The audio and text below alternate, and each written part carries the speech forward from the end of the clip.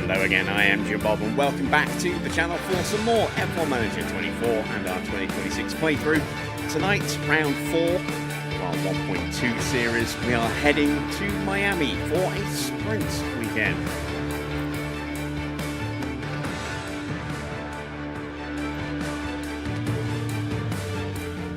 So here we are then, ready at Miami with 1.7 mil in the bank. It's not a huge amount of money, but it's enough to maybe be able to get some more upgrades coming after this Grand Prix. We're not too far away from getting some more cash from the sponsors as well.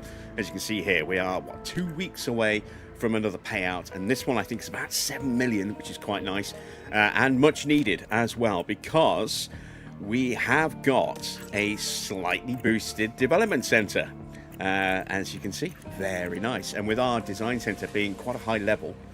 Is it level 3 or is it level 4? Let's have a look. It's level 3.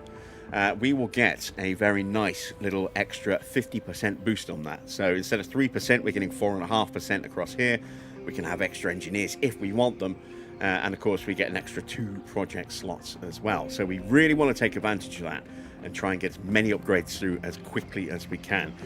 So that 7 mil is immediately going to go pretty much straight on upgrades for our car.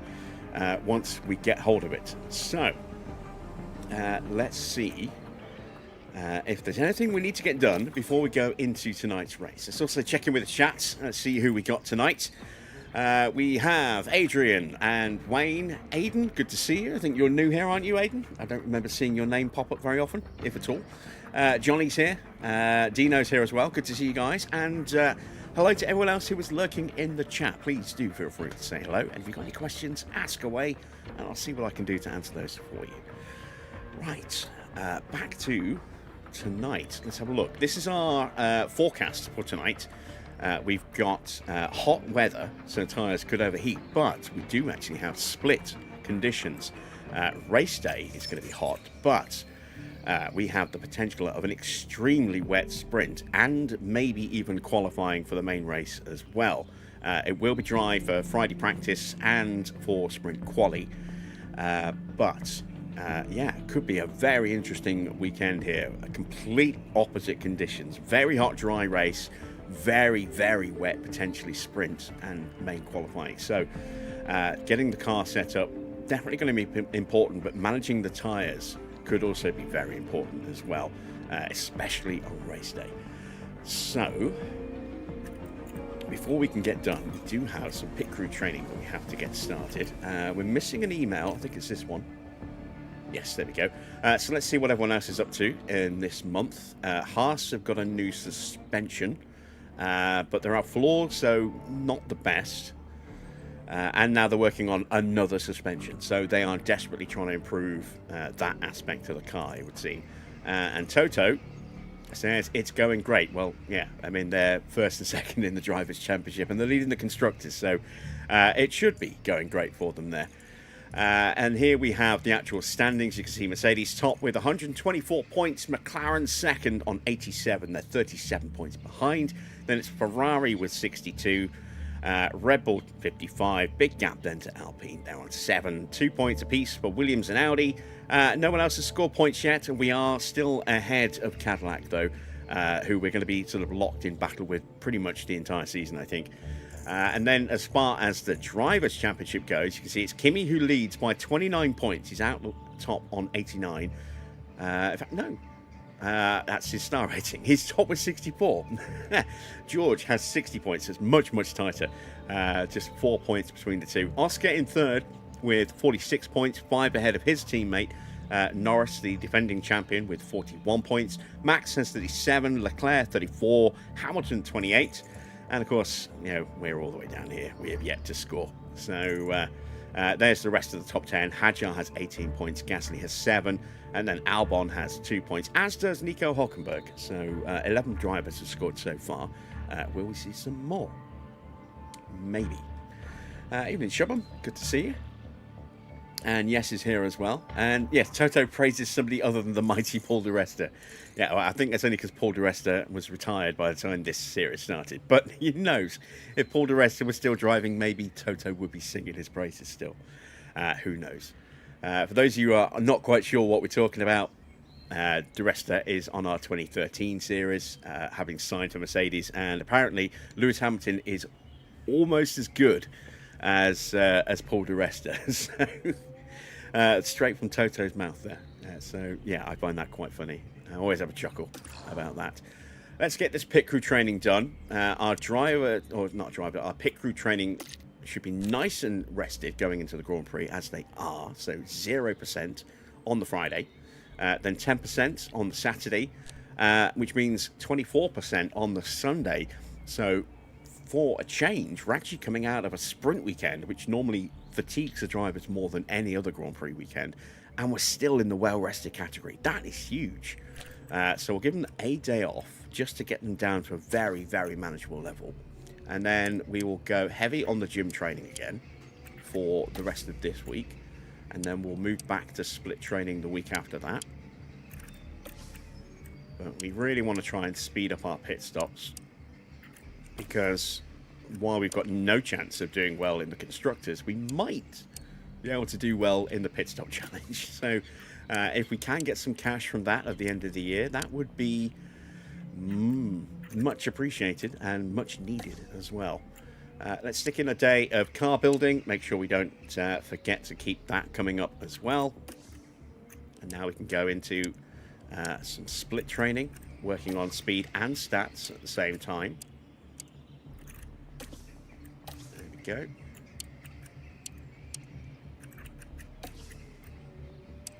I mean, you could theoretically just do a few days of just pit stop training and then a few days of gym training. I just like to do it this way.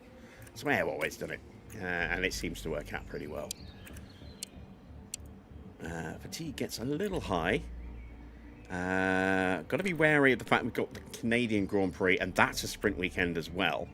So you can see normally on a sprint weekend we'd be coming out of it at 34% fatigue, but we're only coming out at 24 here.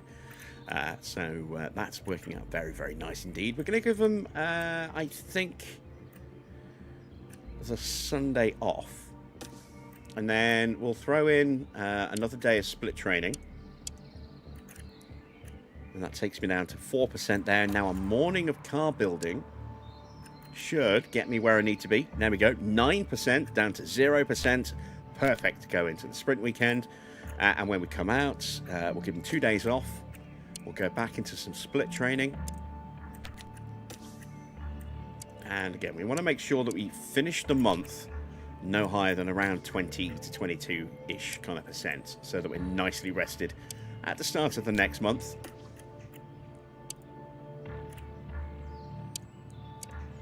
Which means this might be a little tight. Yeah, it's a little too tight. So instead, we'll finish with a day of car building like that. And there, 24% is the absolute highest we want to go. And we'll start the next month with very, very low, if not zeroed out fatigue, and the ability to sort of really build in some heavy training right at the start of the month. There we go. Evening, Mike. Good to see you. Right. We've only got 2 engineers available because we've sent 2 away on sponsor duties. We don't need any more just yet because we don't have much cash. Do we have an ATR? I think we might have an ATR. Yes, we do. We've got an ATR to spend. So we will hang on to this cash and get our training, or sorry, our development plotted in when we come back. We'll hopefully have enough for 2, maybe even 3 upgrades, or 1 enhanced upgrade, but we'll see. Is there anything else I need to do before we go? I don't think there is. Let's take a quick look, see if anyone else has brought upgrades. I mean, our car's bad. Someone has brought something. We're no longer the best engine cooling on the grid. We're now second and third. So one car has got some upgrades, whereas another car doesn't. So that's fine. I mean, we're crap. We're just going to have to do the best we can. Let's set some targets. Now with the weather, it's going to make the sprint tricky, but targets don't count for the sprint. With the hot weather, I think we might see 3-stop strategies from some of the cars here tonight. Probably the front runners will go for 2 stops, but yeah, we could well be seeing 3 stops. So I think with a 2-stop strategy of our own, if we're clever with tyre wear, we can actually do reasonably well. So I'm going to go 18th with Fernando tonight. And I think this is a chance for us to maybe get a retirement boosting us slightly. I'm going to go 20th with Stroll. Normally we go 21st, but I'm going to chance it tonight and go 20th for a little bit of extra cash. So that'll get us, what, about 882 grand, 883, somewhere in that kind of region for both cars. And with that, let's make our way to Miami. Once again, we touch down in Miami as F1 returns to the Magic City. We're in the state of year-round summer. The streets of Miami Gardens will come alive with the roar of racing, and the excitement is only just beginning. Don't forget, the schedule this weekend sees the drivers take to the track for an all-out sprint race. A good opportunity to clinch some crucial championship points. Now let's get the weekend underway.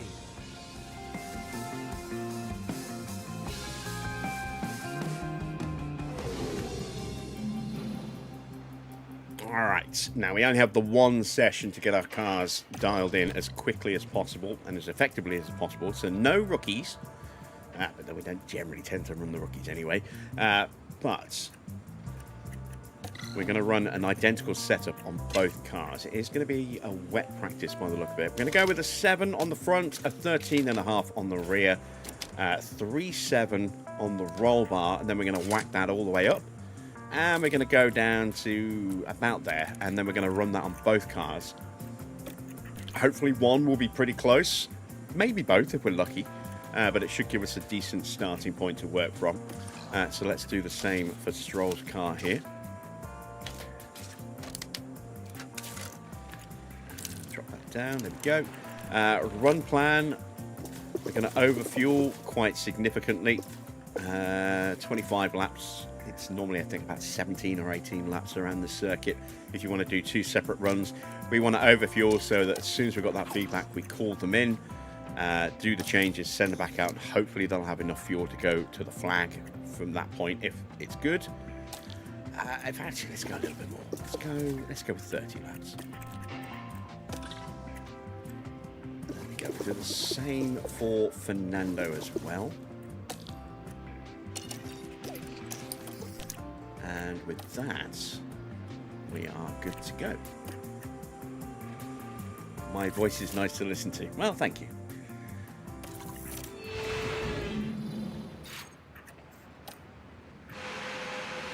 I just saw straight away there are a couple of rookies running. Rafa Kamara is running for Ferrari instead of Charles Leclerc. Fornaroli is running for McLaren, and I think that's DePallo. Running for McLaren as well. Anybody else? Yep, loud and clear. Is that Nakamura? Radio check. Yeah, loud and clear. Anybody else? I think that's it. I'll step on Let's the just brakes. confirm. Copy. So there's Rafa Kamara, Fornaroli, and DePallo. And yeah, Nakamura Berta. And that is it. So a few rookies running.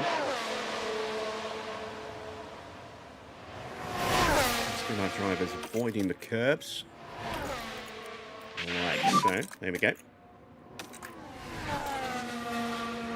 Okay, copy. Just recommend giving a bit of margin to the entry curb. You've got to help that rear left tyre. And let's speed things up. Copy.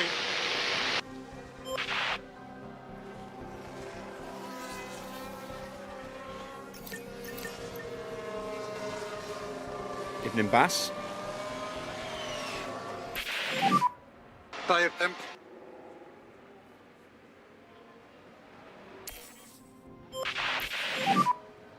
How are the tires? Temperatures at 39.4. This might be an indicator of what kind of conditions we can expect on race day. Ambient temperature 28 degrees. And the tyres, normally these don't get anywhere near firing up. They are firing up, even if it is briefly. So yeah, it is definitely going to be hot on track on race day if we're getting these kind of track temperatures around 40 degrees. I thought it was going to be wet starting, but it's not. I forgot. It's a dry Friday, a wet Saturday, very wet Saturday, and a very hot Sunday.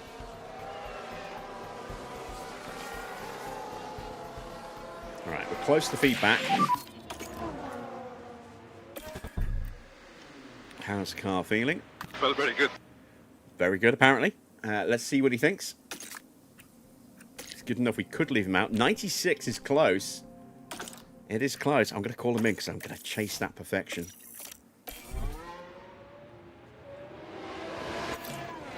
And we've got Stroll's feedback as well. And, oh, wow. Yeah, that's not good. Any issues with the car? Yeah, many Balance issues. feels good. Balance feels good. Well, that speaks volumes about Stroll. The car's at 66% and he thinks the balance is good. Yeah. That's why we're replacing him next season. Evening, Farah. You forgot I signed Hugh Bird last night. Yes, we did at the end of the stream. Hit limiter on. In the post-race section. Stop in the box and switch off. One thing I am doing as well, you may have noticed, you may not have noticed, depends on whether you're watching these live or watching them back. I'm adding chapters now into the video description, so you can move around in the stream a little bit easier. But, you know, we've got pre-race, and then practice 1, 2, or 3, or practice 1, sprint quali, sprint, main quali, and then the race, and then a post-race as well. So if you see that there's a long post-race, you know it's because we've done a lot of stuff. I know some people will get to the end of the race and then they'll disappear, but this allows you to have a quick look on the replay and see if you actually missed a fair bit of stuff. Like last night's post-race was about 40 minutes in the end, because we got quite a lot of stuff done. So if you do find yourself you know, wondering what happened because you didn't stick around all the way to the very end of the stream, now you get the chance to kind of find exactly where to go and catch up on what you missed. Which way do I go with the roll bar? Could go either way. I need to change my cornering as well. I'm going to go a little bit higher there. I'm going to push that to a 2.8, I think. I'm going to take that down the other way, I think.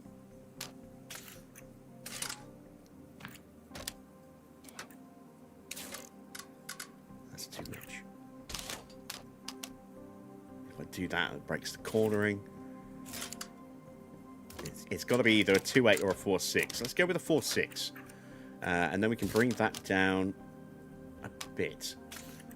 And then bring that down. Oh, actually, no. We can leave that kind of about there. If we bring this up, that's going to move quite a significant chunk.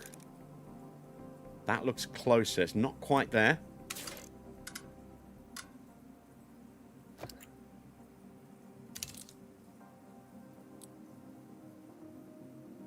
That looks a little bit closer. We'll give that a try.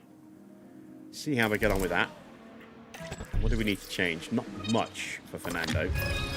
Front wing needs a little tweak.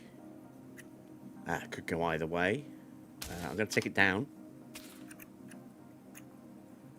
And now I can't go that way, so that's probably not the right way to go. So let's go to a 7.5. And I can bring that back down like that to correct that and that. We've got a small step there. We might not need to change anything else, just the front wing. We'll try it and see what happens there.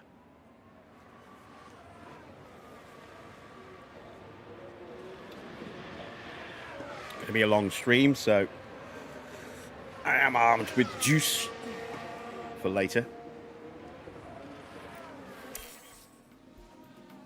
But even that might not be enough. I'm trying out some new flavors of Monster at the moment as well. I like to. It's kind of gaming the system a little bit, but when I do an order with my groceries at Tesco, I always do it for like 2 weeks worth of stuff, and I order like 25 boxes of Relentless. which is the most I can order. And they will last me a bit more than 2 weeks usually, but you know, sometimes if there isn't any available, or there's a shortage of drinks on the next order, at least I've still got some left over, which I can then mix with whatever I get delivered. But what I tend to do is, because Monster is horrifically expensive, right, obscenely expensive, is I'll order the Relentless, and in the substitutes I'll put down, normally I'll go for like Mango Loco, normal Monster, or Bad Apple. Tonight I decided to go Monster Juiced and see what happens, and I got some new flavours to try. So I've got like a flavoured one. I've got the Viking Berry. I've got 1 case of Viking Berry. A few cases, 3 cases of Aussie Lemonade style. Yeah, that one. Which I had earlier. It's not bad. And is there something else? I think there might have been something else as well. Just watch out for cars I'm behind. not sure, but it's a great way for me to get the more expensive drinks without having to pay the expensive prices, because they have to price match if they can't fulfill the stock of Relentless. So it works out great. Instead of paying £7 for a pack of 4 Monsters, I get them at £3.30 as a substitute for a pack of 4 Relentless, which is £3.30. So yeah, kind of gaming the system a little bit, but you know, if they don't provide any substitutes and they fulfill the Relentless order, I'm still getting something I want. It's just if they can't do that, I get the fancier stuff at the same price. Where am I from? I'm in the UK. Let's get them sped back up again.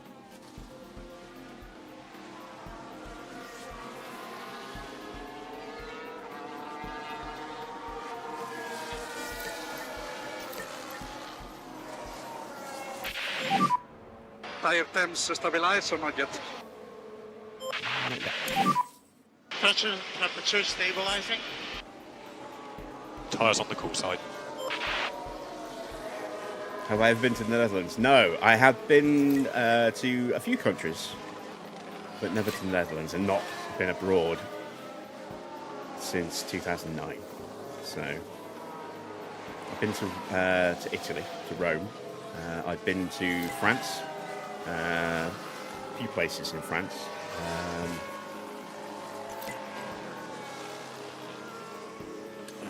I've been to the Czech Republic, and I've been to Germany. And that's it.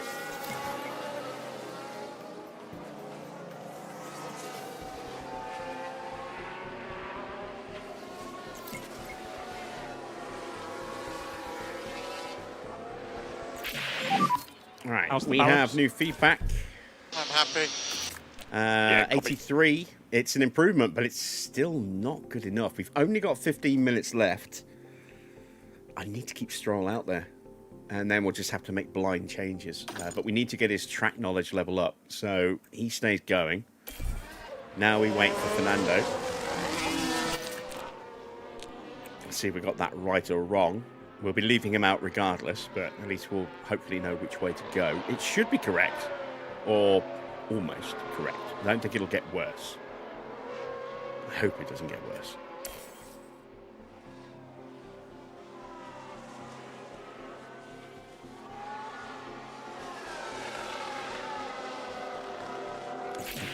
No, there we go, 98%. So that's 2 clicks of toe, and that car will be spot on.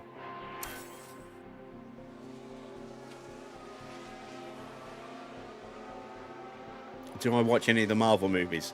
Yeah, I've seen most of them. Not all of them, but most of them. And they're varying degrees of good / bad, depending on the movie.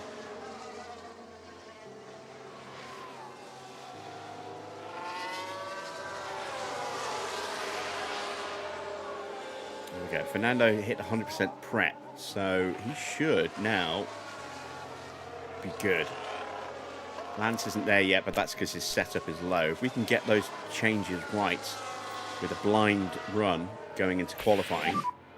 Okay, check a flag. We might get him up to 100 as well, because the track knowledge is there, the car part knowledge is there. It's going to come down to the setup.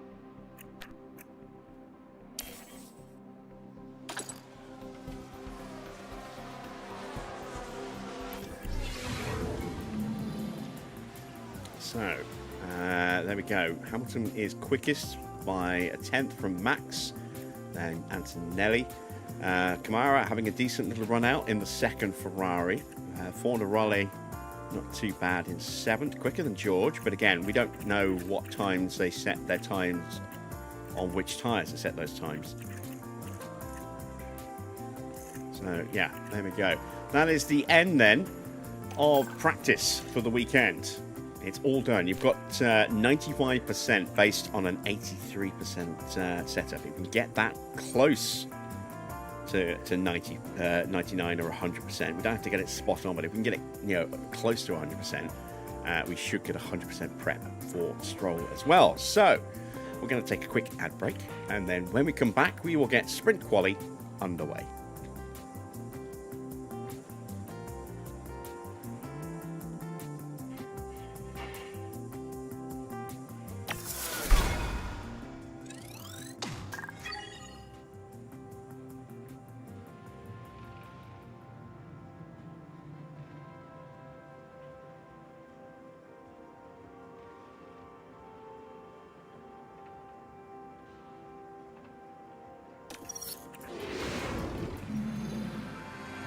Welcome everyone, qualifying for the sprint awaits us, and we're raring to get going.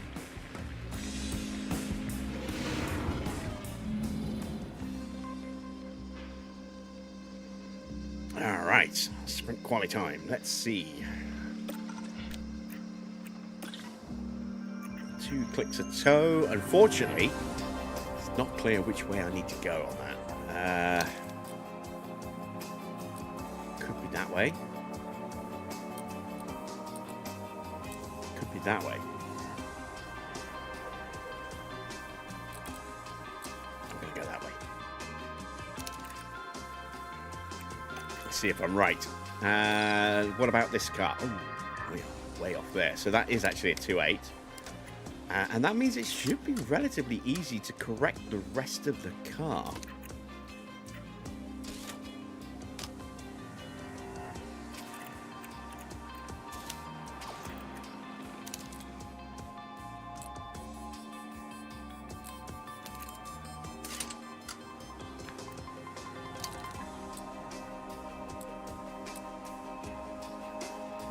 It's not that. It's not that. I don't want to go up to an 8, so let's go that way, and we'll go like that, like that.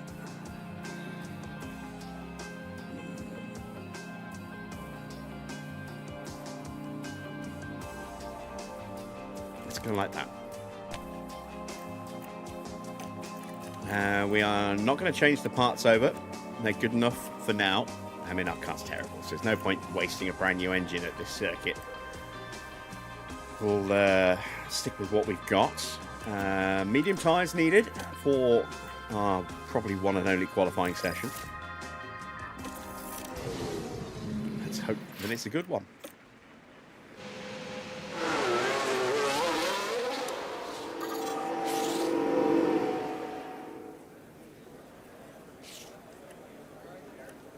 Have I watched the new trailer for the new Avengers movie? No. I don't generally go and watch movies at the cinema these days just because it's so damn expensive. And because I've got Disney Plus, I'll be on Disney Plus in 3 months. So I may as well just wait for that.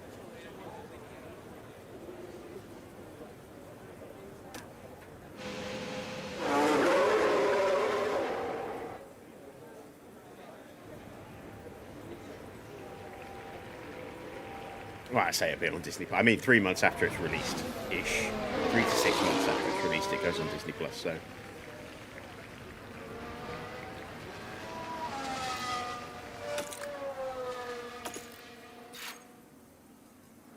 Right, like to know if I ever play Railway Empire 2. I did play it for a little bit on the PlayStation. I didn't record a series for it. I just didn't enjoy it as much.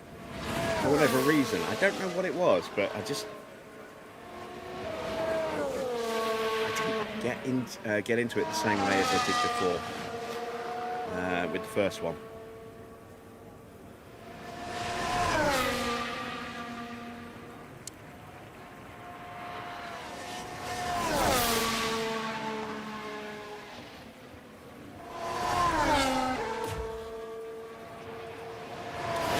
With Stroll as our watch along. He is going to have traffic to deal with, considerably more traffic to deal with than Fernando might. He will probably have some.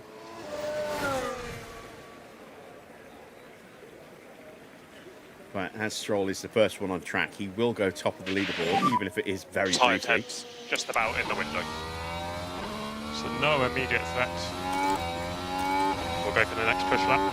Tyre temps are in the window, that's good. Sorry, Alonso's. Ah! God damn it. Getting blocked by a Cadillac. So, it's already a mess.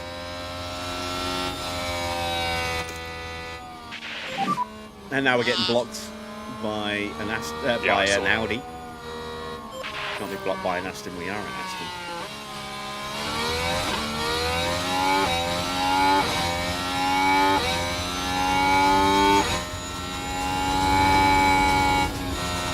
A little lift there as well with the change of direction from the Mercedes. This has been a disaster for Stroll so far. Let's switch to Alonso. At least he might get a decent lap in.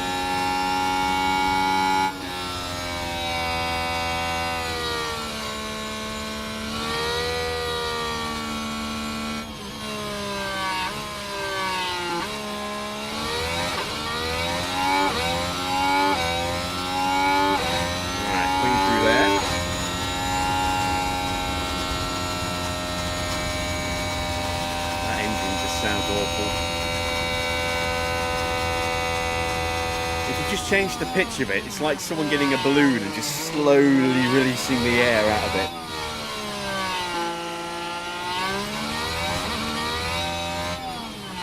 The sad, pathetic little whine. So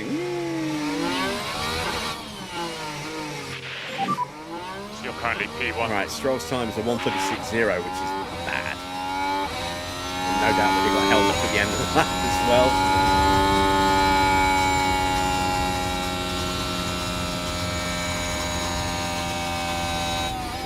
Only 2 seconds slower than Leclerc. I thought that gap would be bigger. Oh, there we go. Gasly goes 7 seconds quicker than Leclerc.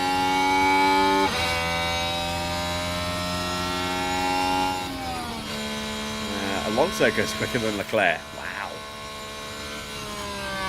We're looking at interval. We should be looking at sectors. There we go. So let's pause for a second before our sectors disappear.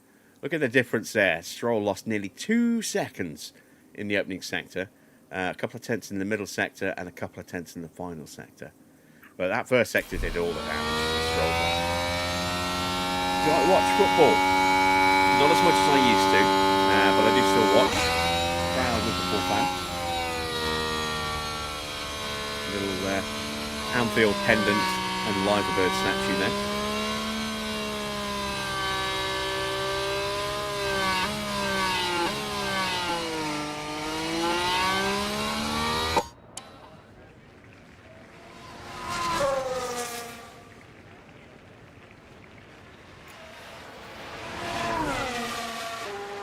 Russell's on a flying lap, and I do mean a flying lap. Purple in the first 2 sectors alone. A couple of tenths up on Norris's time. Norris just went purple in the final sector to go top, just ahead of Hadjar. Hamilton looking very quick as well in that first sector. Let's see what Russell does in the final sector here. This could be enough to go top. Should be enough to go top. And he does by 0.3 of a second. Here comes Max. And Hamilton's right behind him. Hamilton actually losing out quite badly in the middle sector. Boxing.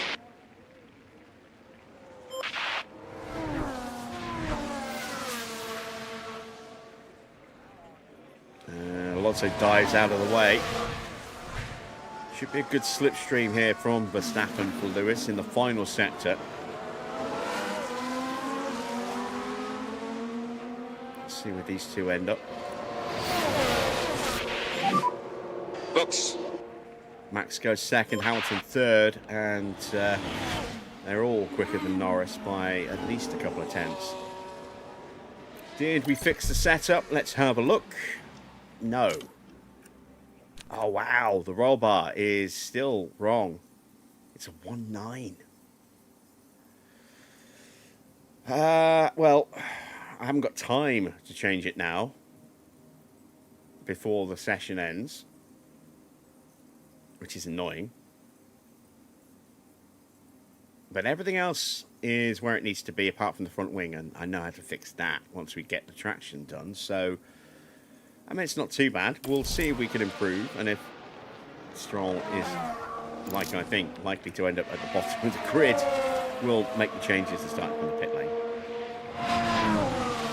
Let's see what Antonelli does. Not the best opening sector, or middle sector, or final sector. He's only 9th, and he's a second and a half off the pace. Our current championship leader down in 9th place. It's going to be good enough to get him through, I would imagine, but not a guarantee.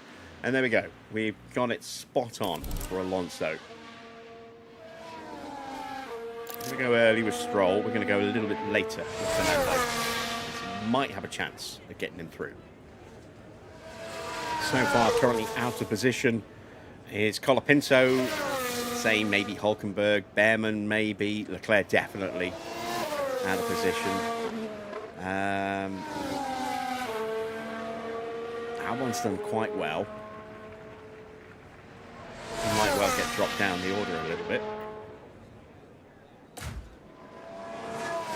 Let's see if we can get a clean run here for Stroll. Hope he doesn't throw the car in the barrier. Pretty good gap here. Tempting fate as we get to this corner here where a lot of people tend to put it in the barrier. Stroll included. So, yeah. Maybe not the smartest move to give him an idea. But he drove well last night in Suzuka. Hope we see more of that. And he actually has a pretty good weekend.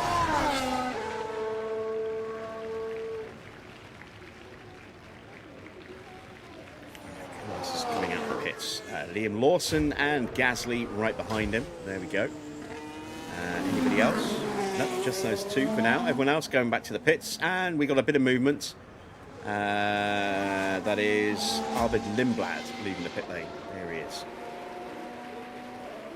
And now Valtteri as well. So, some traffic for Stroll.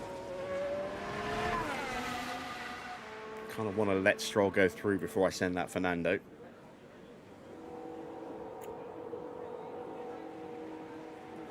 Norris is leaving the pit lane. Yeah, it's going to be a bit of traffic still. This is not ideal.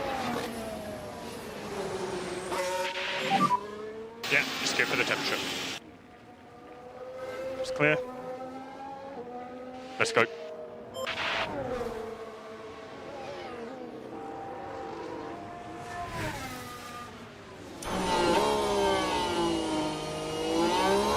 God damn it.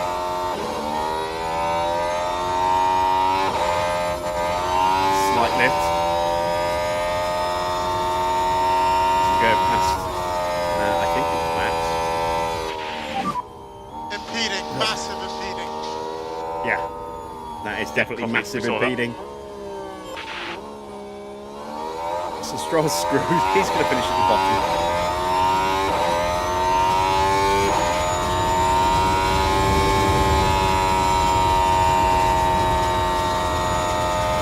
Can't wait till we get our first engine upgrade after Monaco. That's something we absolutely desperately need. Now we're going to get blocked again by one of the two Williams drivers. Albon, I believe. Yes, Albon.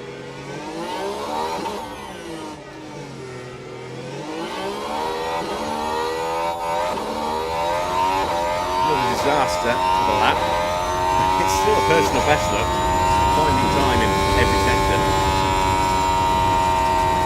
Might not here in the final sector.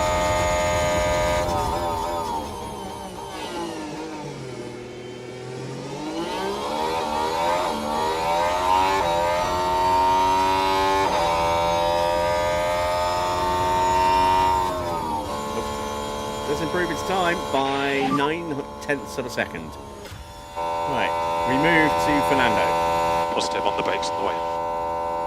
We have no real traffic in front apart from when we catch up to Stroll, and he should get out of the way quickly. I suppose what I probably should have done was actually just aborted Stroll back into the pits. Never mind, too late now. Hope this doesn't backfire horribly.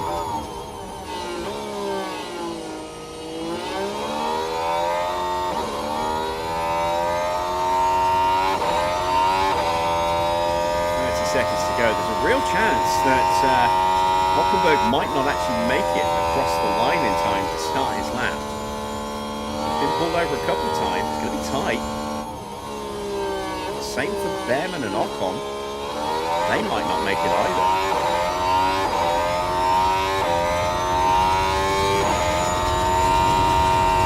Right, we are going to keep an eye on that. This is Behrman. Does not make it, and neither will Hulkenberg, so they will not have the chance to improve.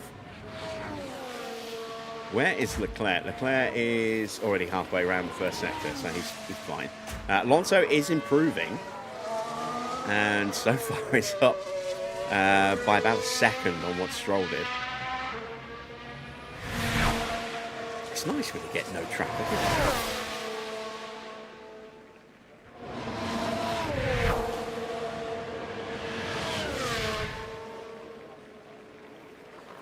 Quicker than Leclerc in the first sector, which is interesting. We'll stay quicker over the rest of the lap, but stranger things have happened. Here we go then, across the line, and we do improve a couple of tenths. We're up to P13. Leclerc just went purple, 7 tenths quicker than us in the middle sector. We've got a chance of getting out of this session here. Stroll is out. Behrman, Hulkenberg, Colapinto and Perez are out. Bortoletto is done. Perez isn't out yet, but he's crossed the line. So there's only 1, 2, 3 cars that could potentially knock us down, and there's 3 places below us. We're safe. Alonso is through. Sainz improves. He goes P9. That puts Lawson in the drop zone. Leclerc goes to P7. Bortoletto is now eliminated. And Lawson's on an in-lap, I think. Yeah, he's on an in-lap. So Perez is scraped through. Bortoletto, Lawson, Behrman, Hulkenberg, Stroll, and Colapinto are all eliminated. And Behrman, Hulkenberg, and Colapinto did not cross the line in time to start their final flying lap. So not good for them. And qualifying will actually continue for the first time. We almost... I was expecting us to get eliminated with both cars here, but we've made it through.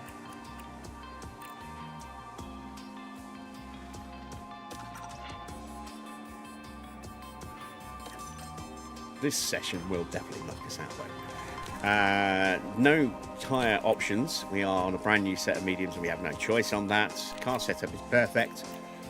See what we can do. Hopefully it will be good.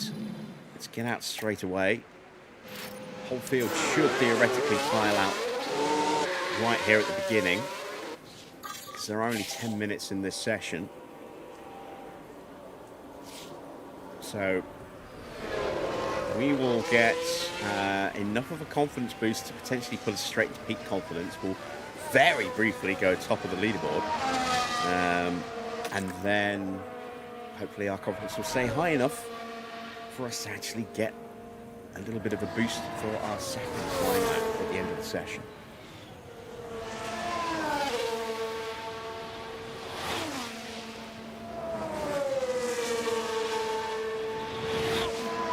Would be nice.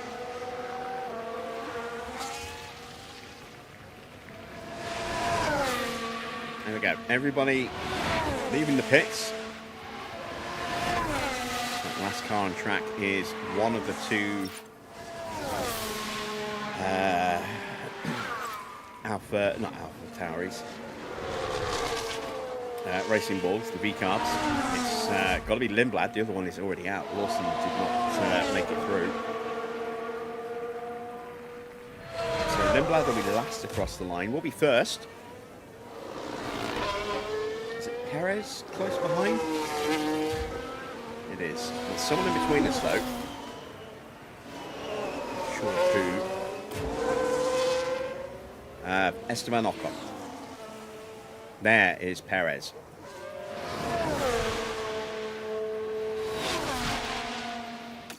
Checking tyres. Tyres are not fired up yet. Track is a little bit cooler. And Alonso is going.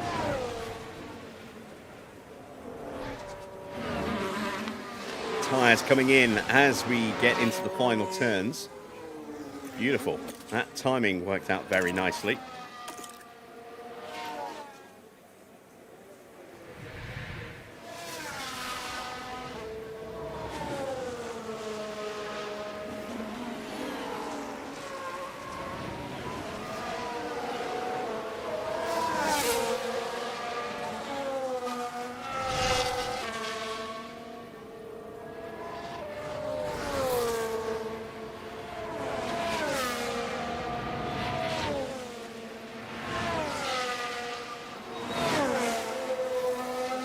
Our first sector, and will it be quicker than Perez?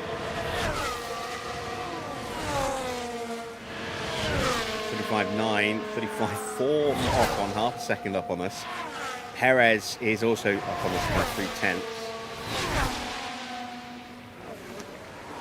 And we're a full second slower than Leclerc and Norris in sector 1. One of the Mercedes, Antonelli, is right up behind somebody. Who's he behind? Oh, he's getting held up. Behind Gasly. Tries to throw it up the inside. This is going to spoil the lap for both of them. They're in this middle sector. 21.5. There you see how much time he's lost. Alonso is definitely slower than Perez. We're down about 0.6 of a second at the moment. Ocon's going to get a nice tow from us across the line. And he's 1.6 seconds quicker than us. Perez is a second quicker than us. Can we at least beat Valtteri? Not at the moment. Not on this pace we can't. But we do have that peak confidence that we needed. So maybe we can get a good improvement on the second one. Let's see what Max does.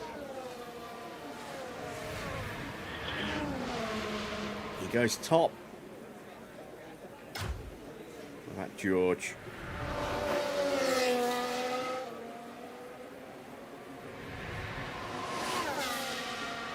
Only good enough for P6. Just behind teammate Antonelli, who lost half a second almost in that middle sector. You can imagine if that hadn't happened, you know, if he hadn't had to fight with Gasly to get through, he could have gone top by a tenth or two.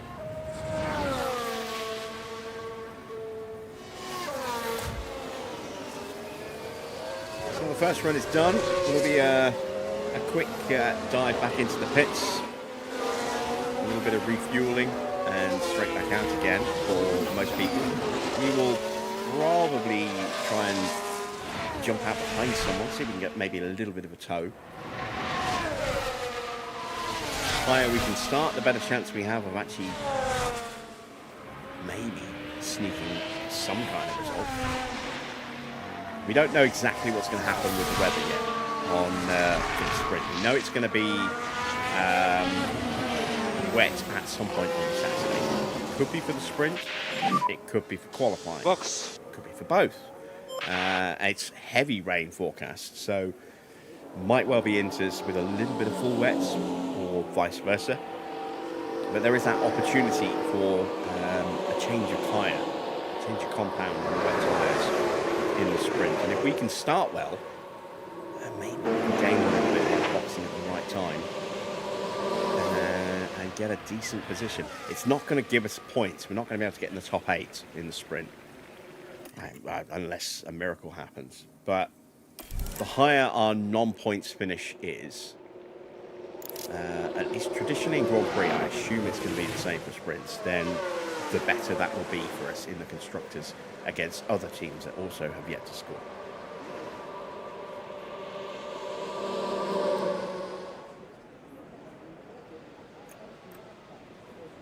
So now we just need to wait a moment. See if we can sneak out behind somebody. There's Lindblad coming in. Out goes Norris. No point going out behind him. Now Charles Leclerc going out. Again, no point with him.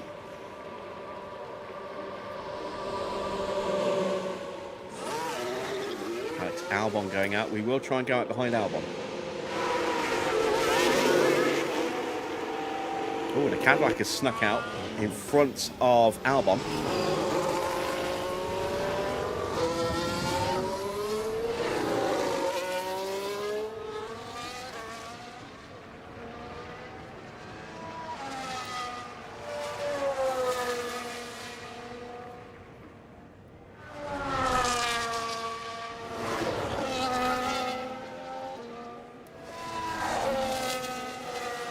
Oh, yellow flag.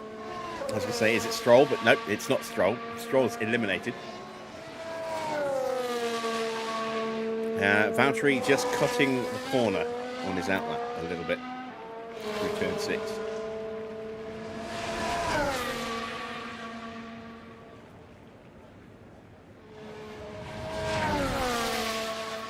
That is Valtteri in front of Albon.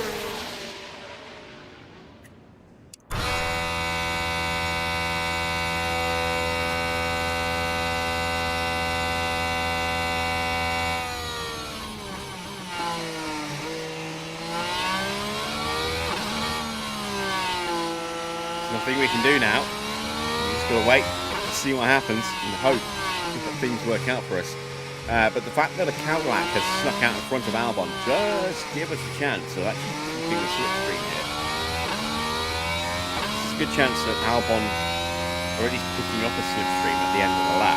We're a little bit too far away at the moment, but there's a good chance that Albon will be quicker than Bottas. It should be quicker. So those two might start fighting and lose a bit of time and allow us to sneak our way in and grab a slipstream down this back straight here at the very end of the lap.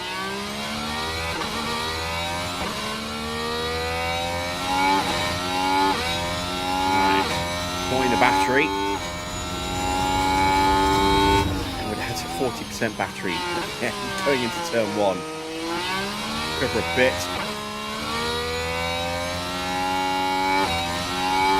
Telemetry as well. There we go.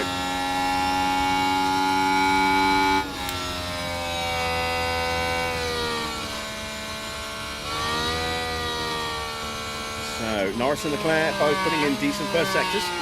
34.9.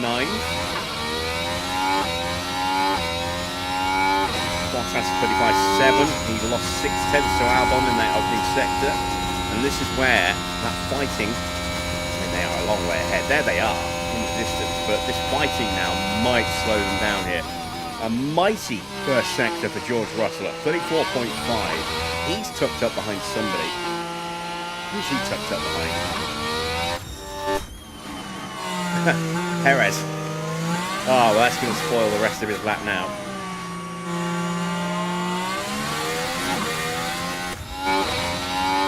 We are quicker than Perez here. We're not close enough to get any kind of toe. Well, we were half a second quicker than Russell in the middle sector. It's nice. It doesn't mean much, given Russell's still stuck behind Perez. Leclerc's gone top. Max is second, Norris third, Piastri. No, Albon, sorry, has gone up to 9th. We get ahead of Perez, who and Bottas. We're quicker than Perez as well. Perez losing a tenth there, 3/10 there, and then gaining 2/10 back. So he was 2/10 slower overall. Russell ends up P6. Can Ocon escape the drop zone? Don't know. Gasly might as well. All depends on this final sector. Ocon didn't make it. Gasly's down a couple of tenths from the opening sector. Needs a good final sector here. Does not get it. And we've out-qualified Gasly. So we're out of qualifying, but we will start the sprint from P13. Nosebleed section. Wow. That's great. That's amazing. Considering we normally qualify like 20th. So great job, Fernando. Let's see who sticks it on pole for the sprint. It's Charles Leclerc with George in second, Hamilton third, which is bad news for George because Hamilton will probably get a nice toe off the line behind Charles Leclerc, and there's a really good chance of jumping George into turn one. Max is fourth, Oscar fifth, Norris sixth, so McLaren locking out row 3. Antonelli starting all the way down in seventh. Alongside Alex Albon, and both Williams made it through 9th and 10th. So a good potential day here for Williams. They are just outside the points in 9th and 10th, but if somebody makes a mistake in the top 8, they've got a car ready. We've got 2 cars ready and waiting to try and capitalise on that. So that's it for quali. We'll take another quick break, and then when we come back, we'll get the sprint underway.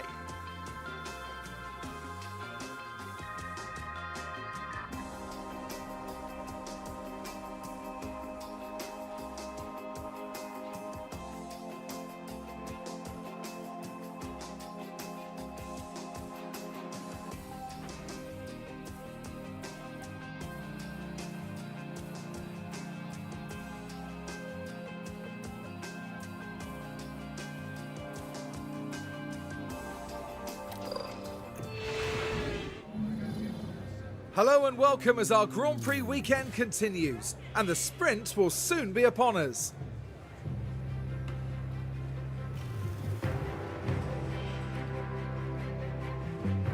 The prospect of bagging a few extra points is certainly going to spur these teams on to fight competitively and finish in the top spots. But who will be victorious in the Miami sprint?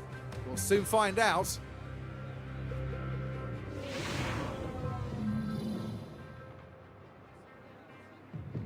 Okay, we need to sort out our strategy. 1.64 mil, so we're starting with light rain. Let me just quickly check the starting grid. Nobody's starting from the pit lane, apart from Stroll. We are going to change his setup.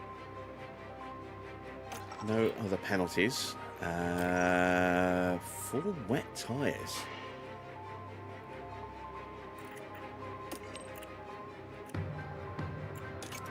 I mean, we are going to need the wets, but we're not going to need them, I think, until like lap 6, lap 7. I think we have to start on the inters. And just thrash them. And then go to the wets. And then thrash them. Around about lap 7.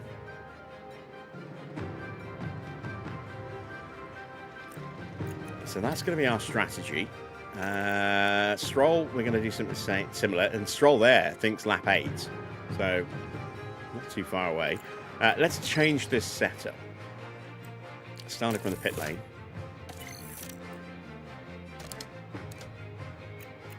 And then to fix this, I need to up the front wing angle.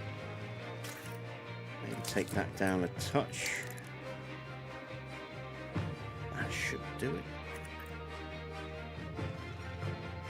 We won't know until we come back out of qualifying for qualifying. Do I want any extra fuel? No. There's a good chance that we might get a VSC But we want to start underfueled because we will recover fuel anyway in the wet. There we go. All right. There we go. We are prepped and ready. It's time to start the Miami Sprint Grand Prix.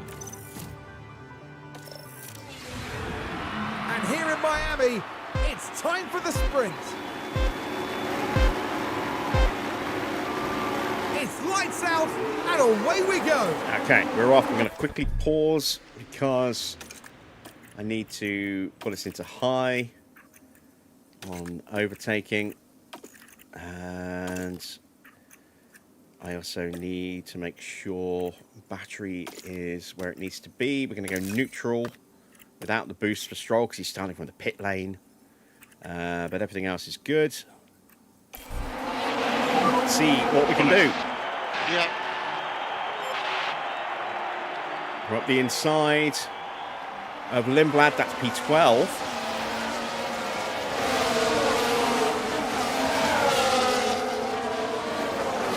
Everyone started on inters, so yeah, that was a very strange decision to start on the wets from Alonso. We would have been absolute sitting ducks and he would have plummeted down the order. It's very tempting to start Stroll on wets, but I mean they would have been absolutely ruined by the time we actually got to the wet weather. Keep me updated on conditions. Kind of had to make that choice. Going to go into top up now. Can we get a move done up the inside? Oh, it's tight. It's tight. Wow, trying to go 3 wide. Trying to go 3 wide. Yeah, that's not good. Let's come out of the clean air.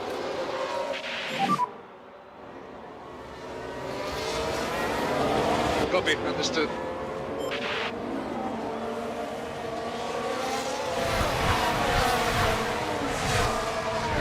We're looking on battery. I am concerned that we may run out of battery very quickly. So far, we're all right. We'll have a dive up the inside of Albon. Can we get him? Yes, we can. We're in P11. P11. Why did Stroll start from the pit lane? Because we broke Parc Ferme.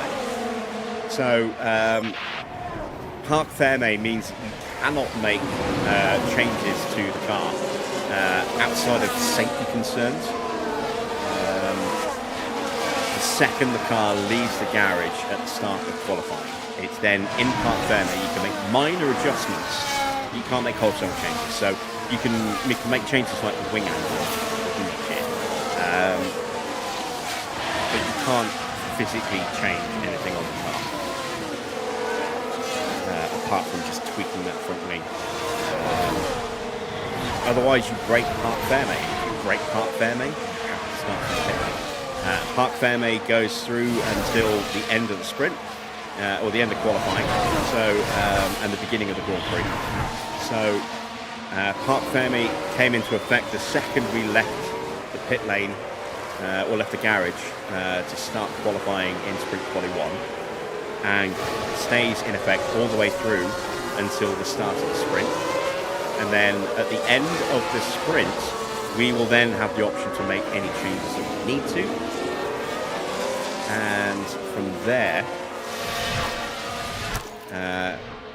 once again, the second we leave the garage at the start of Q1 to do our first lap, from that point, we're then in Parc Ferme again, and we can only make minor tweaks to the front wing, until the beginning of the Grand Prix. So that's why we had to start from the pit lane. I cannot push any harder than this. We didn't have the battery, unfortunately, with Alonso to really do a huge amount of defending. We're back down to P12, but still, this is awesome stuff. Stroll has pushed. Your battery's ready. And has not overtaken. Way to go. Okay, so recharge on. Let's start easing down the fuel. Small as a coast into 4. Yeah. We are going to go hard on the attack here. Try and break past sights quickly.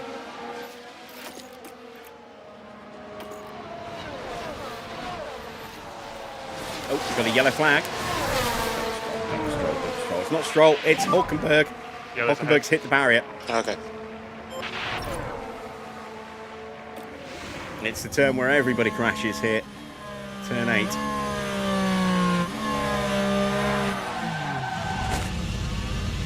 Oh, sorry about that, guys.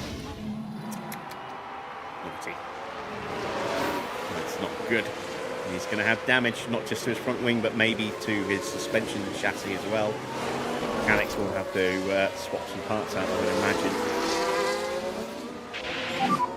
The range just picking up a little bit here. Right, getting close. Lovely. With the rain is picking up message to potentially. Gap 2.9. Stroll gets another position done. Getting close to Battery's our Yeah. need to pit.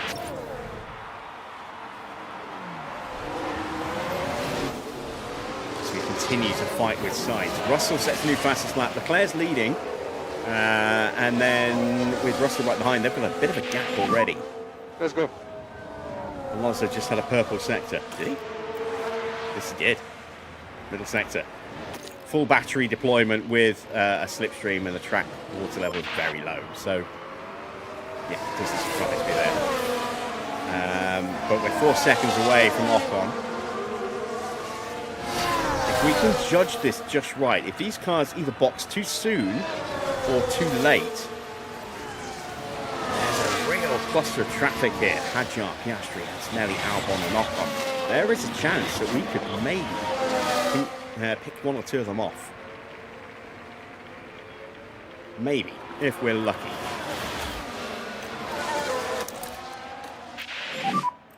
You touch on. Hopping.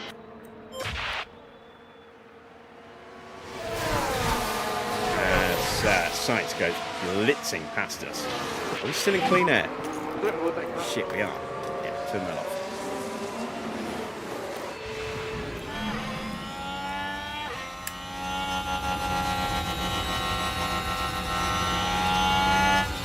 Ooh, nearly squeezed him into the wall there, but yeah, that was a big battery deployment there. And Sainz possibly shitting his pants a little bit there.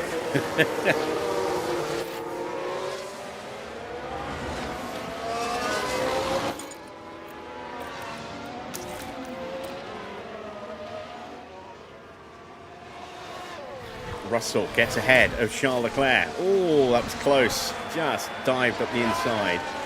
Leclerc will try and come back at him.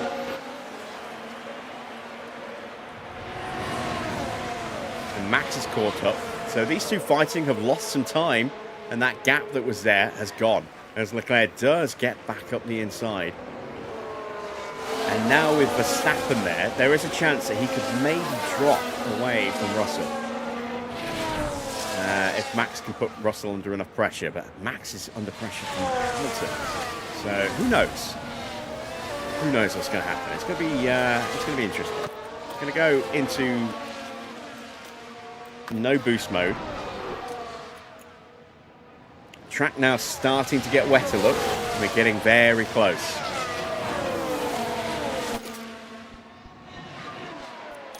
According to this, it's going to be wet in 9 minutes. Let's see. Well, I say in 9 minutes. The next weather report will come through in 9 minutes.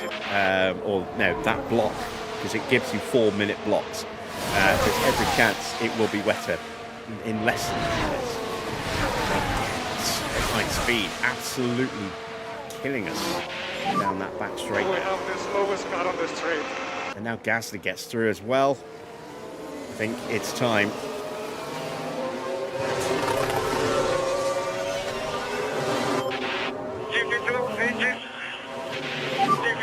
Yellow flags ahead. Hulkenberg making another mistake. Right, here's the action at turn And take 10. the pressure off of Stroll. Yes, he got ahead of Stroll. Well, you can see the lockup. What caused that? Oh no! Game's crashed. My game has crashed.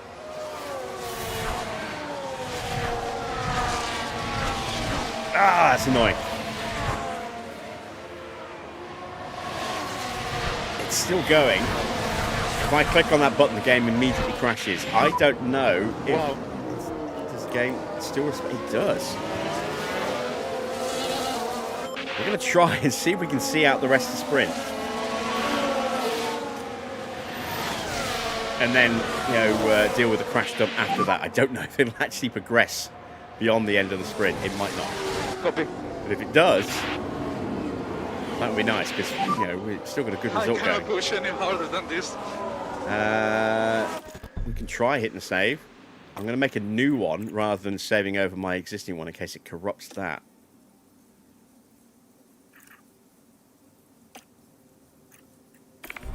There we go. It's not the first time I've had that. It's just normally I immediately end up clicking on the OK on the crash dump box, and it instantly kills the game. Yeah, I'm going to try and not do it here to see what happens.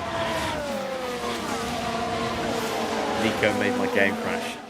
Yeah, I think Nico Rosberg took a selfie with my computer. Oh, well, hey, you want to take a selfie? That's a lollipop man joke there for anyone who is not sure what I meant by that.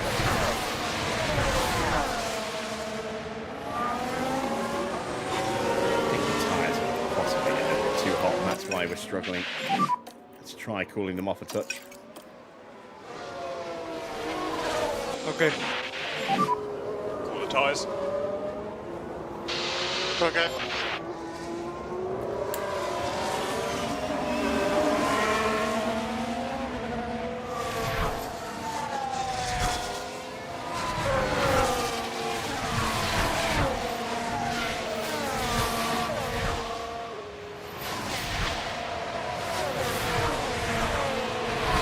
Who is going to blink first on tyres? Does anyone blink on tyres?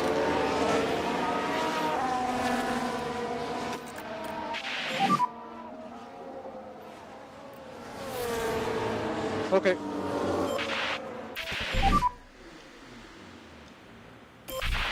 It's not the optimal lap, not yet.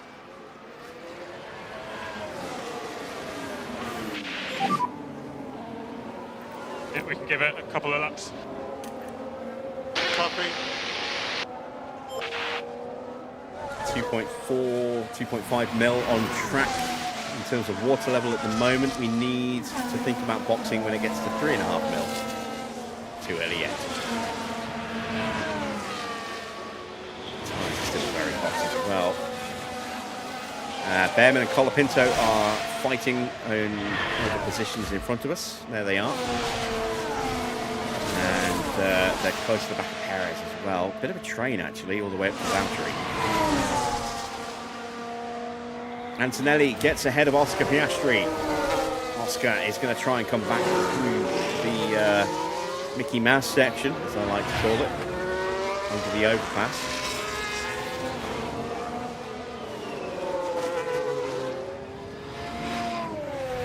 He's going to get the better run down the straight. Looks like Antonelli had a better exit.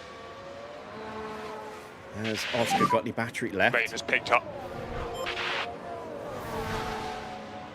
Is anyone? Yeah, they're boxing this lap. So, this is where we go for it.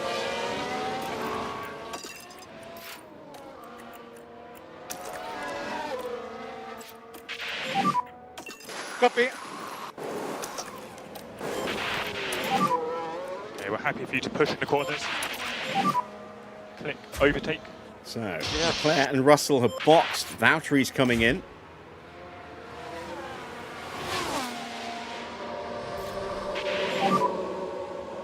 The Inters will still be better at 3.5 than the wets. Yep. I mean, yeah, we definitely want to box at the end of this lap.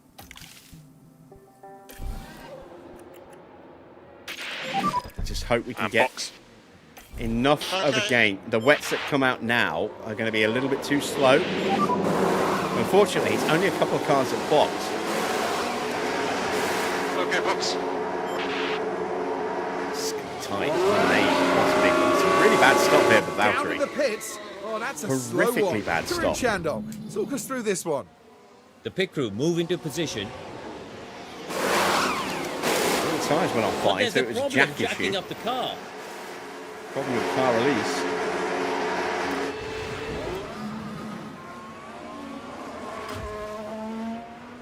Colapinto and Behrman have come out. The track's at 3.4. Maybe we should have boxed with Stroll. I think staying out with Alonso was probably the right decision.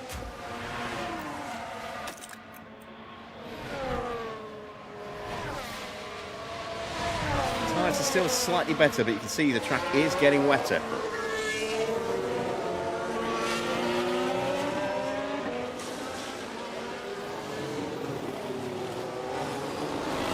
Very tight.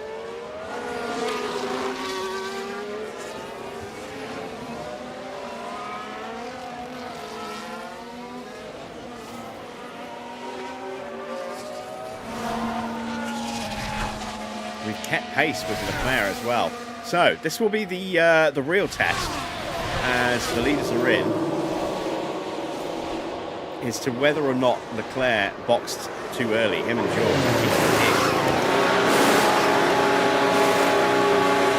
Oh, it's chaos in the pit lane. Chaos in the pit lane. What is going on here? Wow. They got help from Norris, so Norris jumped a pair of them. And that might have allowed George to go through. And we've got a load of guys who have not stopped. Okay. Oh, this is playing into our hands beautifully here. Right, here comes Alonso. It's a clean stop, 2.8 seconds. It's not quick, but it's clean.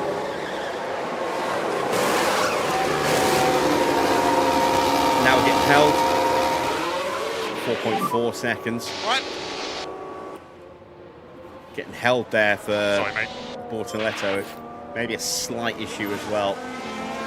But Stroll's in P20.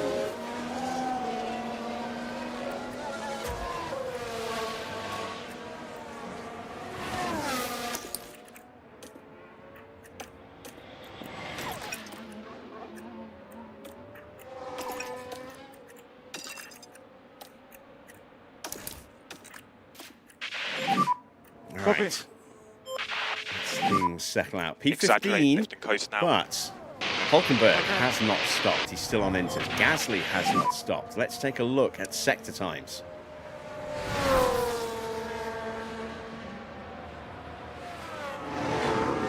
Gap 2.5. Bottas the car. Ignore the first sector. First sector is going to be Gap trashed behind, because we came out of the 1.7. pit lane. In fact, it's not even going to record the 11 first laps sector to by go. the look of it. We're looking at the middle sectors. 27.1 against the 29.4. And a 29.4 for Gasly as well. So we gained nearly 2.4 seconds, 2.3 seconds. Just Copy. in the middle Ready. sector alone. Can't believe I still got Stroll. How many DNS? Well, we started again, Mike. So this is only round 4. Look at that. That's Hulkenberg. We just dive up the inside of him. Pushing our way through. Antonelli's in the pit lane. There's Gasly diving into his pit box. There is Lindblad coming out. Where's Fernando? Where's Fernando? There's Fernando. He gets out in front of Lindblad. Oh, just P12 again. That's worked out nicely. Stroll's up to P19.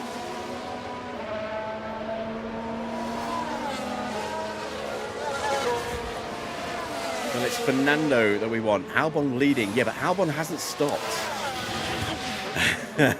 Albon is getting overtaken, so he's not leading now. And we're going to jump Alex Albon at this rate. What's the gap to Albon? We're only 20 seconds, 19 and a half seconds behind Albon. We're going to overtake Albon, so this is going to promote us to 11th. We're going to get past Ocon, and we're going to get past Sainz. That's going to put us in P9. If somebody makes a mistake, we may have a chance. We may have a chance. We've got to try and keep Lindblad behind us.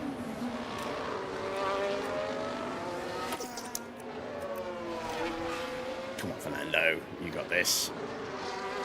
I hope. Sainz now gets overtaken. He's down to 9th place. It's over 5 mil on track. He's going to be so slow. If he doesn't box. Yeah, frightening.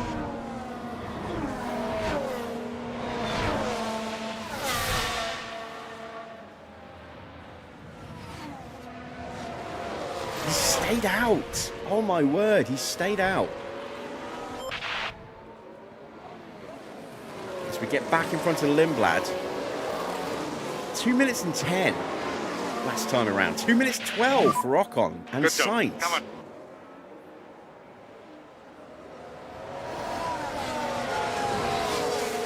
And Sainz is down to 11th. And we're only 5 seconds behind him. Why did we restart the save? We updated to 1.2. 1.1 was, by all accounts, and having checked with a couple of members of Sector 33, 1.1 was broken in terms of development and research. So, because we'd only done half of the first season, it made sense to just restart without having gone a couple of seasons. Stroll gets back ahead of Valtteri. There is Sainz in front of us.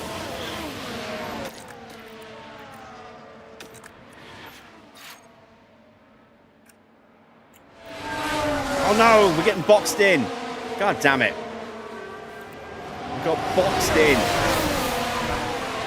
Oh man, that sucks. That absolutely sucks. So we lost a place to Lindblad and we might not get it back.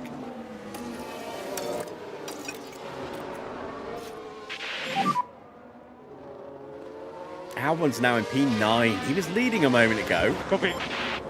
Now he's 25 seconds behind. I can't believe he didn't stop. That's absolutely crazy how much time he's lost. We're now past Alex Albon.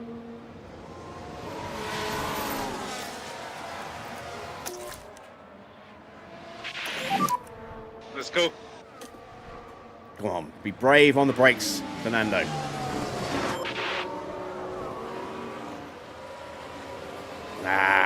Right, we'll get him back. We'll get him back. Albon finally hits the pits. About 3 laps too late. Good job.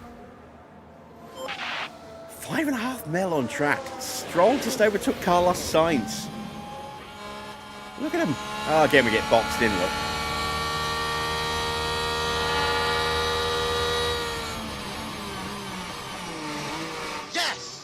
He's so proud that he overtook somebody who's on the wrong compound tyre, isn't he?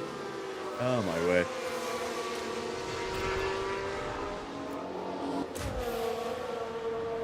Lindblad has kind of taken off. We're in P10.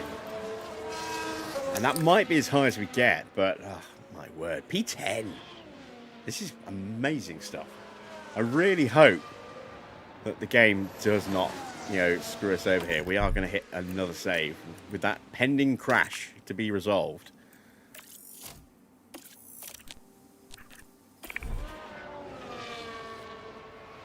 I'm genuinely curious if the game will actually accept this. If it will continue to progress. We've got to get through the results tab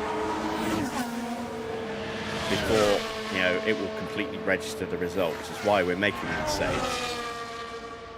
So we get to the post-race cutscene and stuff, and then it crashes completely, which it's trying to. Then it will make us redo the entire sprint. This is why we're making these saves.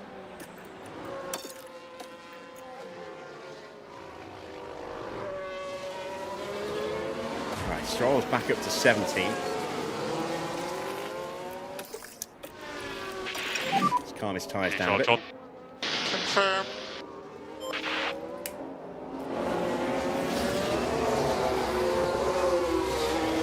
Look at the lap times of people who are in clean air versus those who are in traffic and fighting.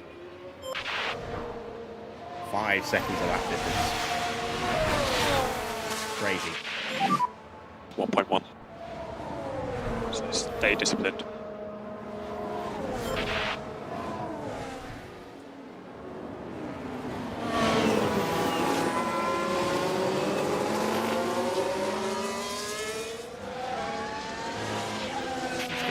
attempts down. Yeah, struggling.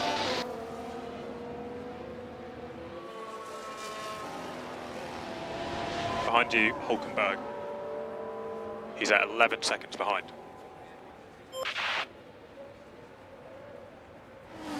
Dive back up the inside of Perez. Valtteri up next. Wicked job. Bottas in front. Okay, V-charge on. Copy. Quite quick enough to click on that one, see if he's still really pleased with himself.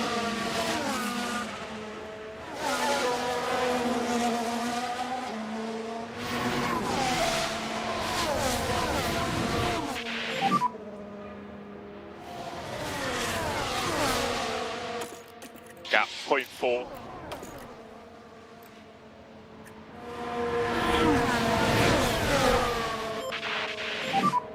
Let's have some clean air when you can. Yep.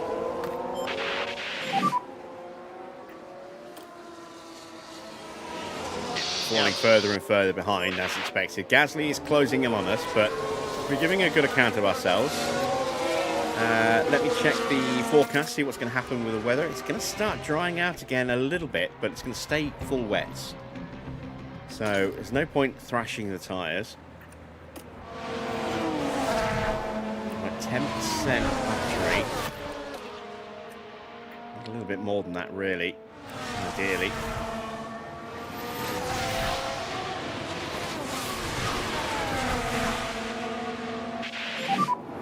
Gap 0.8.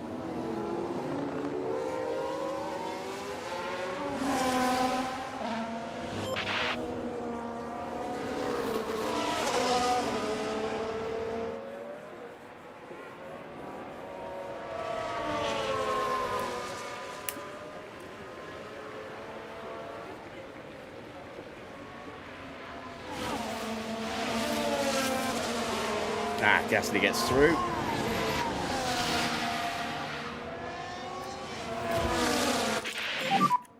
Yeah, I'm gonna have to have more straight line speed.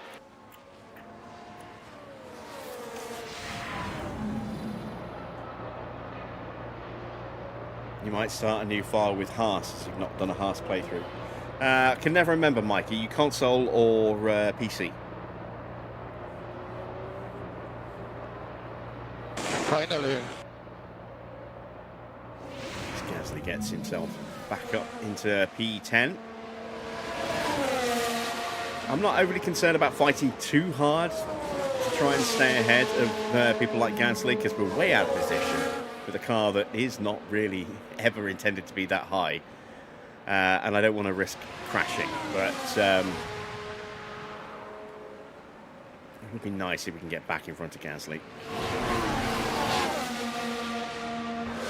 If it was for a point in Grand Prix and we were fighting for a point, I'd have been fighting a lot harder.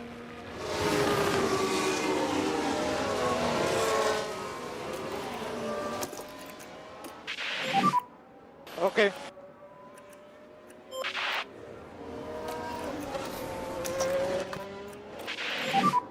5 takes available. Okay. With Aston having such a crap power unit, am I changing the values for season 2? No, because we're using the turning points on the database editor. So we could switch to a more expensive, better engine, but the Honda engine is going to get better anyway. So we're going to just stick with it. There are 4 turning points every season. First one will be at Monaco. Second one will be after the Hungarian Grand Prix. Third one will be, I think, maybe around Kota. Something like that, I can't remember. And then the last one will be at the end of the year. So there will be, and it won't necessarily be us every time. One engine gets an upgrade in each turning point, from what I can tell. So we got the first 2 on the 1.1 playthrough. V-charge on.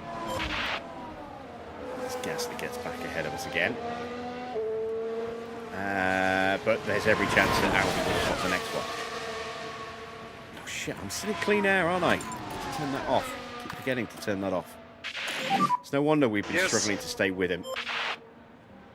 Every time we get in the dirty air, we immediately fall out of it and lose that slipstream and that pace a little bit. Is it aimed at the worst power unit? I think so. I think so. Let me... On the side of the link, man. We're just too slow. bring it around here. Gap 4.7.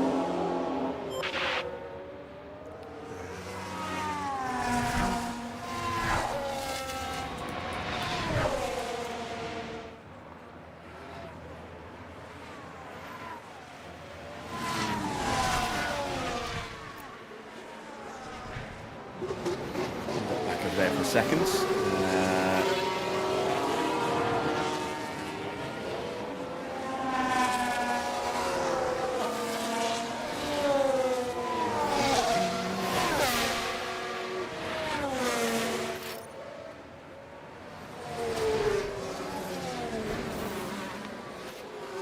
So this is the save that I've done mid-race, or mid-sprint. And these are the engines. So you can see, I mean, it says Renault, but it's actually the Honda engine. You can see it's really bad. It is the worst engine. It's lowest in terms of power by quite a way. Fuel efficiency is not great. Engine durability is terrible. ERS durability is appalling, and gearbox durability is not particularly clever either. But you know, the first A01 will come at Miami. Sorry, at Monaco, or after Monaco. So we go to the calendar. This is where we'll get the first A01 after this Grand Prix. The next one comes here, so I would imagine the next one will come here at Kota, or after Kota, and then the last one will come here after Abu Dhabi.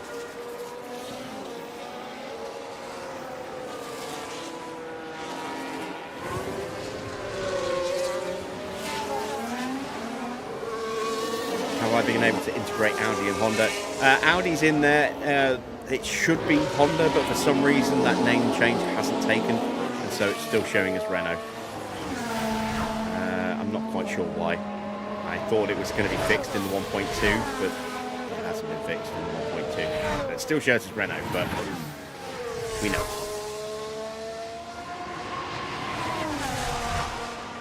Right, I've got Behrman closing in. We've only got 3 laps to go. It would be nice to stay ahead of Behrman, so we are going to try and do that. Okay. Could I add Honda and then copy the Renault stats to the Honda? I could do, but it then makes it tricky for actually buying the engine. So I'm just going to leave that as is. I'm not going to start messing around with it too much. If we do end up adding in any of the manufacturers further down the line with this playthrough, which we probably will at some point, then we will add them as custom engines for the end. But I'm not sure how it works out, which engine we're actually paying for.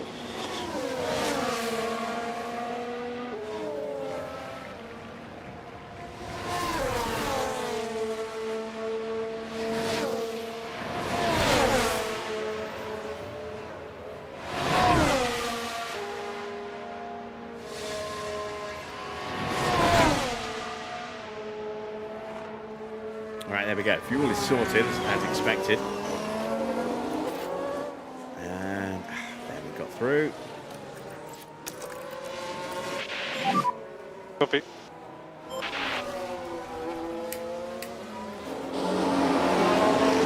Let's take a closer look. Now with the Haas. I was wondering if there was going to be a driver audio for Behrman there, but there wasn't. Strata P18. It's not bad. Not too bad at all. Let's give him a little blast of battery. Overtake is available. Yeah.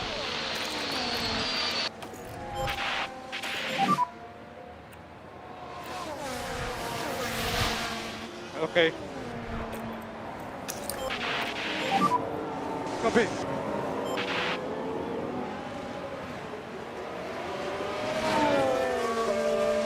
Just do not have enough pace to be able to stay, you know, in these lofty positions, unfortunately. And even so, I think we've given a good account of ourselves tonight so far. P12 is easily going to be our best finish. And this might be a personal best for Stroll as well in No P18. DRS. No DRS. It'd be nice if we can get him ahead of Perez. Let's see if we can jump Perez here. Recharge on. Yep.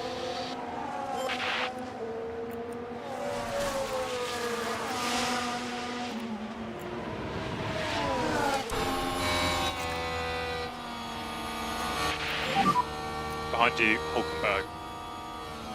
Gap now 1.5. Just got to be patient here.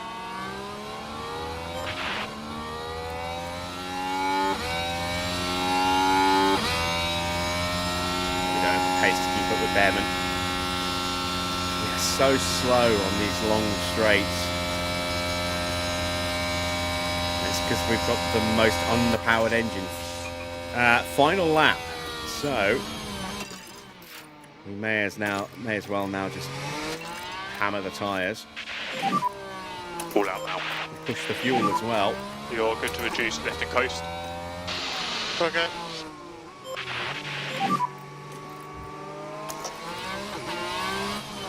Copy. So for more energy, press and hold, overtake. Yeah.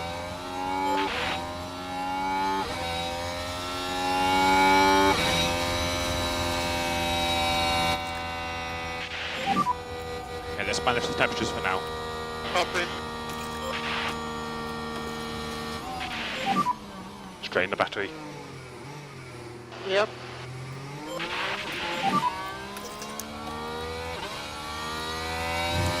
Okay. Oh god, listen to how slow the acceleration is without any battery at all. Recharge on. That's painful. Okay. But we're ahead of Stroll. Sorry, ahead of Perez, which is nice. Let's see if we can stay there. We're not going to catch Behrman back up, but if we can stay ahead of Lawson, that would be nice.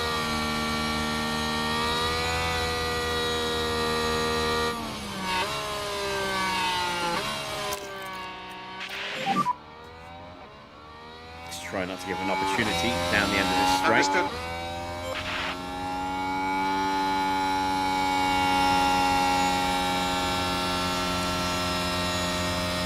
We are actually closing in on Behrman.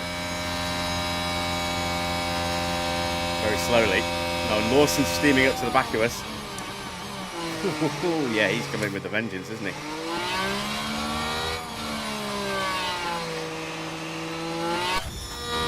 No.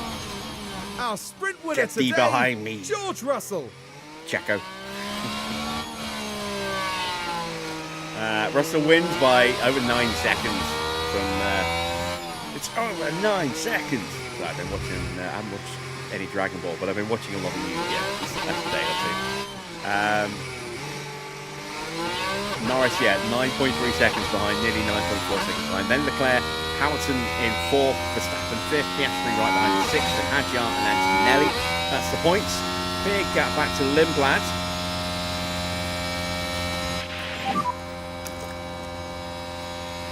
Where did Hulkenberg come from?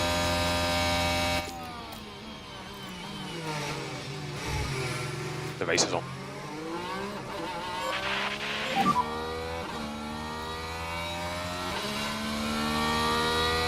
Oh, we've got no battery. There we go. So P12, P18. Under normal circumstances, you might say that those are disappointing results, but in our circumstances, given that we are driving the worst car on the grid, I'd say they're pretty damn good results. Unfortunately for Fernando Alonso, there were no points to be had in the sprint for him. Look, today's strategy certainly didn't work for them, but they have time to revisit and re-strategize for next time. Oh, he's not happy, is he? He's really not happy, slamming those gloves to the floor, despite finishing in his season best of 12th. Confirmation then of the sprint results. George takes the sprint win ahead of Norris. Leclerc in third with Hamilton in fourth. So decent result there for Ferrari. Max is fifth, sixth for Oscar Piastri, seventh for Isaac Hadjar. Antonelli gets the final point. He's going to lose the championship lead to George going into the Grand Prix.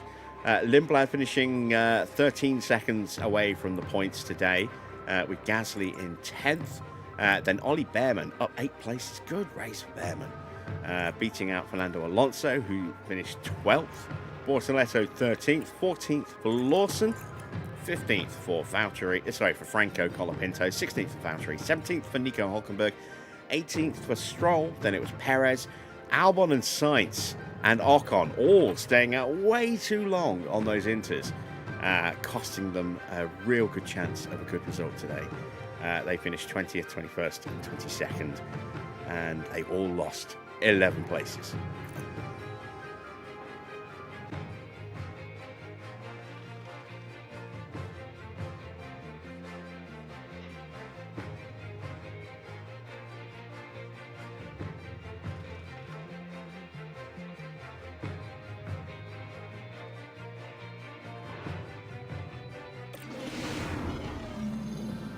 Will practice pay off for the drivers?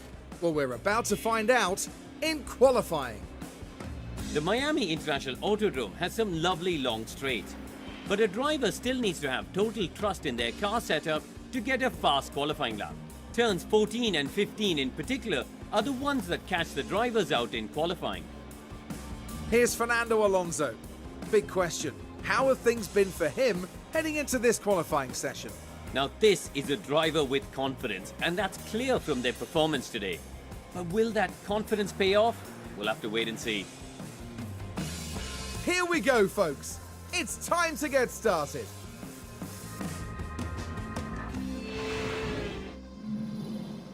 Looks like we have some light rain at the start of qualifying. Well, it's not that light, is it? 2.32 mil. But it will be inters. And look at that. There we go. We got the 100% setup we needed for Stroll.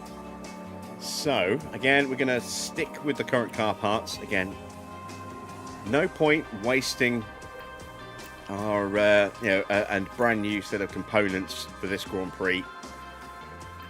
Maybe for the next one, for Canada, we'll stick a newer engine in, but not here. Let's get ourselves into quali. In fact, oh, it's into starting, isn't it? Yeah, I was going to say let's go with a different set of tyres, but it's inters anyway.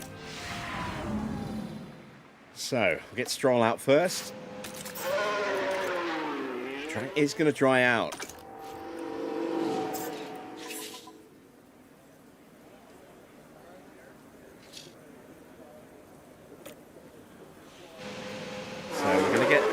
Decent times to start, but they get very easily or very quickly going to get beaten by everybody else. Positive on the brakes when you can.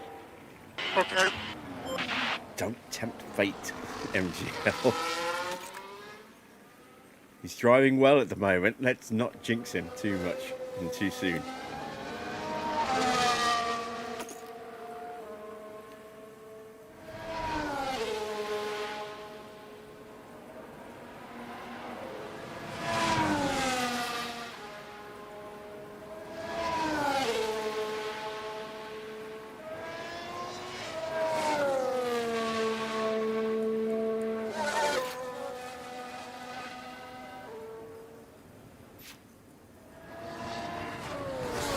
Until the track actually starts to dry up.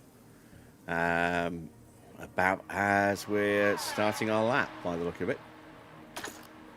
Which might be when we see a sudden flurry of activity. Oh, god damn it, Stroll! Car won't turn. Car will turn, you just can't I turn. made a mistake. Let's get it right. Now this one involves Stroll. Nothing at this point. I blame you for this, MGL. Struggling with the car. They were just unable to do much about it.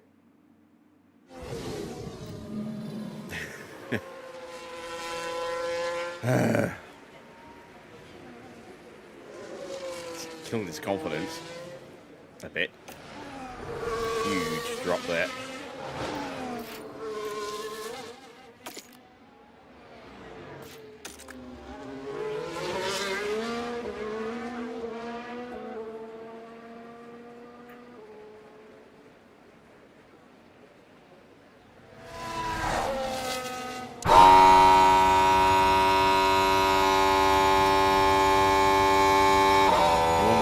To watch on board here. Tyres are looking good. We'll go around the corner to see, a wrecked Aston in the threats. wall in front of us. We'll go for the next push lap.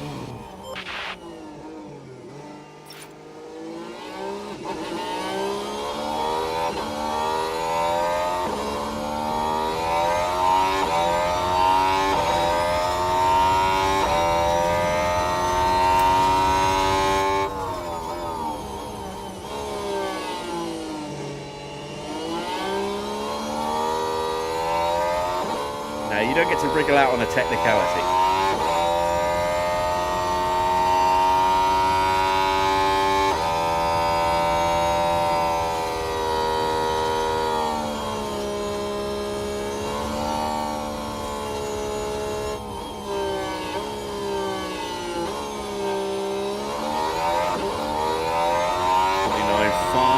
See what Fernando does. 39.0.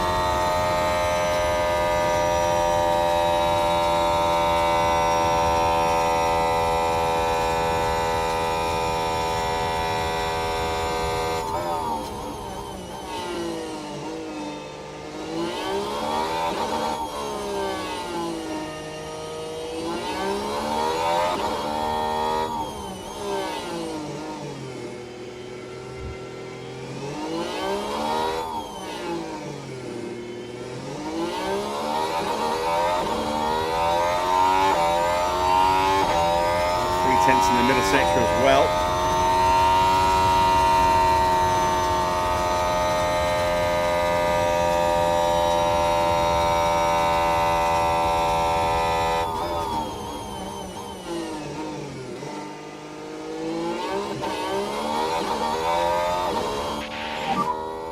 Stay negative on your delta, negative on your delta. So, 145.6. We're boxing it into this lap. Yeah. Against the 144.5. Yeah, comprehensively slower. And now the track starts to dry. So we will start to see some movement from the pit lane soon. They're going to wait now, I think, till it actually is close to dry before they go out. More rain. Yeah. So we'll probably start to see some movement in the next minute or two. Copy. Even a mic on.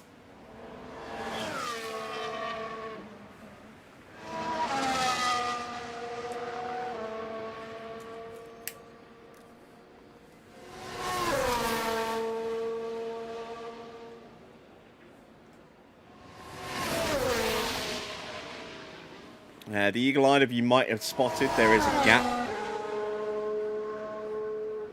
The Benetton is gone. Well, it's going back.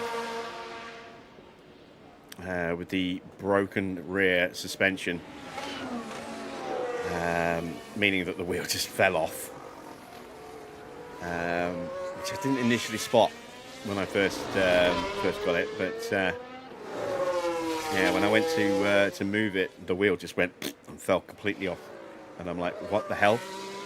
And then I realised that the suspension wheel bearing was completely busted, which I was not pleased about. And when I was packing it back up today, I actually found inside the exterior box. So not even like inside the foam padding that holds the or the polystyrene casing that holds the car in place. I actually found one of the arms of the suspension, the rear suspension, from that corner of the car, that wheel, loose inside that box as well when I was boxing it up to send it back. So yeah, the Benetton's going. It's going back. I'm going to get a refund on that one. Bit of a shame because it's such a nice car, but and then very cheap compared to what it was initially listed at, but even so, you know, the fact that it was so badly broken and it was listed as in mint condition, you know, I do feel that, you know, it was definitely not worth it. If I'd only paid maybe half of what I'd pay for it, I probably wouldn't have bothered. I'd have just kept it. But when you pay £60 plus for a car, and it's it's missing a wheel effectively, then yeah, it goes back. So that's all boxed and ready. I'll be getting that collected by Royal Mail.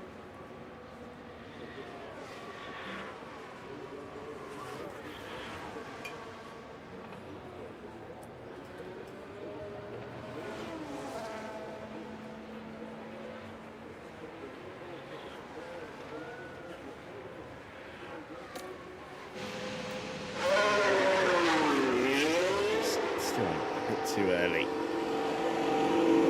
Kind of sending Stroll out as a little bit of a spoiler potentially here. I'm going to wait a bit longer before I send Fernando out.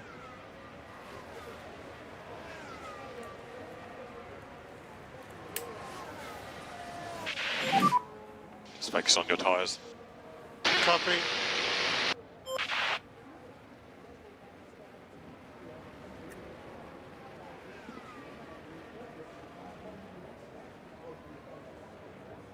As long as I can get him out with about 8-ish minutes to go, we should still have time for 2 runs.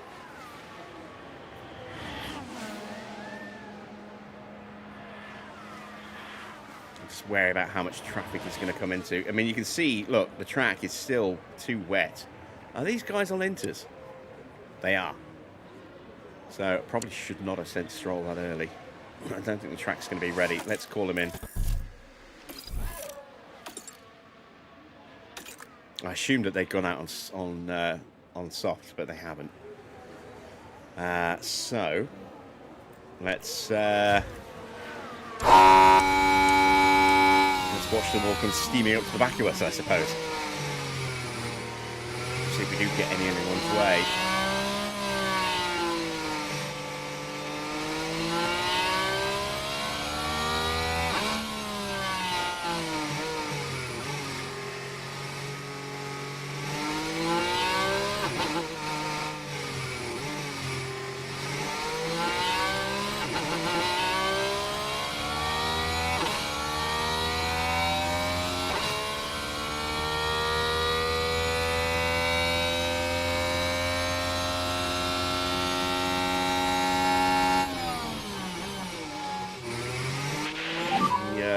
Gasly through.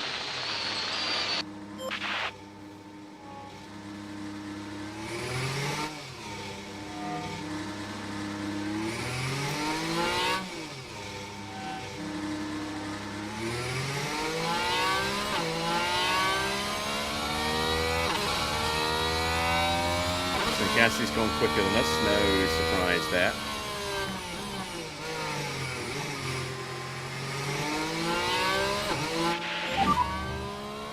I don't think we held up Colapinto. We didn't hold anybody else up. Yep. And I don't have time for a second run now with Stroll, so we've just got 1 run and done, which will send him out in a bit.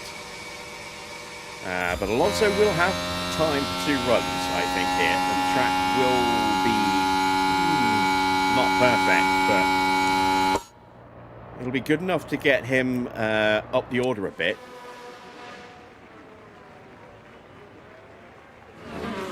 Maybe potentially even top, given how much drier the track's going to be. We're going to have we're going to have active aero switching on for our lap as well. So there's no reason why we shouldn't necessarily go top here. And this will give Fernando the boost to get him up to peak, maximum peak confidence, ready for his actual proper run at the very end of the session. There we go. Active aero will now be switched on. Overtake mode has also been enabled.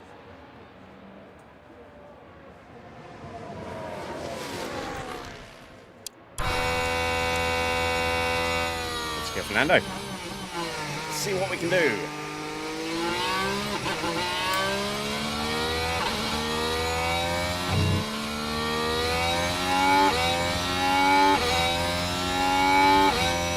might have a little bit of traffic at the end of the lap. But again, I mean, it's because the track's too wet for this to be the best possible lap we can do. So if we do get held up a little bit, then it's not the end of the world. We're still going to set purple sectors. We're at the very least personal best sectors. And how much the track has dried up, I'd be very concerned if we're not getting purple sectors.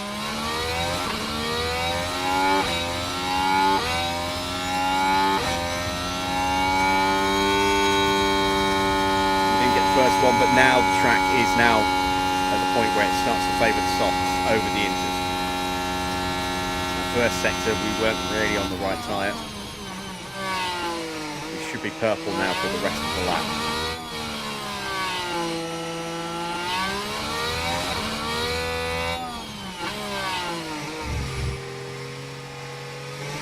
There we go, purple middle.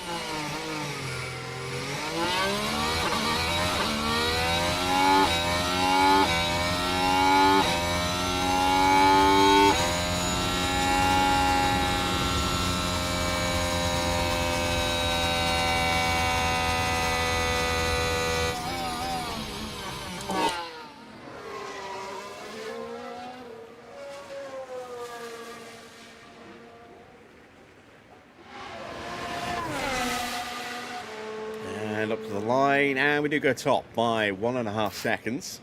We'll have enough time to get round and get back in for another run.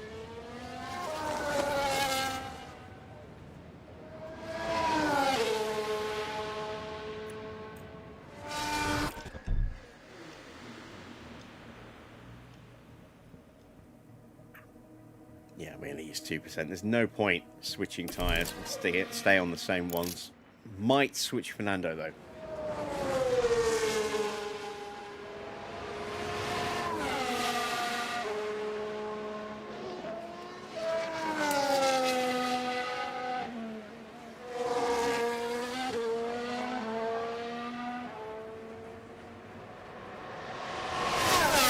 All right, we have movement. Lawson, Albon, Antonelli, Ocon making their way out. We've got one of the McLarens lining up. That's got to be Piastri. It is. There's Russell. Don't know if the track will be at 0 for them. Everyone else now looking like they're about to start piling out. We are going to try and be the last ones out.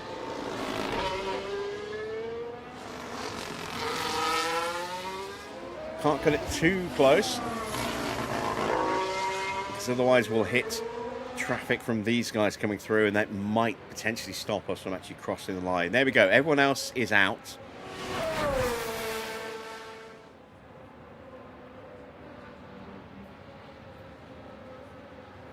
Well, I say out, and they're still in the pits. That's the cab accident at the garage yet. There we go. Now he's out. Into the pit lane for Alonso. We're going to have to do a quick turnaround here. Whoops. Let's get Stroll out. Probably should have pushed Alonso on the in lap.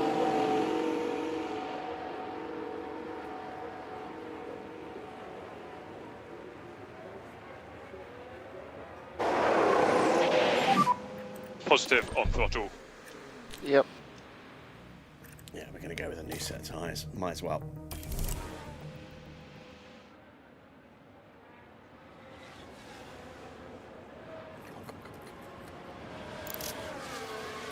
Straight out. We're going to have to go manual control, I think. Just speed his out lap up a little bit, otherwise we might not make it.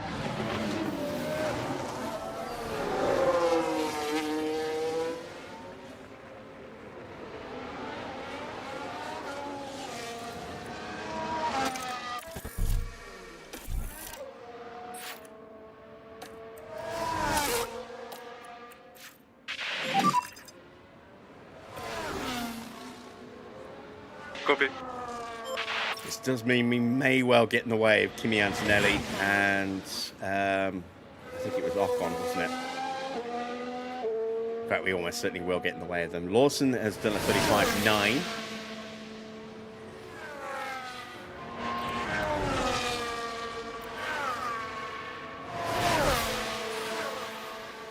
Can't get out of the way, unfortunately. That's the problem with taking manual control, is that you will end up hurting people. Hopefully he'll just punch his way past us on the back straight.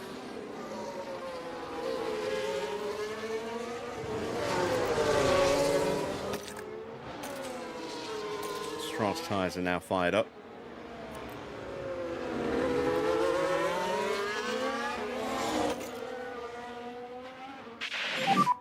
Tyres are in a good window. Yeah, there he goes, because we're not using any battery. No threats. Just have recharge off to open that up. We are hurting Ocon though. Can't be helped.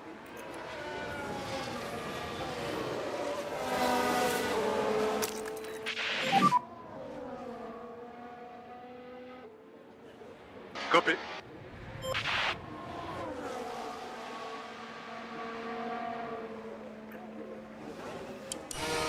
May get hurt in retaliation here. Antonelli's actually pretty good about getting out of the way for us. We did lose a little bit of time, but wasn't too bad. Stroll's done a 36.0, which is quicker than Bottas. And only Bottas. Let's see what the middle sector's like. Right now is as dry as it's going to get.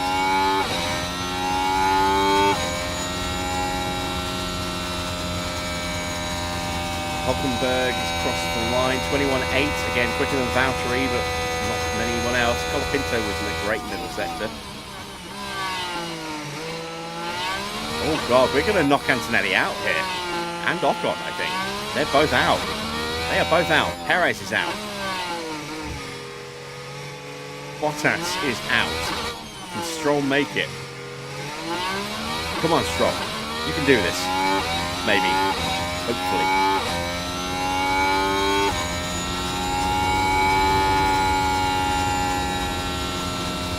I can't, but he split the Cadillacs. Alonso might just squeeze ahead of Perez, but I don't think he'll beat Colapinto. Maybe. We were down 3/10, up up a tenth and then 4 tenths there, so 1/10 overall. Copy. Out of battery, final sector, it's not good enough. We're out. But, yeah, we very much hurt Antonelli and Ocon there. They are out, and it's our fault. New culpa. My bad.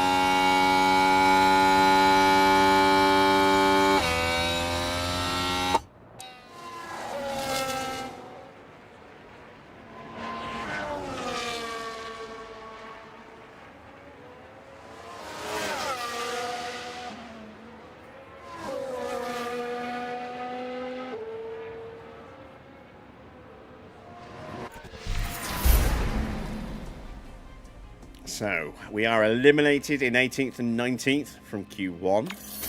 Eliminated alongside us, both of the Cadillacs. Perez in 17th, Valtteri in 19th, and then Esteban Ocon 22nd, Antonelli 21st. Oh, yeah, but, I mean, Antonelli should be, like, up in the top 10 shootout, so we've royally screwed him over. Ocon, not sure. He should have made it into Q2. Beyond that, who knows? So we've hurt him, definitely, but not anywhere near as much as we've hurt Antonelli.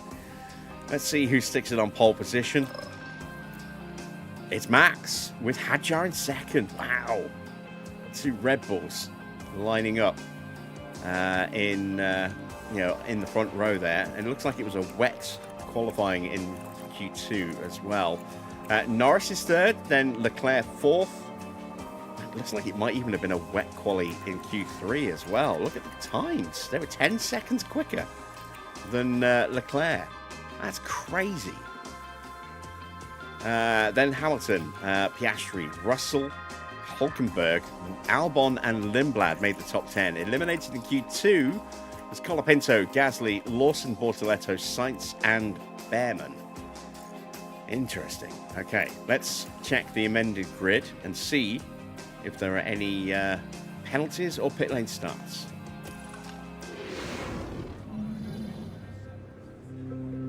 We're almost ready to go here in Florida as we look forward to 57 laps of F1 racing. The Miami Grand Prix arrived onto the calendar in 2022 with much fanfare, and F1 history is still very much being written here. Drivers have to take chances around the street circuit and hope those chances turn into victory. Miami has long, tight, straight sections that need as much driver confidence and precision as a corner, as well as 3 hard braking zones. The chicane through turns 14 to 15 is particularly likely to catch drivers out and throw them into a wall. Race day has arrived, and the time has almost come for these drivers to fight it out, wheel to wheel.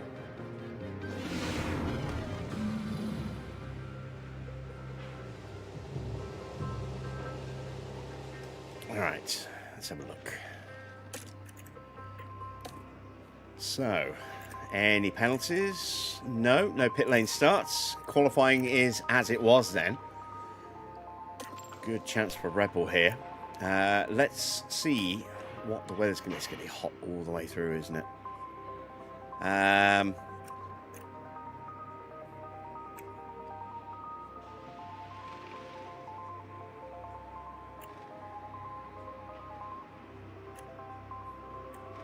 think the one stop is going to be the way to go.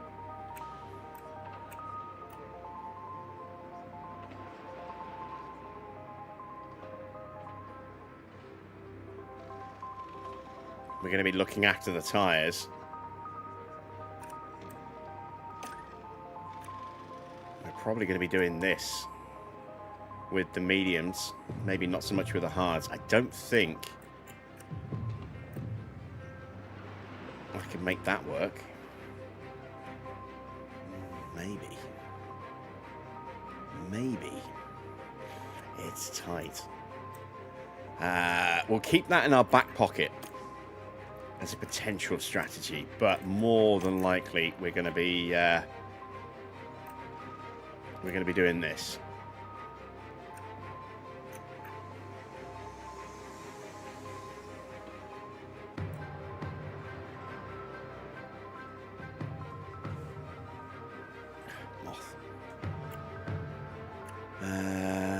Yeah, we'll look at something like that as our default, and then we'll change things around based on that. We're going to do the similar for Stroll, but we're going to start him on the hards and then change the medium. So we'll leave him like that. Fuel, we are going to take some fuel out. It's 1.3 kilos for a lap. So let's take out...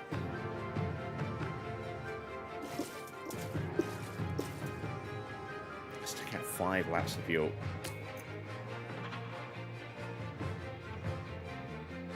And we are going to keep it nice and balanced at the start. We're not going to go crazy with either of our cars. There we go. So we're going to lose some places and then hopefully start to claw some places back as the stints continue. But there we go. We are chosen on our strategy. We're set. The start of the Miami Grand Prix is next.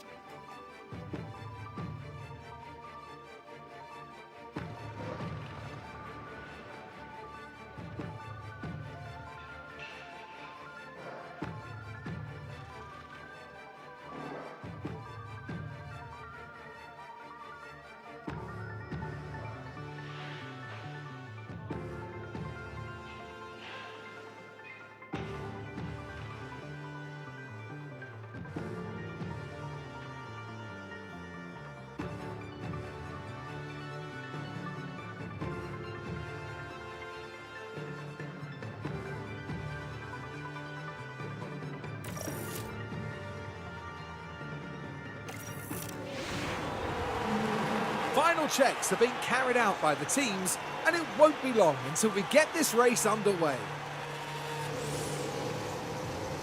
This could be an important race today for Lance Stroll. I don't think there'll be many expecting them to mount a challenge from P19, but I wouldn't discount their chances. Here we go. It's time to go racing. And this is it. The Miami Grand Prix. It's lights out and away we go. They're off and running. It's not going to be the greatest of starts, but Alonso switching to the inside line there. And looks to have made a move on Perez. Not bad. So, few cars with different tyre strategies. We've got Perez on hards, same as Stroll. Bottas on mediums, along with Ocon, Sainz, Lawson and Albon. Everyone else on the softs, including Kimi Antonelli, who is still at the back of the grid here, trying to find his way through. He's going to get Stroll here, no doubt. Max leads from Hadjar, and they're already a second clear of Leclerc and Norris. Here comes Kimi. Oh, he's straight through, look. No point fighting him. Absolutely no point fighting him. That car is way too fast for us. So stay disciplined.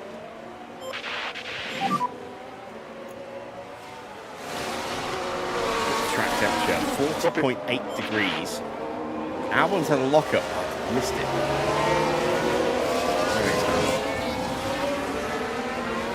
Must have been a very small lockup. He's still in 10th.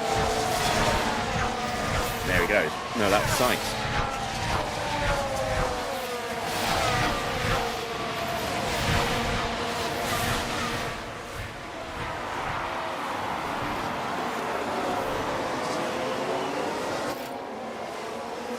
Fastest lap then for Max.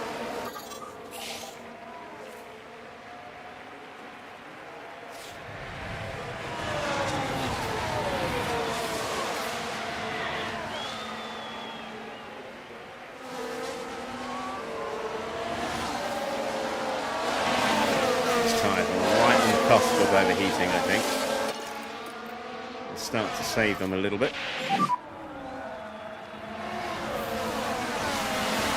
Dirty air is going to play a factor.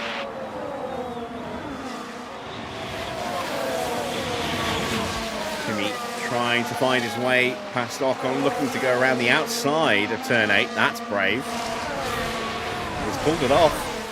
He's got the better exit.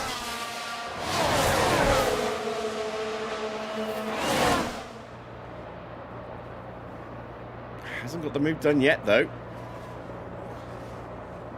Max and Hadjar fighting. Houghton's up ahead of Norris briefly. They're 3 seconds behind already. And here comes Lewis again.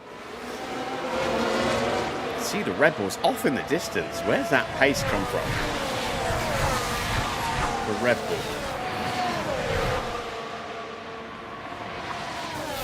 And Leclerc has been swallowed up by George Russell. Hamilton having a look at the inside. Very lucky not to lose his front wheels there.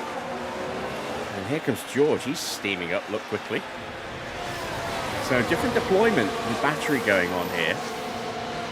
And Leclerc comes back at George. Gets up the inside. But yeah, Max and Hadjar at the moment battling away in a little league of their own.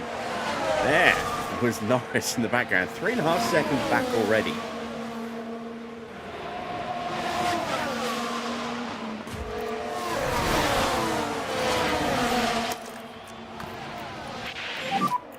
Okay.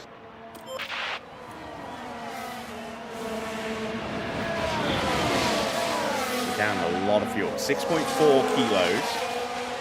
This is a circuit where we have quite a high probability of at least a VSC, not a full safety car. So I am hoping that we will get the opportunity to do some pretty substantial fuel saving as Checo goes storming past us.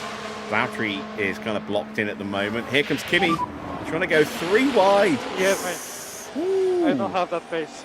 He has just about managed to get out of Valtteri. Ocon got through as well.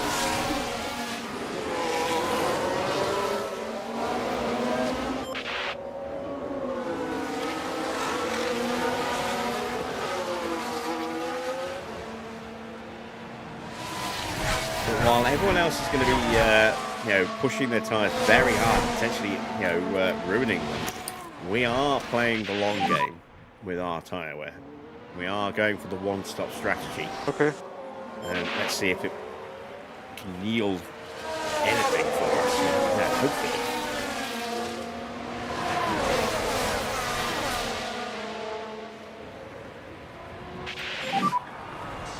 Okay, copy. I don't trust Stroll in high overtake in these conditions. So I do trust Fernando. Okay.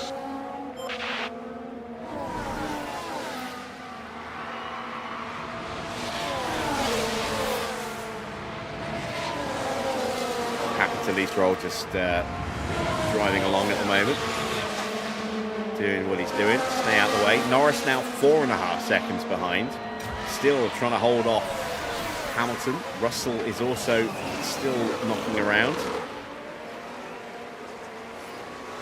And Norris has won that duel again. Colapinto currently in P8, and it's Hulkenberg. Albon has the final point position.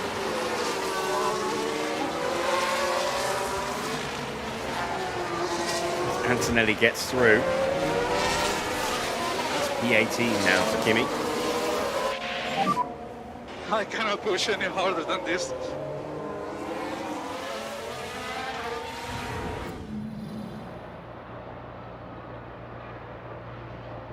Ocon having a little look in the background, but could not make it 3 into that turn. So wisely back down a bit. Yes, let's go. Kimi is a happy man. He will immediately go straight on the attack against Perez and should get past him pretty quickly. Might even get him here. We're under pressure from Ocon, and again, Ocon's on a different tyre strategy to us. We're not going to fight it. It's a better car than us as well. Car on the straight.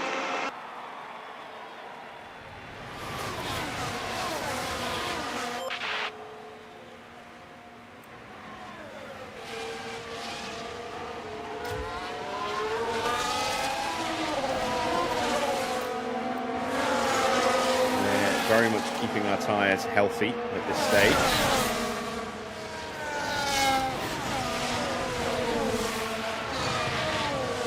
Pace will potentially come back to us a little later on in this stint over the other cars.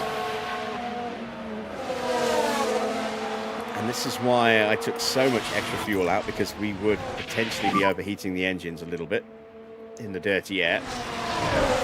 Okay. We'll let Valtteri go through.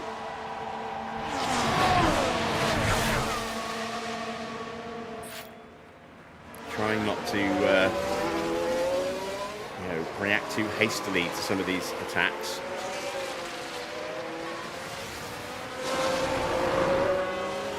Trying to think long term.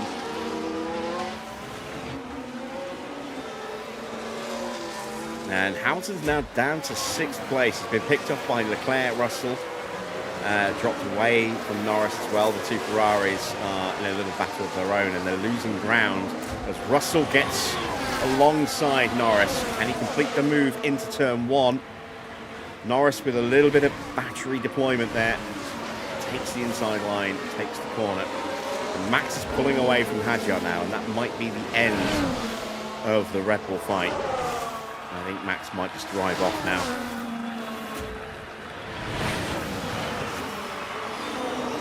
Alonso has a look and gets alongside Valtteri.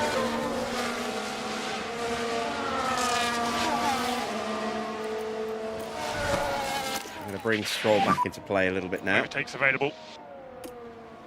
Yeah.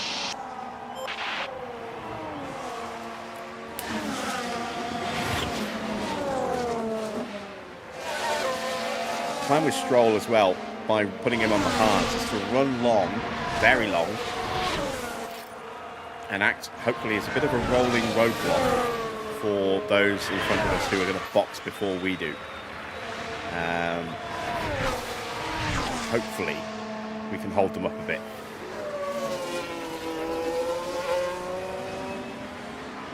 So Russell and Norris still squabbling. They're now 5 seconds behind Hadjar because of this fighting. The Ferraris are closed back in again. And Oscar's there as well now. He's up the inside comes George Russell. Oh, wow. I think we just went 3 wide almost there. Piastri has got up the inside of Hamilton. And look at Leclerc. There's so much going on, we can't see it all in one shot. Leclerc trying to pick off Norris. Norris now going back at George. And this fighting is now just... The gap's now 7 seconds. This fighting is the worst possible thing these guys could be doing. Just letting the Red Bulls scamper off into the distance.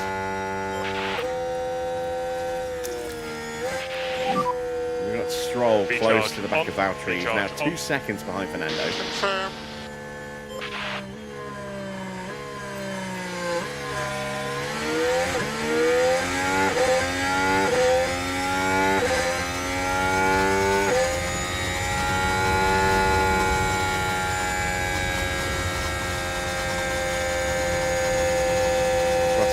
Ahead. Ferraris are on the attack again. Trying to go 3 wide. And they both get through. Oh no, Hamilton has to lift.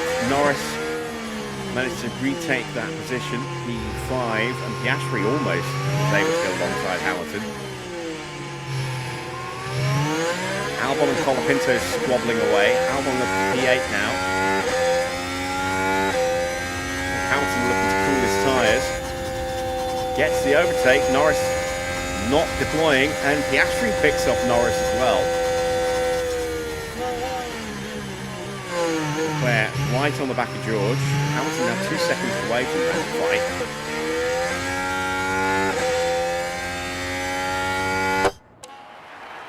And it's the McLarens now that are going to go to war with each other as Norris goes straight back through again. This is very much yo-yo racing here. Let's see how Fernando's getting on.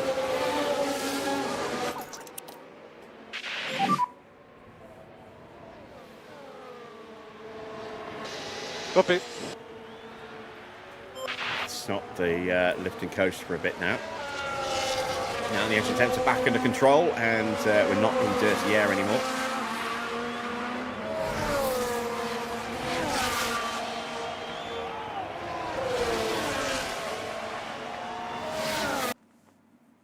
Oh, there we go. Yeah, it has finally given up. I was wondering if that crash was actually going to hit us. It did. So we're going to have to restart the Grand Prix. But everything else should still be fine. Let's find out. Hopefully we'll be good. I mean, that's been sat there since very early on in the sprint. So we got through the whole sprint and all the qualifying and the first few laps of the Grand Prix before that finally just gave up the ghost and crashed on us outright. That's pretty good. That's pretty good. Let's see if the autosave is working. Looks like it.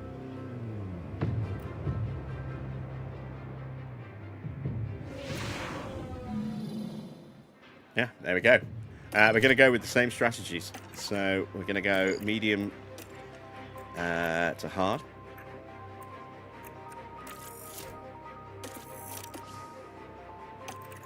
We're going to take those 5 laps of fuel out. Not going to do anything off the line. And we're going to change hard to medium. Take those 5 laps out. And we'll get straight back into the Grand Prix.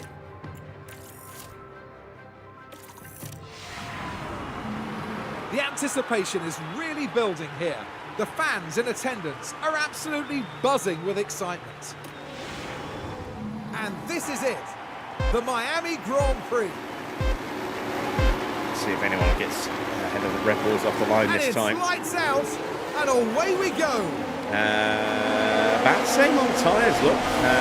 Mediums for both of the Alpines this time. Sainz on mediums, Ocon on mediums. Antonelli immediately gets past Ocon off the line. Alonso once again gets past Perez, but I don't know if we can hold that 1, 2x2 duel here. And already Leclerc is under pressure, and it's continuing the Red Bulls try and break free. They're going to be pissed. Yeah, I'd be pissed if I was managing Red Bull. Yeah, absolutely fuming at that. Alonso's at the P16. Somehow he got ahead of Sainz as well.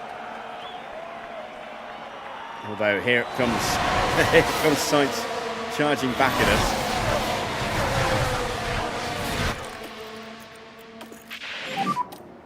Struggling, man. Just got to be patient here. And Leclerc and Norris have both got ahead of Hadjar. So this is really going to change the complexion of the race that we were having. There's going to be no breakaway for the Red Bulls this time.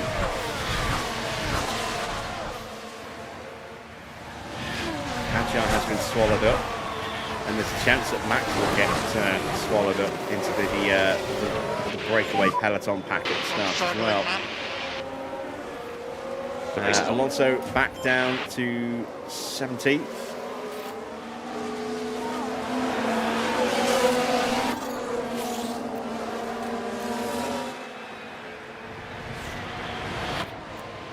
Let's turn off the boost.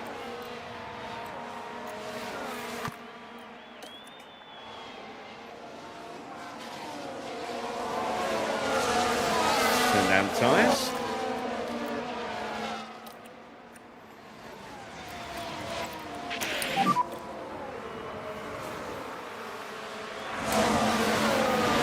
Okay.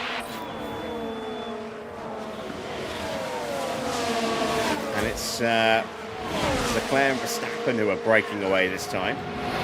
Norris now 2 seconds behind, with Hadjar, Piastri, and Hamilton, Russell in attendance. Leclerc gets up the inside and should be able to hold through the underpass section.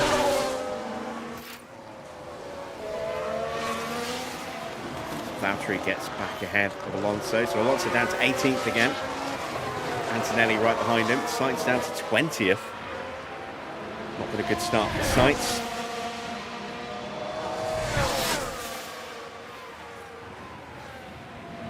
Leclerc has the inside line, so should win this battle here. Although Max is going to try and go around the outside of him in the braking zone, and does so. Aggressive overtake there from Max, but is he out of battery? Leclerc shapes to go back at him. Does not have the power. And Max is back in the lead. New fastest lap for George Russell as he gets alongside and past Lewis Hamilton. Up to P6 for him. Antonelli has dropped back down to P20. There he is.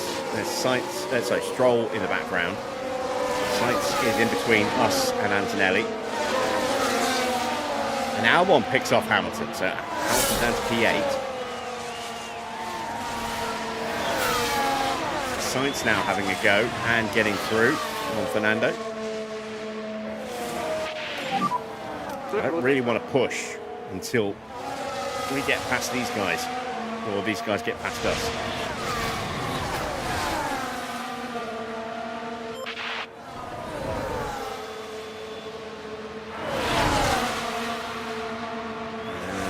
Kimi getting through, and he might pick off Sainz as well.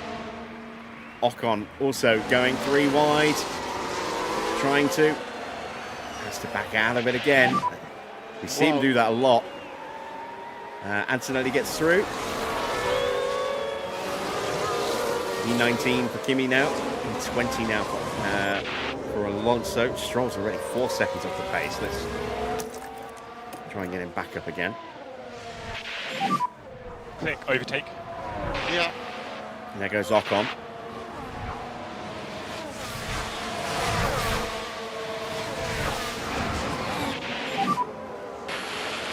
Yeah, man. I don't have that pace.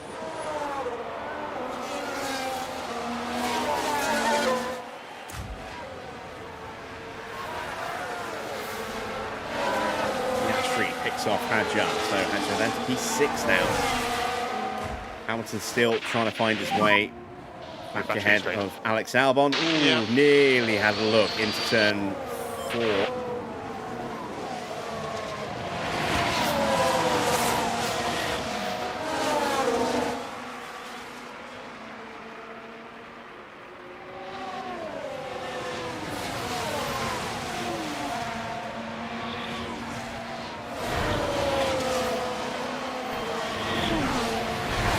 It's turn 5, turn 4. Not made it.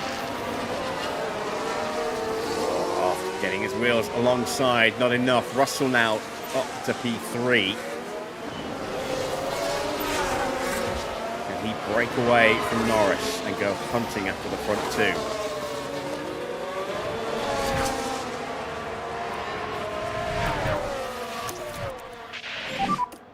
Okay, so B charge on. Yep.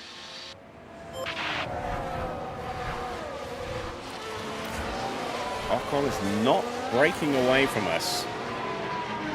It's on mediums as well. I would have thought he would have been closing up on the cars in front. Sainz putting Antonelli under pressure is stopping Antonelli going chasing after the Cadillacs. We are just keeping a little bit of a respectful distance. Just do a little bit of temperature control. Copy.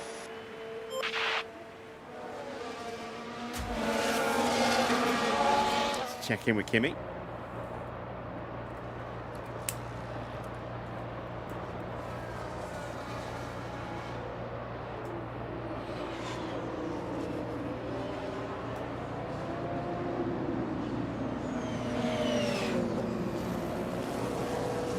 As Leclerc gets in front of Max. Max retakes the place straight away.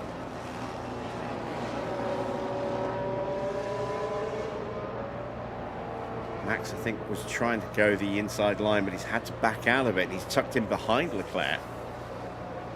Piastri picked up Norris. Oh, look at that late braking there from Sainz. There's Lindblad and Hulkenberg swapping places back and forth. And now we might have a run from Kimi here at the 2 Cadillacs.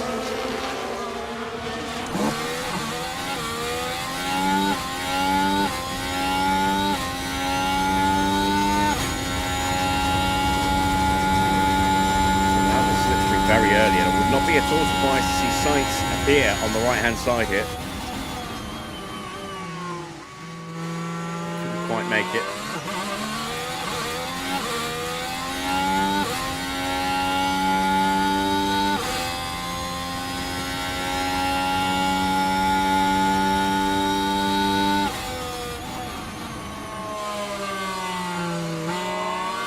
Cadillacs were a bit further apart. I think Antonelli would pick them off very easily, but because they're so close to each other, really getting the opportunity.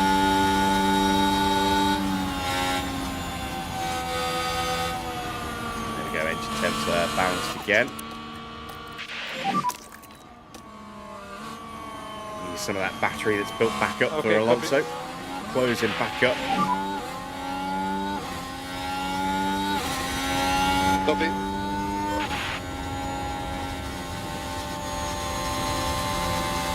Kimi got enough power left on the straight.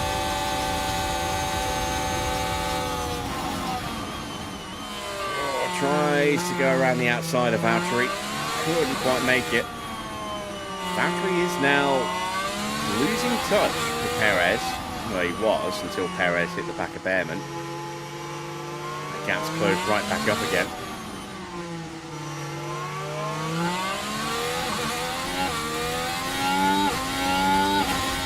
Antonelli, I think, is managing his tyres because he keeps pulling out the dirty air almost instantly.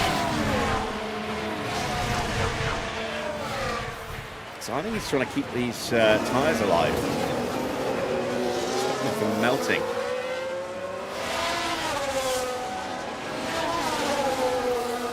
It's not working out for us anything like it did the first time round. We are much slower, it seems, than we were. Okay. As finally Antonelli gets alongside Valtteri. Can he complete the move? Can he keep his car in there?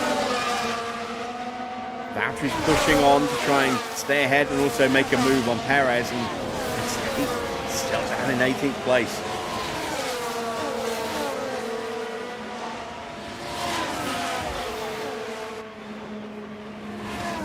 We have closed up a bit. Stroll is just brutally slow with these tyres.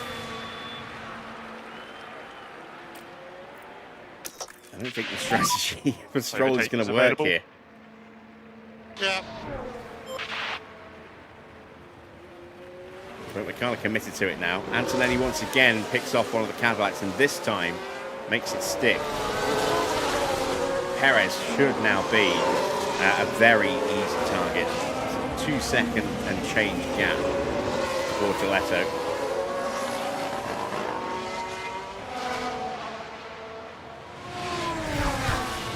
This time Antonelli's not immediately pulling out, so there he goes. He's in overtake attack mode now rather than trying to cool those tyres. He's got the battery left. Don't think he does. No, he doesn't. So he's going to have to wait a little bit longer, but that little interaction there cost Perez over a second to Bortoleto and Behrman. And Alonso is now on the back of the train.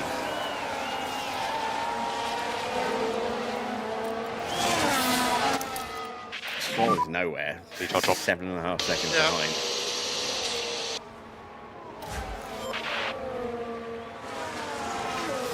Slowly try and rebuild his battery.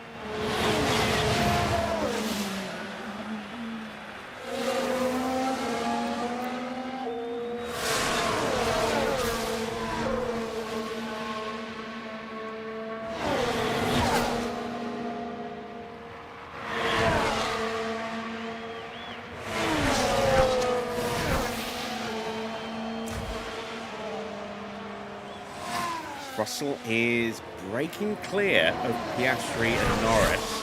If he can stay clear, it means he'll be able to go and join up with the front two. But if Piastri gets back in and starts pressurising him again, he won't be able to get that pace that he needs to close back in.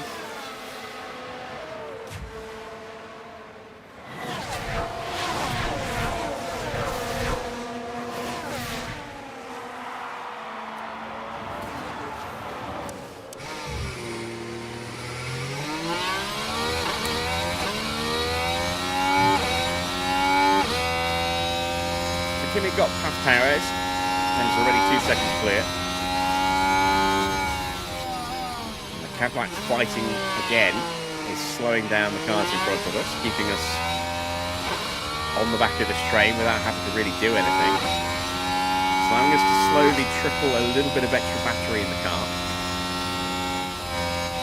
and keep those tyre temps very much under control.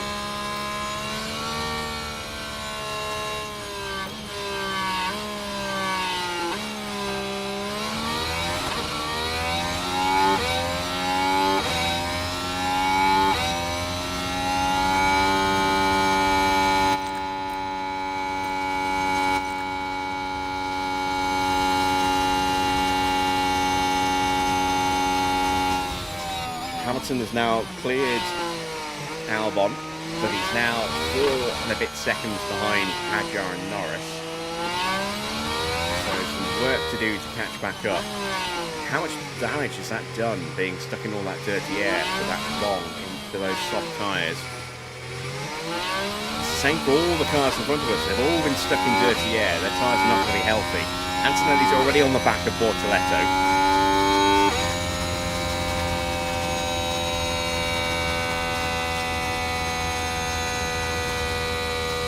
Just creeping up again slightly. Okay. And this is not working for Stroll.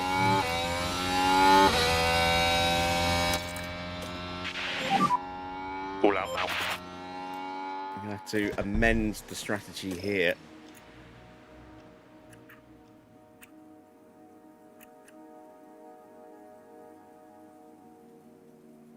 something a bit more like that. Get his pace up a bit, or else he's not going to be an effective roadblock.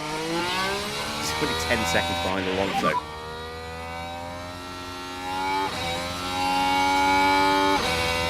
Understood.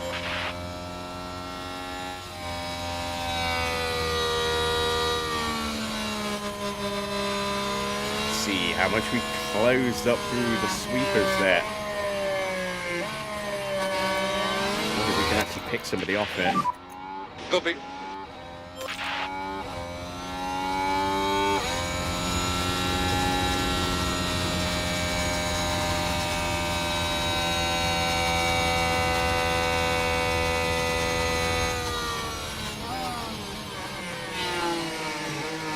Close enough yet.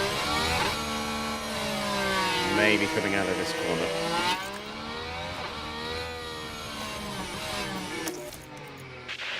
See what battery that's going to be. Quite as high as I'd like. Not going to have much recharge opportunity at the end of the lap here.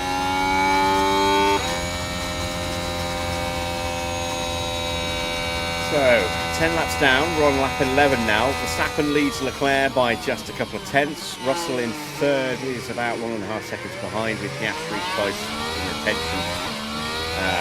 Fourth, fifth is Norris with Hadjar right behind him. Seventh is Hamilton. Eighth is Albon. Colapinto 9th, Hulkenberg 10th in the final point position. We've got Gasly close by in 11th. Then it's Lindblad, Behrman, Lawson, Bortoletto. Can't see anyone else because the radio's in the way.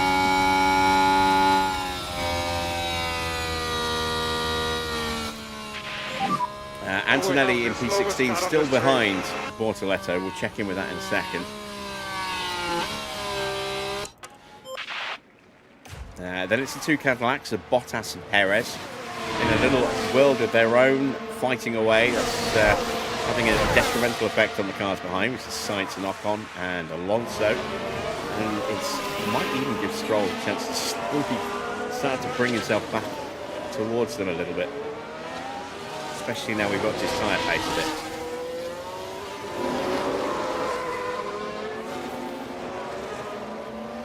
He needs to do something quickly if he wants to get through and start punching his way back up the order. He needs to clear Bortoletto in a hurry here.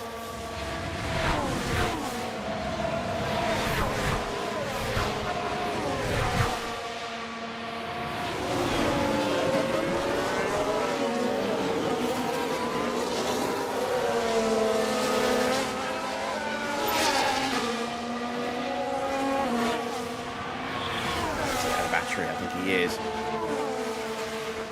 Can you get him in the braking zone though? No. Bortoletto very defensive there, covering the outside line and also far enough in to stop the move to the inside. And we are now closing things up at the front. We've got a three-way fight. Piastri isn't too far behind. He'll be there any second with these slowing each other down now with this little argument. And there you see Piastri in the 1 second window. Max down to third place. George looking to go on the attack. And Perez is out. We have a full safety car. Now that changes things.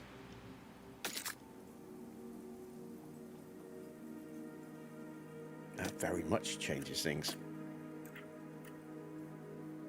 Instead of the one stop, what about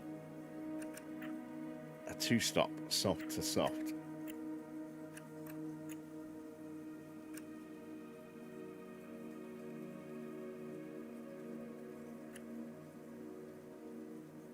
We can do that. We can make it work.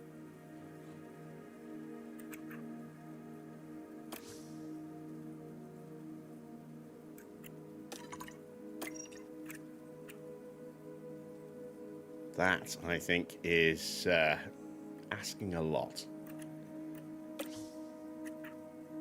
It's 20 seconds slow. Yeah, we definitely want to do this. And we can look at doing something similar with Lance. Let's try soft for Lance.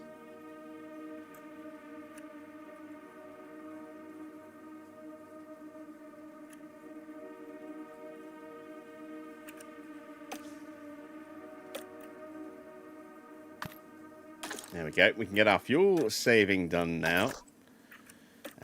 We can refill the battery. And let's get these guys into the pits.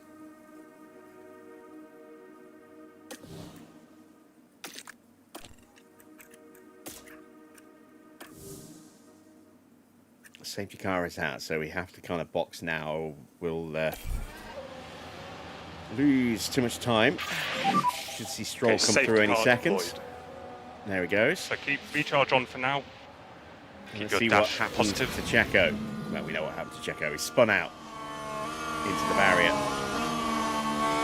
Just a little too anxious on the acceleration there. Yeah. Trying to get a run on Valtteri, and it's cost him and his team.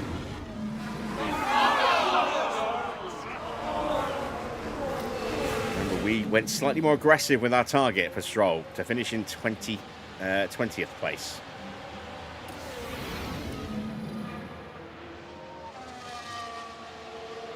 Unbelievable.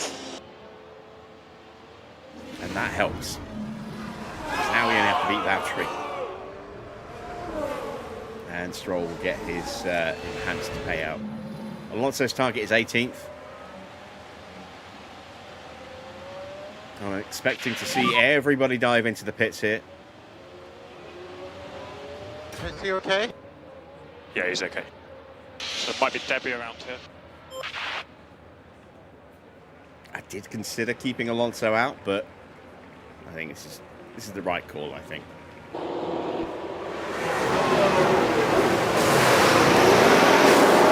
too far back that he's not going to be able to jump anybody. So there's no point keeping him out there. Alright, so Max is definitely losing out in the pits here. Wow, he's down to 6th place. And Hamilton will stay ahead of Albon. Albon loses out to Hadjar. Okay, pit lane. So it's Leclerc from Piastri, Russell, Norris, Verstappen, Hamilton, Hadjar, Albon, then Gasly is going to have to stack by the look of it. And it's costing Gasly. Oh dear, that's not a good stop. Now talk us through this one, Karun. So the Haas makes the stop. Ocon had already been released. Oh, hang on, the front right doesn't want to come off. Oh, no, maybe not. No, Ocon, I think, is sat behind it. Oh, no, he just pulled in. So, wow, that could have gone horribly. A 2.5-second stop is pretty good. Alonso jumps Ocon. Stroll has a shitty stop.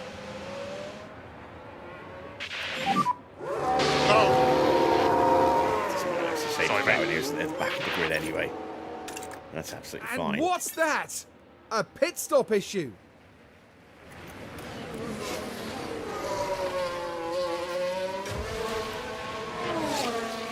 And while we wait for the grid to reform, we're going to pop a quick ad break.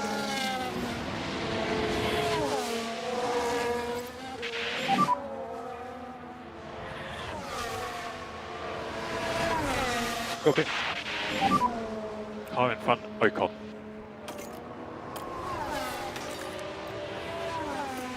.45 laps to go. It's a long way. Just focus on the tyres now. Yep.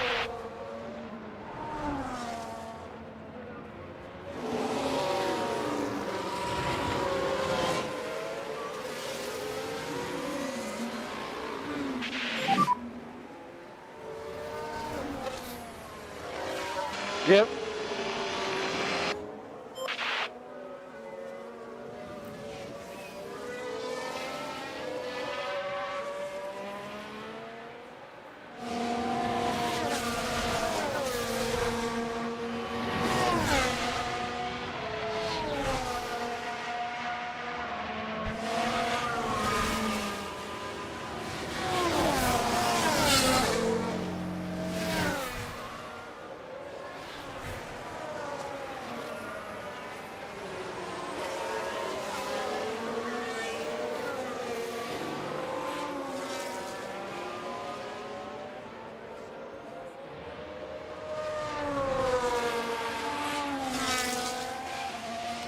Right, let's go side by side here. While we have our safety car, we've got an interesting strategic opportunity here. We should theoretically have really good grip on the soft tyres.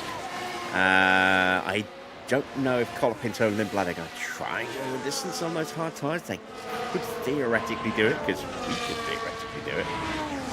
And we're not exactly the best team on the tyre there. We're sort of lower part of the grid. We've got, I think, 15 tyre wear. But we're now able to save a big chunk of fuel. As you can see, we're at 3.9 kilos underfueled and 4.6 for Stroll, because we didn't do anything earlier. Tyres will come up to temperature for Stroll as soon as he gets into the pack. So we've got a chance to maybe leapfrog these guys and maybe even undercut them. I mean, these guys are definitely going to have to stop again.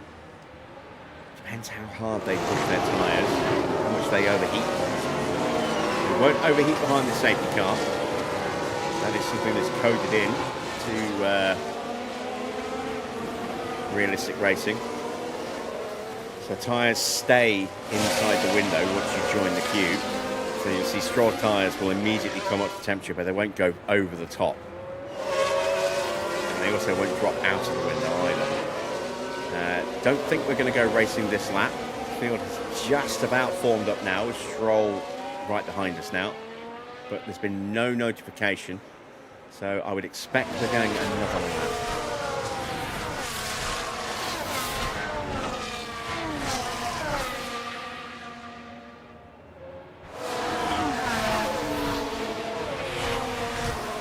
And we are going another lap.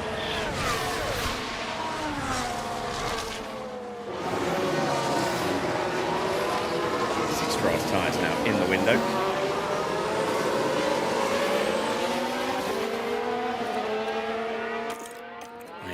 Going to do this. Make sure that the tyres don't go right up to that limit of overheating, but not actually getting there. And also just to maybe say just a tiny bit of wear on the car as well. So lap 15 behind the safety car, which may come in at the end of this lap. And it is Charles Leclerc leading from Oscar Piastri, with Russell third, Norris fourth, then Verstappen in P5. He definitely lost out during those pit stops. Hamilton is P6 ahead of Hadjar, then Albon, talk too quickly, brain not keeping up. Albon is ahead of Franco Colapinto, then it's Marvin Lindblad in 10th, the final points position. Be interested to see what Albon and Colapinto, it's Colapinto and Lindblad, who are the two on hard tyres. See if they do try and go the distance. We may see them actually just try and stretch the tyres all the way at risk of puncture. But I think more likely we're going to see them just make late stops for a set of soft tyres. And then after that we have Hülkenberg, Gasly, the only other car on soft tyres. Then Antonelli, now P13. So he's this safety car's worked out for him because he's gained a few places from where he started, and the gaps have all been closed back up again. So he's got a chance to try and bring himself back into a decent points position. Maybe a better position than that, who knows. Lawson, Bortoletto, Behrman in P16. I can't see the rest. Copy. Bottas, Sainz, Alonso, Ocon and Stroll. One retirement so far, which is Perez. We are going racing again at the end of this lap. Copy. We've done a good bit of fuel saving. Not as much as I would have liked, but enough. Hands are lifting close for now. Let's see Okay. if we can get Safety car lights are out. a good launch. And maybe get a No place. overtaking before the control. Is smoking and vaping frowned upon, banned on YouTube? Well, Not that I'm aware of. But to be honest, I haven't checked. So maybe. Hopefully, Copy. I imagine that would have been done. I mean, if I was selling and actively promoting smoking by saying it's a great thing, you should all do it, blah blah blah, this is the brand you should get, yeah, that I think is very much frowned upon and get me kicked off. But I mean, I don't do any of that, so Okay. and I do actively from time to time say don't start smoking. It's an addiction and it will consume you. It costs you an awful lot of money as well. Many times I wish I hadn't started smoking. But I don't have the willpower to quit, unfortunately. We are back up and running. We have not gained a place, but we haven't lost a place yet. Yet being the operative word there. Copy. And there we go. We have lost a place. Very Ocon recharged immediately one. dives up the inside of us. Okay. Damn. Yeah, I don't know what to do, man. See if Ocon's a happy man.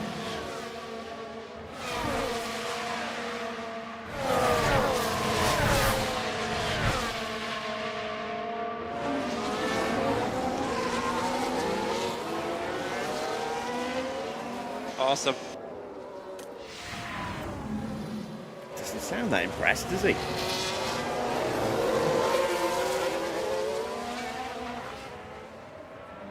Might be able to take him back. But probably not.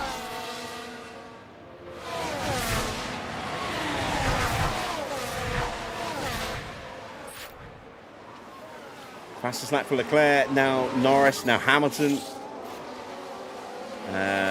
134.7 is the new fastest lap. There it is.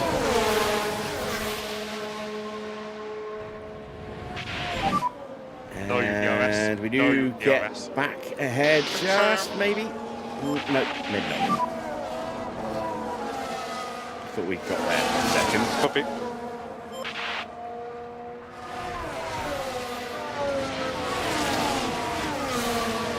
Battery currently P16. We definitely want to be trying to pick him off if we can. I'm assuming that Cadillac have brought some upgrades.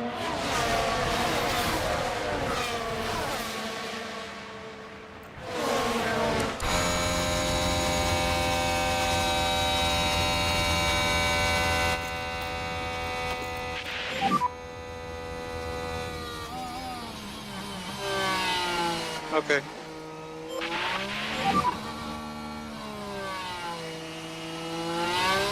Yeah. Hamilton gets ahead of Hadjar. Well, actually, no, he was in attacking Verstappen. Gone ahead briefly. Max is back ahead of him.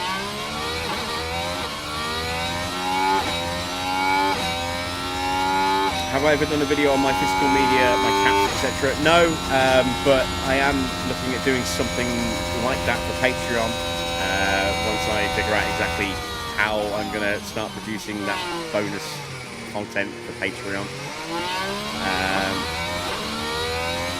I don't know if anyone's really interested in my DVD collection. It's not that special. Got a few nice box sets here and there, but it's just a pretty standard collection. There's not any major recent purchases. I haven't bought a new Blu-ray or a new DVD for a few years now. And the last big batch, apart from a few 4K ones I picked up, just to have a couple of 4K ones, were all off eBay years and years ago during the pandemic. So, yeah, well, one thing I think I probably will do is maybe go into a bit more detail on the cars behind me, bring them off the shelf, get them out of boxes, and do a bit more of a close-up on those, perhaps. Maybe dive into a little bit of the history of each of the cars while I'm doing it. I do want to do some stuff to make Patreon worthwhile rather than it just being, you know, come join my Patreon, it's free and nothing happens there. So, yeah, we'll see. And we can maybe do some Patreon polls and stuff there, what you'd like to see in the future.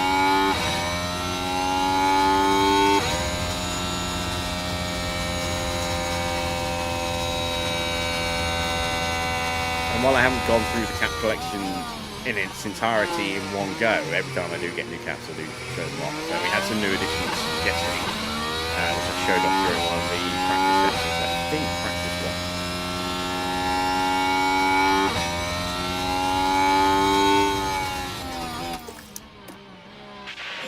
Engine temp's getting a little higher again.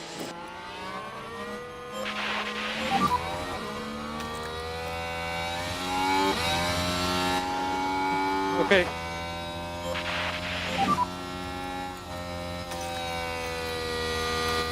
Okay. Continue the fuel saving now. Recharge on. That safety car closing the field up means the likelihood of us getting lapped twice is completely out the window now. Copy.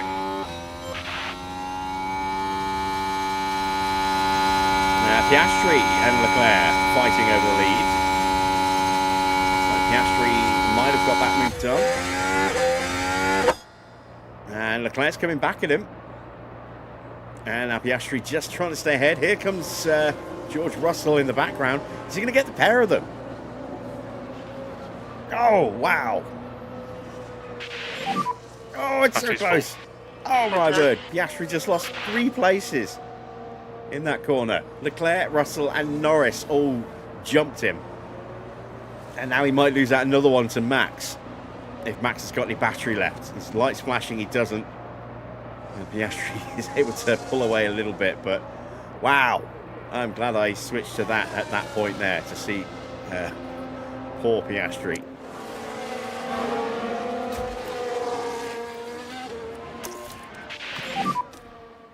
Understood.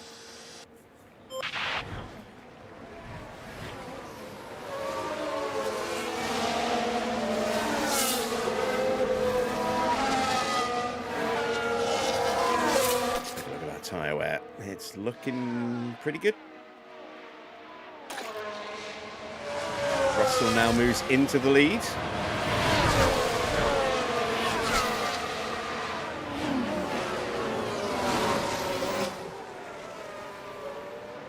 You've seen Max making a move, or trying to make a move on Piastri, backs out of it. So he has another go down here.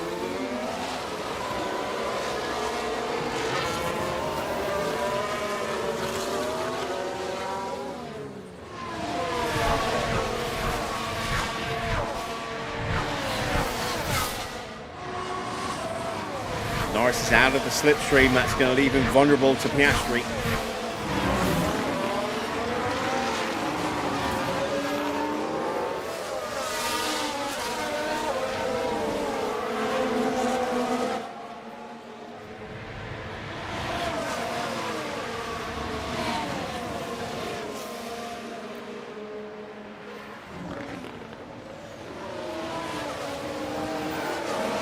So, very close at the front, the top 5, all within half a second of each other, give or take. Hamilton a little bit further back, as Hadjar's company, and Alex Albon's up there in P8. And then a nice little gap to Colapinto, over 3 seconds, so no immediate pressure for Albon to worry about. Means he can try and stay onto the back of these two as they continue to, lose little bits of time fighting and defending from each other. See, they lost a second and a half on the previous lap. Max has now got ahead of Piastri, and he tries to get Norris as well. Norris hold him off.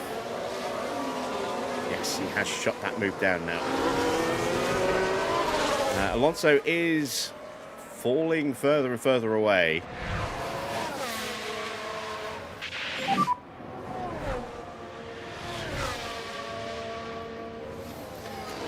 Yeah, copy. Up the tyre pace for Fernando. This is because we're fuel saving. And also proximity of Stroll isn't helping. So my hope is that while we continue to do a little bit of fuel saving, I don't want to burn all the battery now. But I do want to get away from Stroll a little bit. So that Alonso doesn't have to worry. Even though there's no team orders are on. If Stroll is too close, it will automatically have a slight knock-on effect on Alonso into braking zones. So, yeah, we'll see if this helps.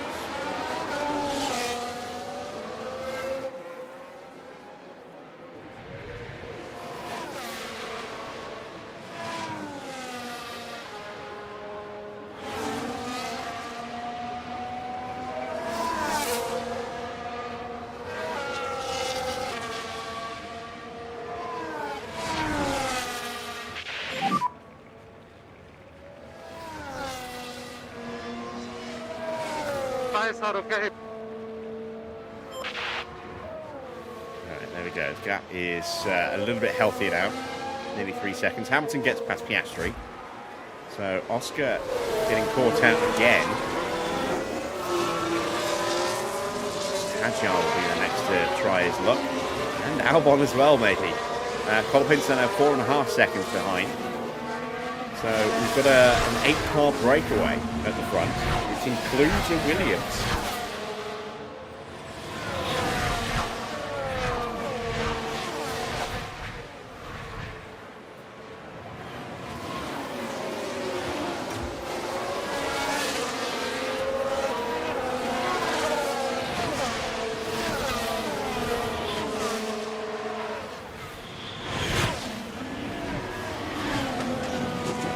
And Hadjar has got through.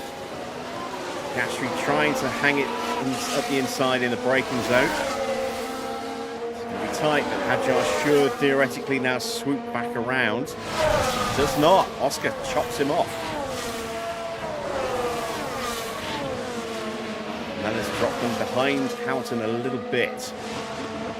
So these three now may get isolated.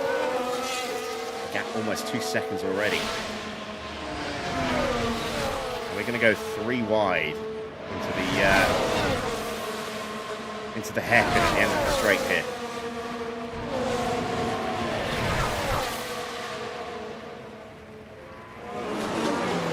Right, no. Hadjar trying to go around the outside and gets the line and gets up the inside. That was very nicely done.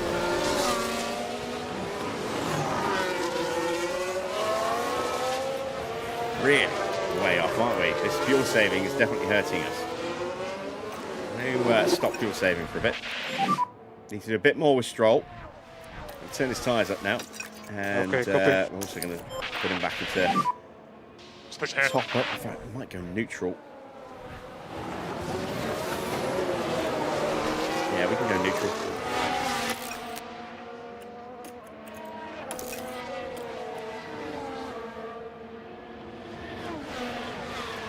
We really do need upgrades to our car.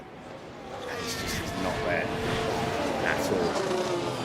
Hadjar now 3 seconds behind Hamilton. Just goes to show what a little bit of battling does to gaps in this new sort of rule regulation period. They've lost so much time.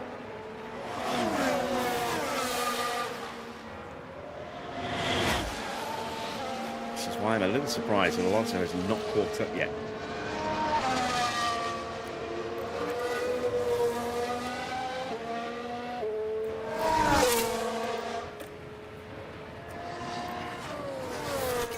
What is going to be quicker? Is it a second set of softs, or is it going to be mediums?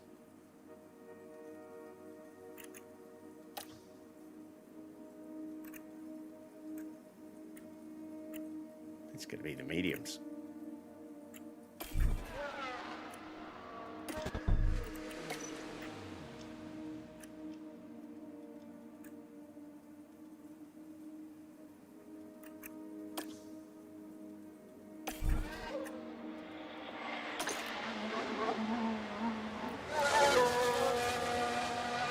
All right, let's see what we can do. Slightly revised strategy. We might be up against softs in the final stint, which won't be great. But I mean, the cost is bad anyway. Really bad. Thought we'd be a little bit more competitive than this. Unfortunately not.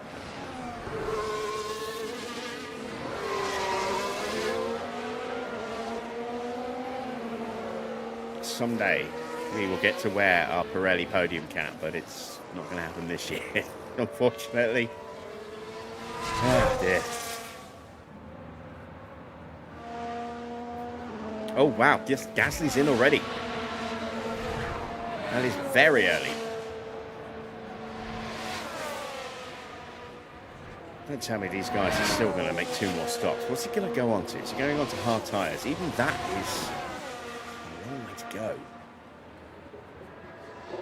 It's soft. He's stopping again after this. There's still 33 laps to go. So, yeah, this is going to be... It's still going to be a 3-stop for these guys. Okay. We're back in the hunt. Alonso now 1 place away from his target. Stroll now at his target, P20. We're not going to stay there for very long, but the fact that these guys are going to have to start boxing for tyres. Our temps are creeping back up again.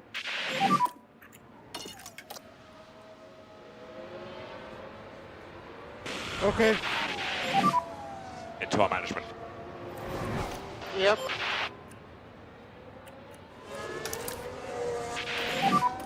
Okay, so recharge on. Yep. We'll have to start to spend some battery for Fernando here. Okay, understood.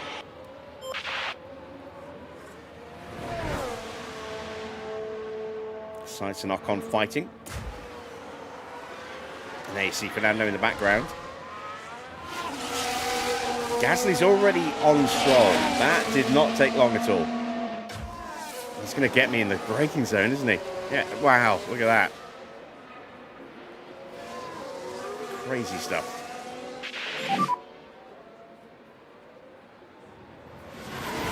Yeah, copy. We're just too slow. So stay disciplined. We are too slow, unfortunately. Oh, that's a yellow flag. Yes. But there's a lot of debris. It's a big crash somewhere. Who is involved? And it's Leclerc and George Russell battling for the lead. Oh, yeah. A lock-up for Stroll. That will be a penalty for Stroll. He's got some front wing damage, As for the as team does back in the George, garage, and that maybe was a some tough other damage moment as to well watch. for both of them.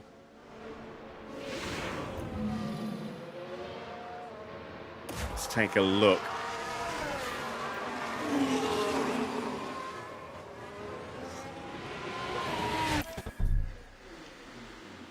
Don't actually see any obvious signs of... Oh, no, yeah. The front wing end plate looks maybe a little bit damaged. I think they've got away with it, you know. Neither of them are registering any damage. Lucky boys. I mean, I say lucky. I mean, Leclerc may well still get a penalty for that. Even if he hasn't damaged either of the cars. But... So... Investigation. This has got to be a penalty, surely. No penalties given. And Leclerc's into the pits. Leclerc was on mediums from that safety car. What tyres is he going to go on to now?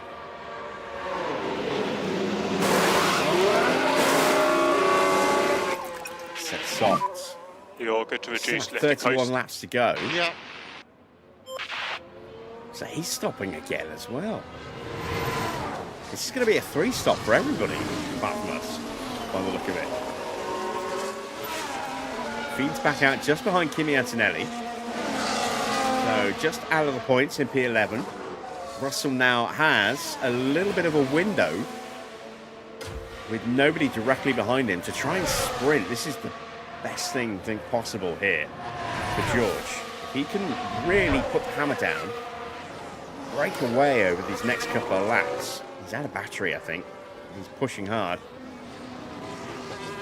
This could change the race on its head. Leclerc is in traffic. So he's not going to be able to use that new tyre pace. Unless he can start making some quick overtakes.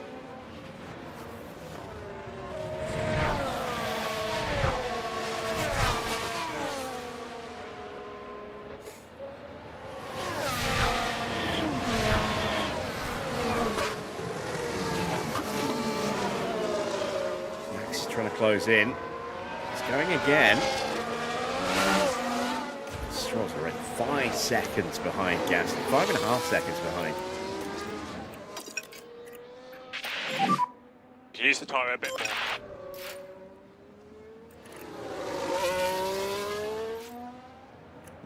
I am very tempted to thrash the tyres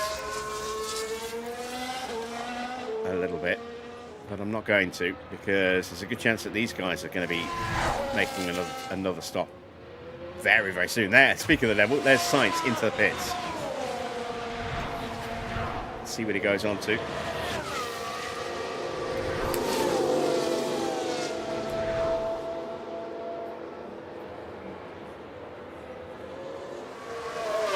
So he is stopping again. Not a bad stop.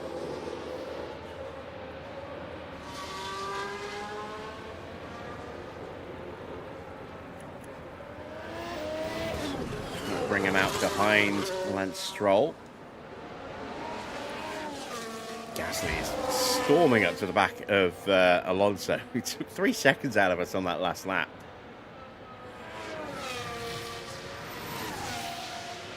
But we're starting to close in on the cars in front a little bit now. They're struggling a little bit. Gasly's on us already. Wow. He's so quick at the moment compared to us. Okay, copy.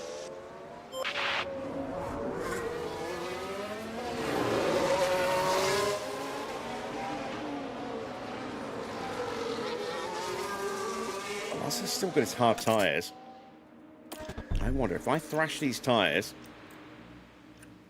come in an extra couple of laps early, and go to the hards.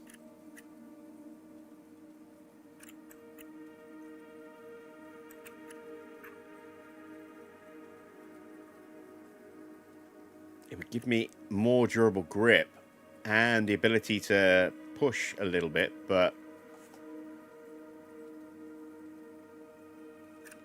I don't think it's the right call. The mediums is definitely the quicker option, according to this anyway. So we will stick with that. There's no point fighting Gasly. He's so much faster than we are at the moment. We may as well just let him through and then see if we can stay with him as Ocon dives into the pits.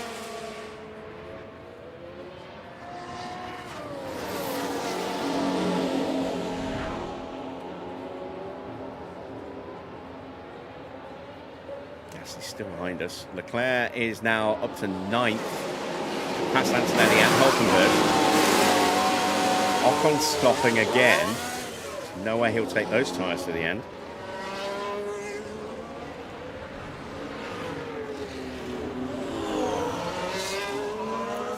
Now Gasly's through. There we go. Yeah, we have to have more straight line speed.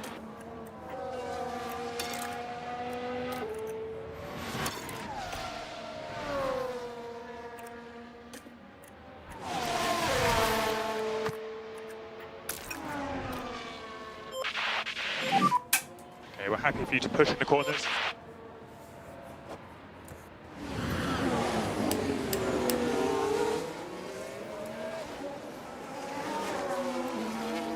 Let's see if we can make one stop less pay off for us.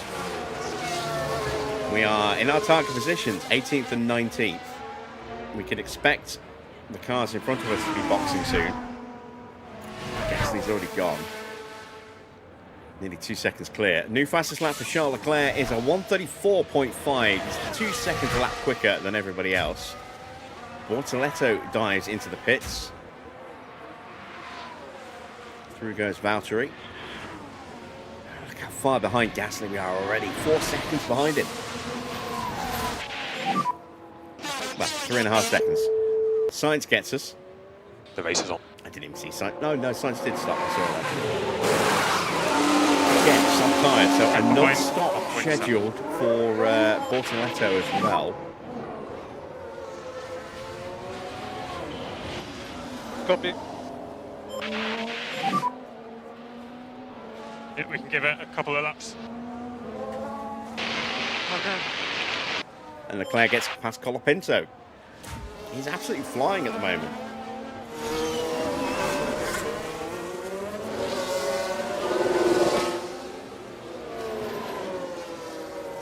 Depending on what tyres are left, we may just go one more stop with these guys.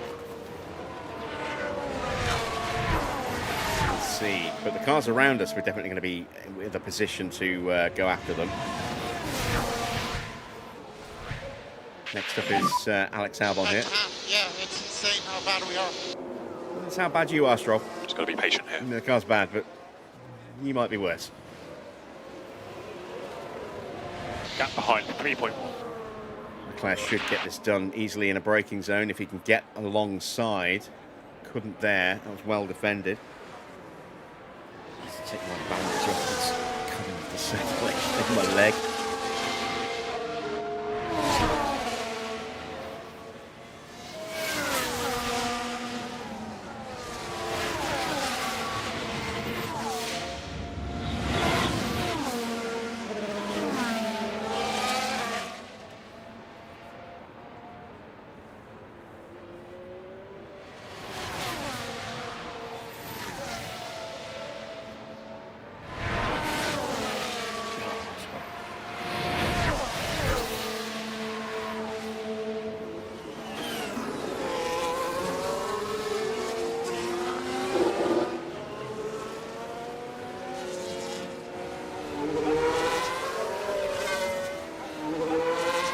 So you can see how the battling has really hurt Hadjar and Piastri. They're now well adrift with the cars in front. This is crazy considering they were right there a moment ago. Russell boxes from the lead, and so does Norris. You see Hamilton all over the back of Verstappen as they go up to the line. It's medium tyres, so Russell's going to go to the end with these. Norris is going soft. He might take those to the end. He's only got to do 26 laps. It's a little bit more feasible. Someone who's, you know, very kind to his tyres, and with a car that's definitely kinder to its tyres than we are. So he might go the distance.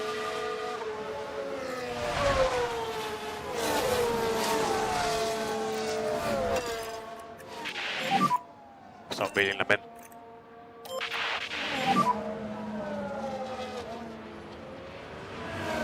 Copy.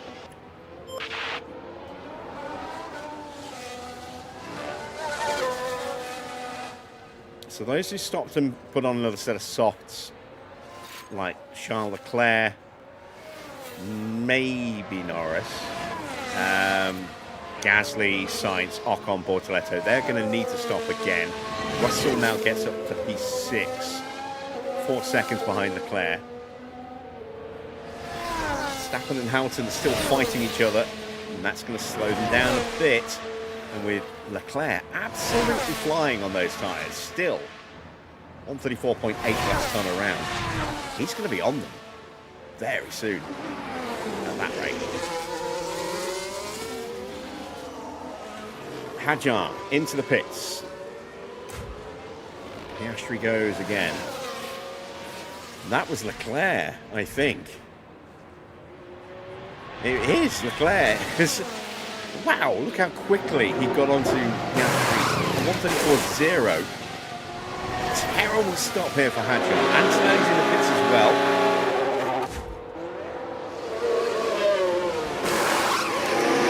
Hard tyres, these guys are definitely going to the end. Oh, Antonelli getting held as cars come in. Harder than this. We're going to box next lap.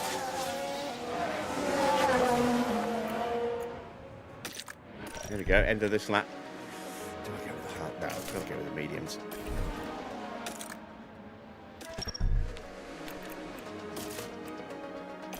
There we go.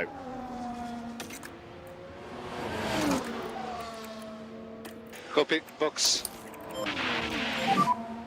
Come on, come on.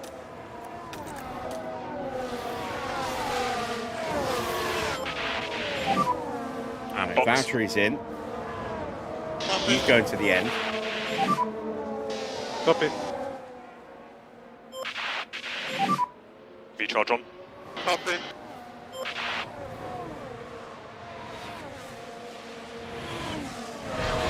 We're still behind Piastri, but he was 3.5 seconds faster on that previous lap. So you're going to get him into the hairpin. I don't think he did. And Piastri's into the pits, so Leclerc is unleashed. 9 seconds or so behind the front two. He should start closing them down very quickly. Fastest laps apiece for Russell and Norris. Let's see what's Oscar putting on. Medium tyres. You can see our pit crew coming out.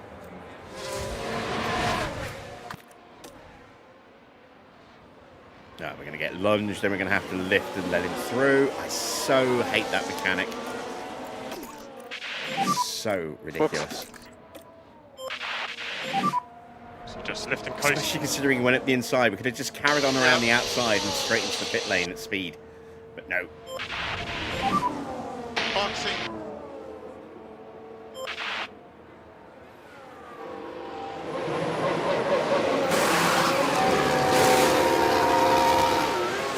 Decent stop, 2.8, not especially quick, but clean.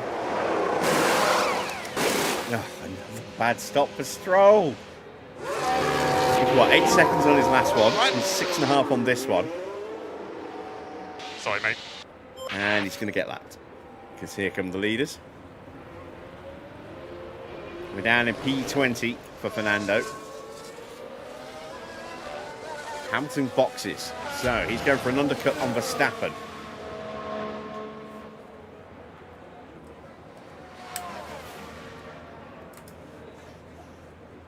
Medium tyres coming out for that Ferrari.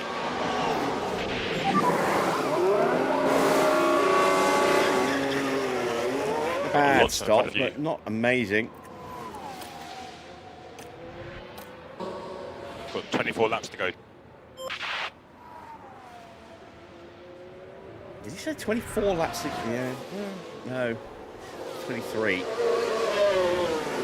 if we get lapped. New mediums going on for Alex Albon. Max needs a hell of a lap here. Leclerc is still absolutely ripping up the tarmac. 134.1 last time around. A 133 for Russell and Norris. That gap is coming down so fast. You've got to imagine the way Leclerc's been pushing, that those tyres haven't got much left in them. We know he needs to stop again. It's now going to be a question of when and what compound he puts on. There he is. Less than 5 seconds, 4.5 seconds. He's still ripping that gap to shreds. And there's Russell. Is Max boxing this lap? Where is Hamilton? Hamilton is in clean air. Max stays out.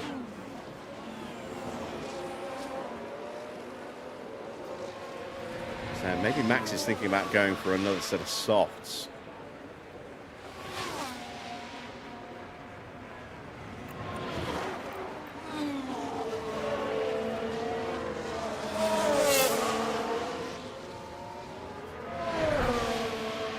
We are 10 seconds behind Valtteri, who is going the distance. I don't know about Lawson. I think he might be going the distance. Let's take a look at the tyre history page. So the cars that we are watching out for.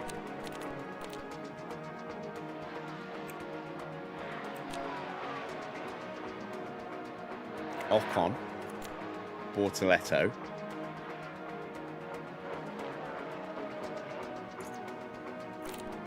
Sainz. Gasly, but he's way ahead of us. Yeah, Norris is going to need to stop again. Leclerc's going to need to stop again. Is only 8 laps on those tyres? Is that all? Feels like more.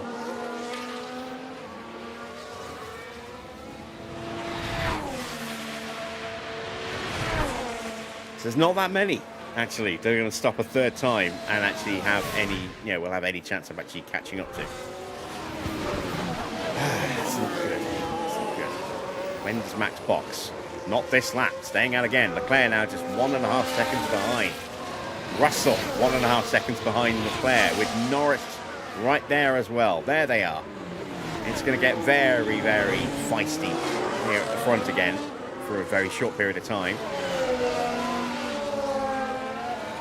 Norris, we think, has to stop again. Russell will probably go the distance.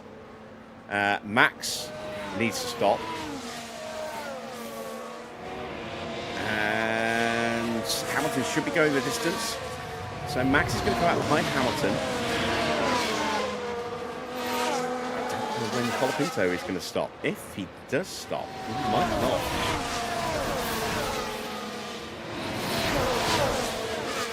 Down to less than a lap of fuel to save for both drivers, but there's no guarantee we are going to get lapped. I think Stroll is pretty much going to get lapped. I'm going to stop fuel saving with Stroll. Cancel lifting coast for now. Cancel lifting coast for now. Yeah. Because Russell's going to get us if these two don't. Energy's good to keep on pushing. But Alonso Okay. might not. And we've got 21 laps to go. It's a long way to go still.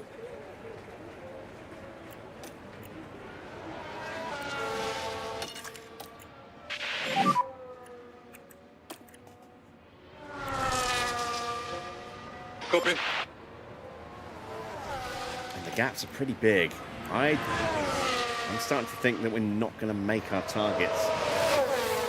Max is in. Soft tyres.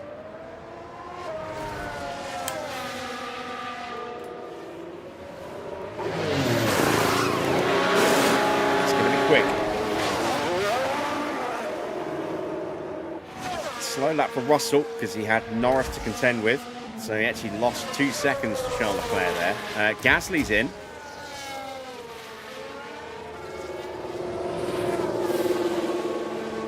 Getting off his soft tyres.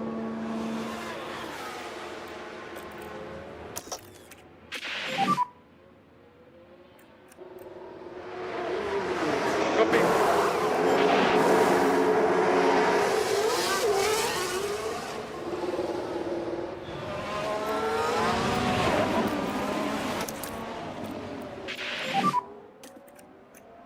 And he comes out just behind Liam Lawson. But there we go, our first 3-stop of the day. V-charge on. V-charge on. Can't say Okay. anything like that without thinking of Star Wars. Our first catch of the day.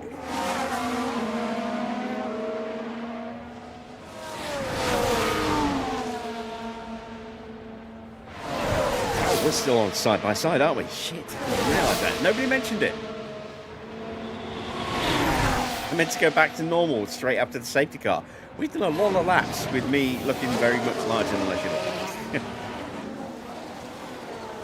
Whoops.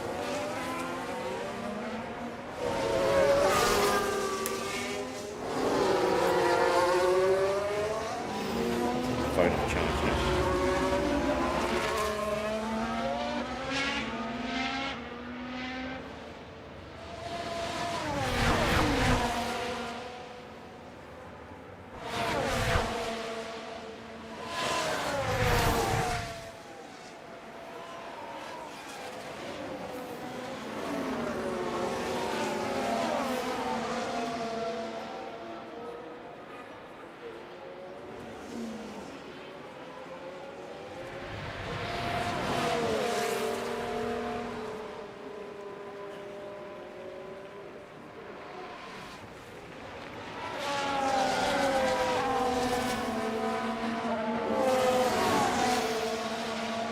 Still got some fuel saving to do. We're still not quick enough.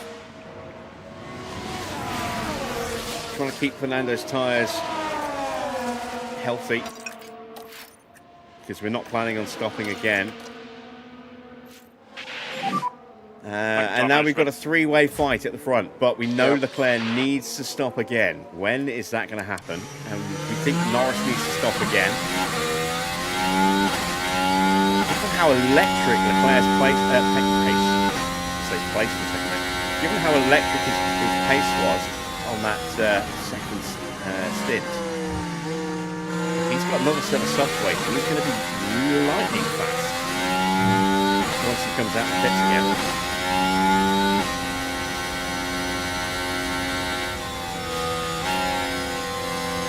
Wow, you can see the time that Norris did last lap, a 1:32.8. That is very quick. That's got to be the new fastest lap. Yeah, 1:32.8. It's not registered it here because Norris already had the fastest lap. It's one of those weird little bugbears of this game.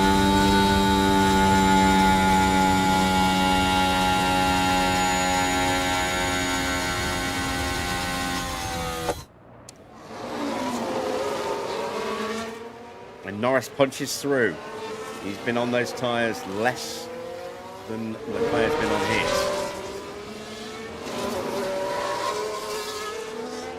When is Leclerc going to box? And what compound is he going to put on?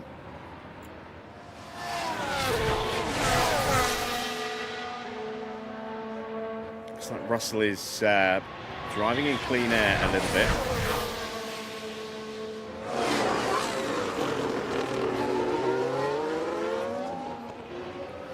And there we go. Charles is in. His final stop. A three-stopper for Charles Leclerc. Is it soft? It is soft. He's going to be very, very fast. But he's going to have to clear some difficult cars. That's a good stop. Is he going to get out in front of Max? He's going to come out behind... No. He's going to come out behind Max. Can he get out in front of Hadjar, though? There's Hadjar. It's going to be tight. He should just about make it. And he does. Lindblad is into the pits. He was on those hard tyres. The only one, apart from Colapinto, I think, still on a one stop.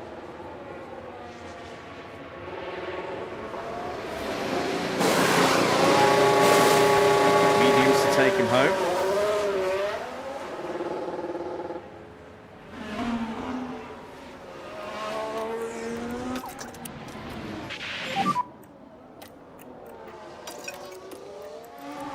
Copy.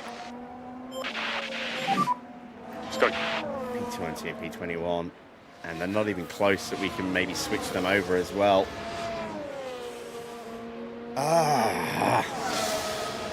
It's kind of slipped away from us a little bit here.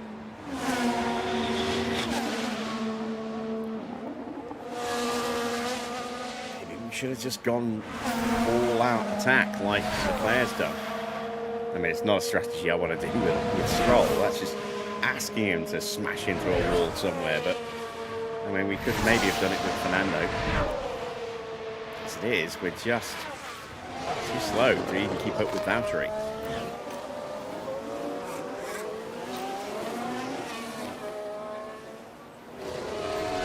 We might be done. I think this might be it. We're getting to the point where we're not even going to be able to undercut or stay ahead of any of these guys when they make their inevitable final stop. Sainz is in. He's so far ahead of us that we're not even going to have any chance of getting in front of him, and he's going to have soft tyres, no doubt. Ocon's in. Yeah, this has gone horribly wrong for us. And Bortoletto's in.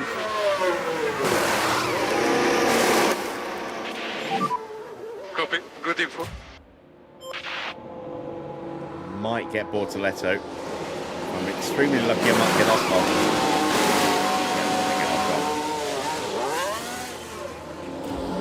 I will get Bortoletto, but I'm not going to stay here for very long. It's going to be closer than I thought with Ocon. There he is, just leaving the pit lane, but yeah, we're not going to catch him. Ah, we need another retirement. We need another retirement.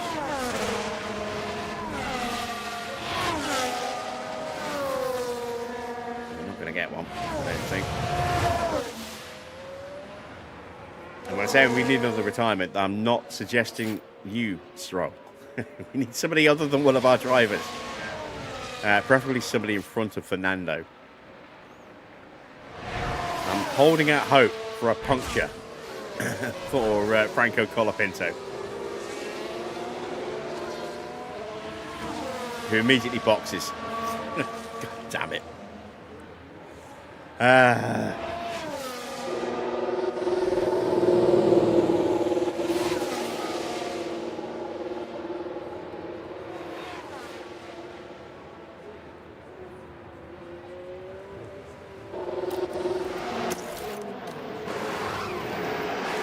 Soft tyres going on for Colapinto. Is there anybody who might be risking a puncture? Let's have a look. If Norris stays out, maybe. Leclerc's on his new set of tyres. I don't think Norris will stay out. I think he's going to box at the end of the lap. Maybe. Maybe Hadjar, but that's a bit of a stretch. Same for Behrman and Lawson. I mean, they should be fine. Colapinto's just stopped. Valtteri, maybe. But again, that's a bit of a stretch. I mean, he stopped around the same time as us, so yeah, it's not going to happen, is it? Yeah, we're kind of screwed. We need someone to crash. It's the only way I think we're going to have any chance.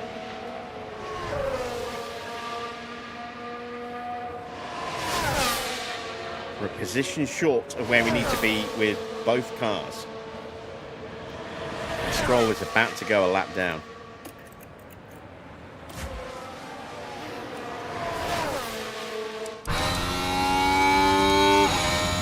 Here they come. Yeah, you've been doing a good job.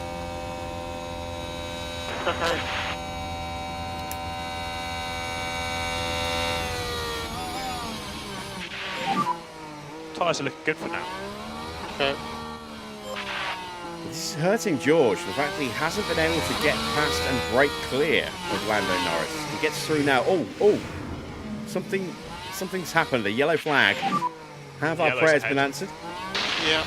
It's a lock-up for Lewis. So let's take a look at the So no. Right, here's the action at turn 10. Very heavy on the brakes.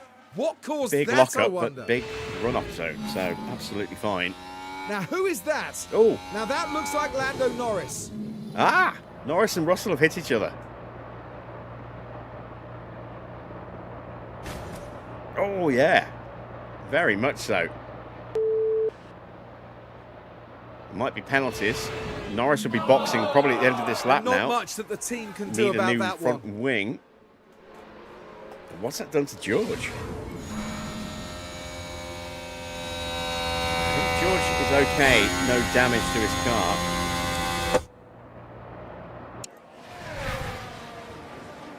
Has there been contact? And again, he's got away with no damage. He has. Does Norris box? No. Norris stays out. And there's a penalty for Norris.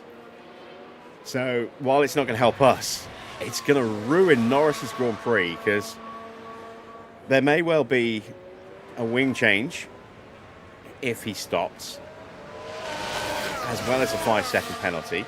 He's going to have lots of downforce. He's going to have a little bit more damage done to those tyres. If he tries to stay out, that's a long way still to go. 13 laps to go. Those tyres will surely pop, in which case he'll puncture.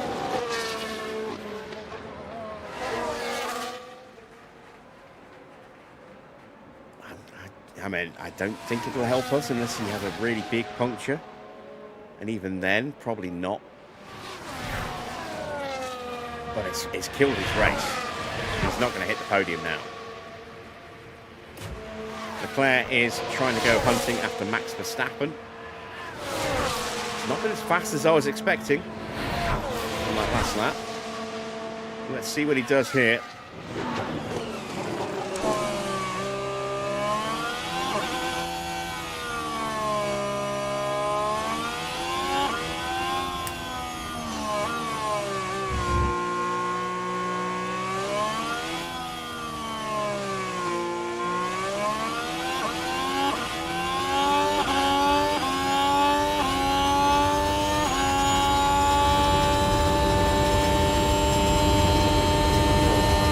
Engine compared to ours. Oh, it's so depressing. It's so depressing. Listening to our engine and then listening to a Ferrari engine.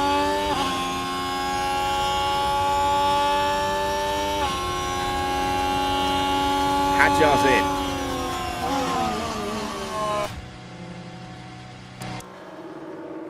So he's taking his mediums as far as they can go. Soft tyres for him, the remaining 12 laps. Not best stop.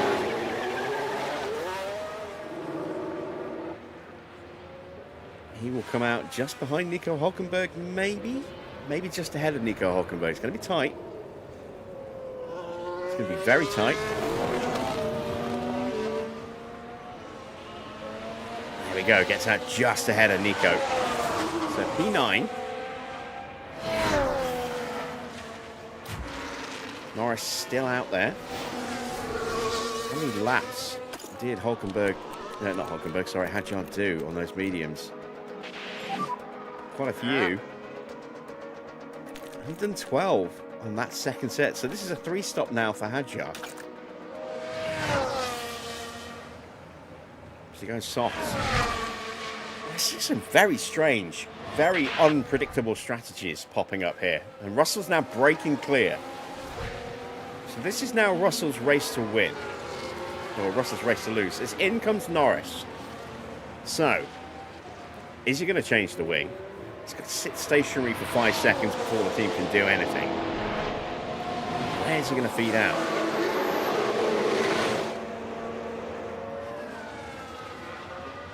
They are going to change the wing. It's going to bring him out behind Kimi Antonelli.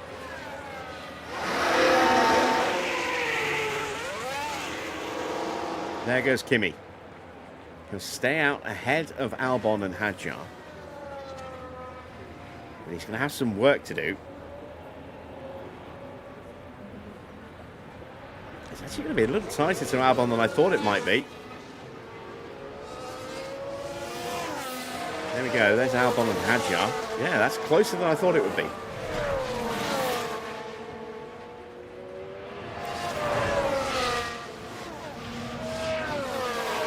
These tyres will go the distance, but I'm starting to wonder now if I should have just thrashed these tyres and then gone for another set of softs.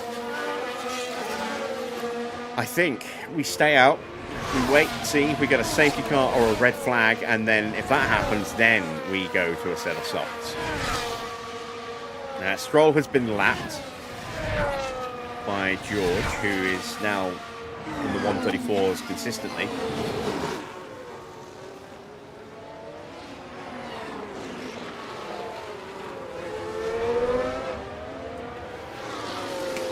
We are closing in on Valtteri. Valtteri under pressure from Esteban Ocon.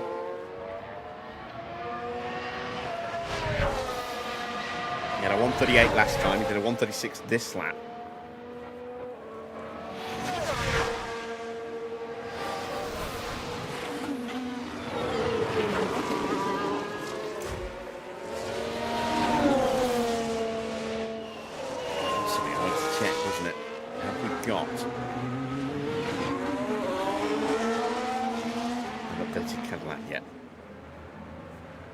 No, not yet.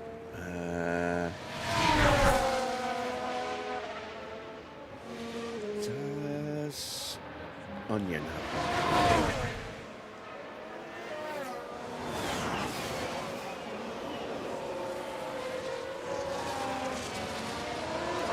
The overtake is made.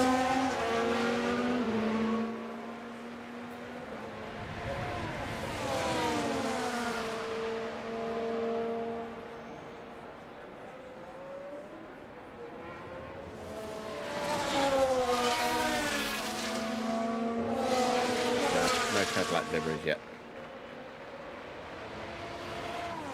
I was hoping that we would have at least like the Miami Cadillac livery to change to, because they have now gone to a more traditional, you know, proper balanced livery. Something that's symmetrical rather than asymmetrical like this.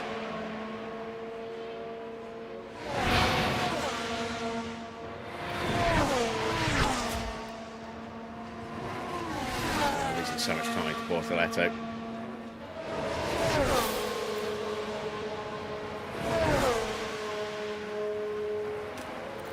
No, we're gonna thrash these tyres, and then we're gonna go for send Copy. softs.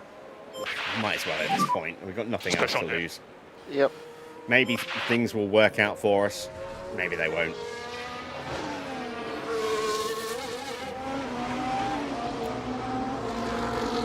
132.6 from Norris. That, again, I think is a new fastest lap. Has it registered it? Has anyone else picked up a fastest lap since? No? 132.6 is the new fastest lap. Oh, Valtteri's in.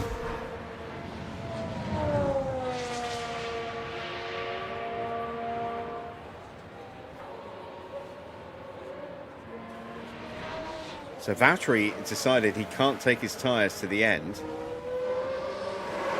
Now I think I might keep Alonso out there. Quick stop the Cadillac. No, we're gonna box. Let's bring Stroll in. He's about to get blue flagged into oblivion. I should have boxed him at the end of this lap, really. Never mind. Oh, Russell's in. We'll box at the end of this lap. Ah, that I did not expect. And it wasn't a good stop either. Does that mean Hamilton needs to stop again? Or is Hamilton now on for... Well, he's got Leclerc right behind him on fresher, faster tyres. Max isn't too far behind as well. Wow, I did not expect George Russell to have to stop again. And that's dropped him down to 5th place. I wonder if he suffered tyre damage.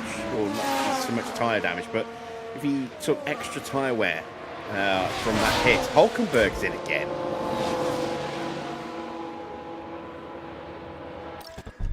Confirm that stop, didn't I? Stroll is going to get blue flags if we keep him out too much longer. There are the Ferraris storming up to the back of him. Overtakes available. Confirm.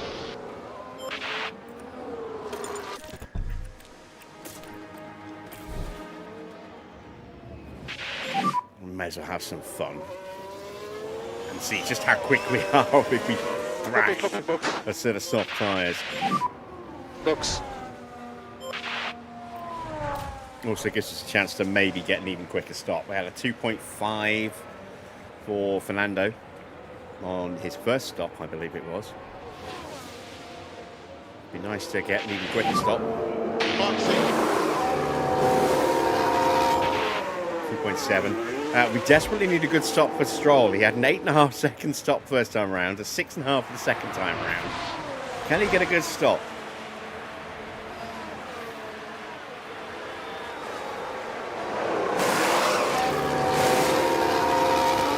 Not bad, 2.6. Alonso is going to be blue flagged as he comes out the pits. Leclerc is through. Hamilton will come past us in a second. But if we've got enough pace, maybe we can stay with the Ferraris and... Well, it's a big gap. It's a big, big gap to Valtteri, so that's not likely to happen. And of course, we're going to get blue flags for Max now as well. Car in front, Alonso. Stroll's going to get hit with blue flags for This lap, Antonelli. and 7 more. And Norris. In fact, that is Antonelli. There's Norris.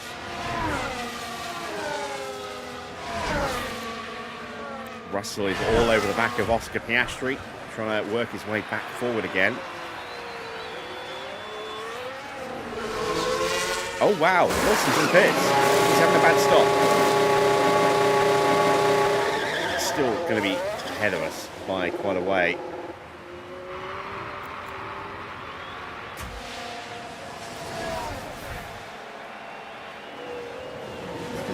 by Valtteri, though. Those two fight and start slowing each other down. We are extremely lucky. The Ferraris and Max may catch up, and then we can try and pounce. I'm clutching at straws here. I'm absolutely clutching at straws. If they do get too close to each other, maybe they'll take each other out. Maybe they'll crash and give us the one retirement in front of us that we need. Maybe the Ferraris will do it. I mean, they are still very, very close. Okay. Unlikely it will happen with them. It's more likely to happen somewhere down here with Valtteri and Lawson.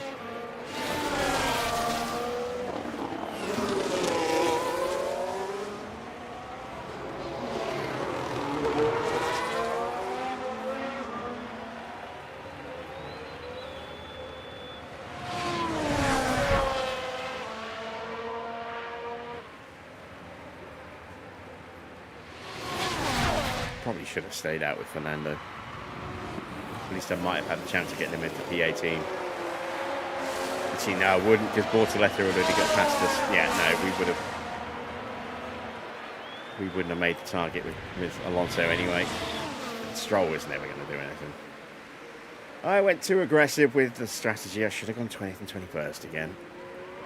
It's feeling cocky. And it has not paid off at all. Is Alonso a lap down? Yes, he is. Of course he is. So we can actually push the fuel. Russell sets the new fastest lap of 132.4. He's got ahead of Piastri. He's going hunting after Verstappen, so he's going to be blue flagging us in a lap or two. There he is. Right in the back of the shot there. Ah, dear. Yeah, this has not gone well.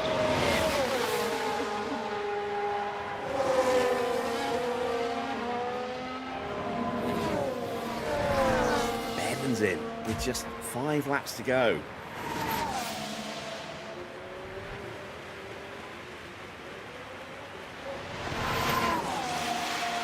He was so borderline, he could have stayed out. How borderline was he? Let's have a look. 32%. He could have stayed out, punctured, and given us the place we needed. Can't really wish too much ill on Bevan, since he's got to sign him for next year. Actively booing him from the stands, and then boo, boo. Sign his contract.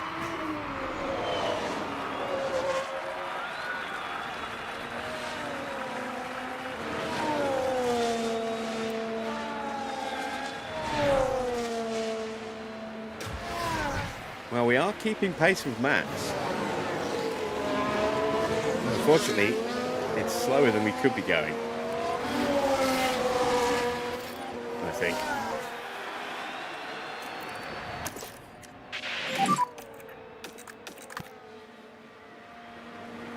Okay.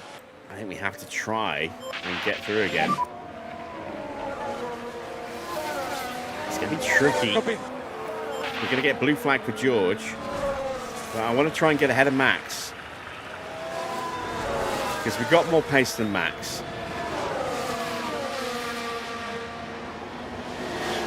Maybe not a lot more, but we've got a little bit more. We haven't got as much pace as George has got.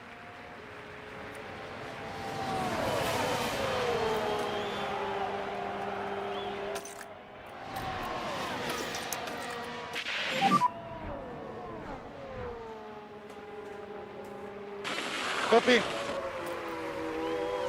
I need a boost on, let's take that off.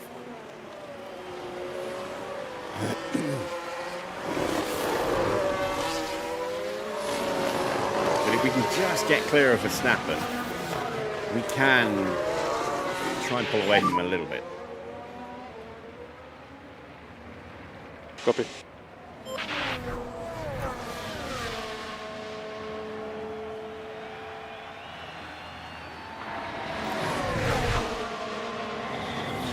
McLaren's in the distance.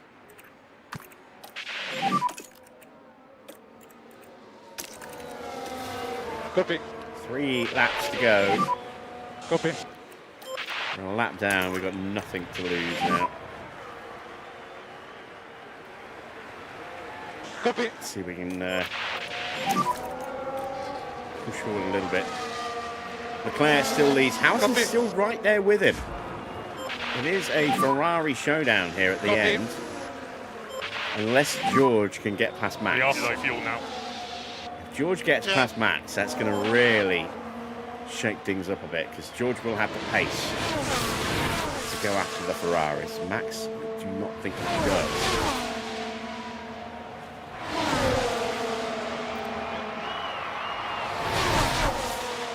Russell's through.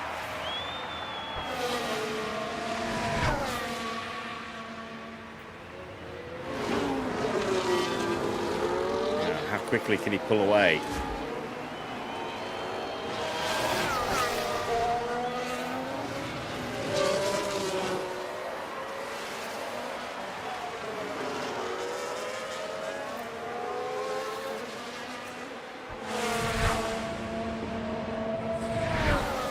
Pretty quickly.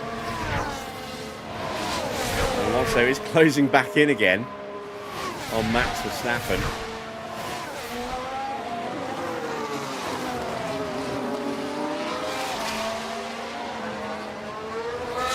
Been a pretty shocking Grand Prix for us. I mean, it promised so much in the early stages. After a very successful sprint, I got a little excited. Okay. And unjustly so, it would seem. Copy. Antonelli has caught the back of the 2 McLarens who are fighting each other. And Hadjar's closing in. It's just 2.5 seconds behind with brand newish softs. Not been on them very long. Russell has already caught the Ferraris.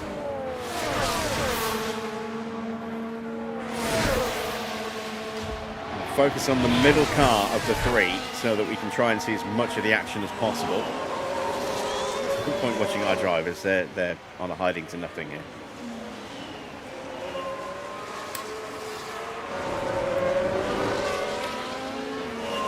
Norris and Piastri side by side. Well, this is the point we want to watch. George already has the lead in the Drivers' Championship after a poor sprint for Antonelli, and then with his qualifying ruined, it's starting way down the back of the grid. He's got a chance to really stretch his legs a little bit at the top. Antonelli down in 7th place is worth 6 points. Russell currently on for 15, but has the pace to at least get Hamilton here. Understood. Makes a move, looking for the inside. Can he get through? Yes, he can. He's 2 seconds behind Leclerc. Can he hunt that Ferrari down in the remaining 2 miles and change? It's taken half a second now already.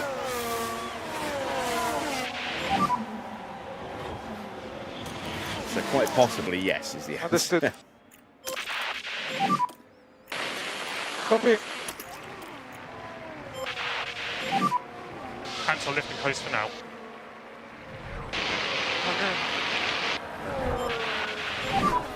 Overtakes for 1.2 seconds. Yeah. And Verstappen's closing in on the back of Hamilton now. And we're right there as well. For some reason. The gap is less than a second. This is going to be tight, tight, tight. The gap to Hamilton is less than half a second for Verstappen. Is George going to win this? Steps out to have the run into the braking zone. He's got the inside line. He's got his car ahead. He's going to need some mighty cornering from Leclerc.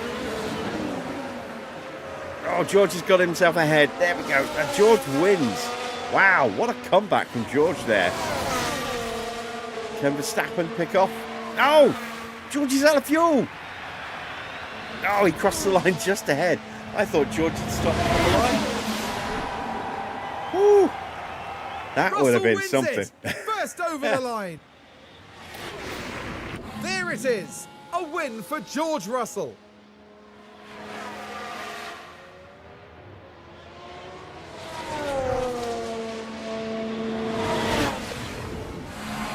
Well, it was never certain, but if anything, that must make the victory taste even sweeter.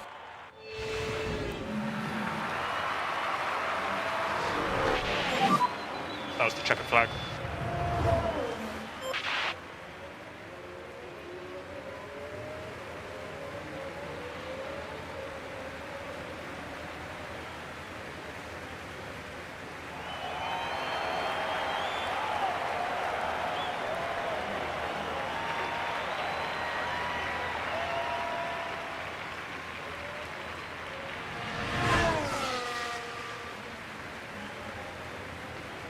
So almost an extremely, well, it was a dramatic end to the Grand Prix anyway, but it was almost an insanely dramatic end there, as Russell ran out of fuel but just managed to coast over the line to take the win. Let's see how, yeah, the timing line is right there. Look, he only just made it. He only just made it from Charles Leclerc. In fact, this is only provisional. There's every chance that he might not have actually made it. We're going to have to wait till we see the leaderboards. I can't imagine Fernando Alonso will want to dwell on that today. It's the been a gloves coming very off again. frustrating day for them, and they leave without any point. That's not the sort of performance we'd expect to see, really.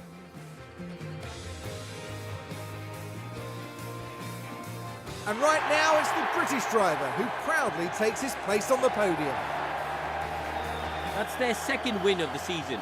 A brilliant talent who looks so at home on the track. And after a hot and sweaty Miami Grand Prix, I think this is as good a time as any to cool off. It's not a very inspiring trophy, is it? The Miami trophy.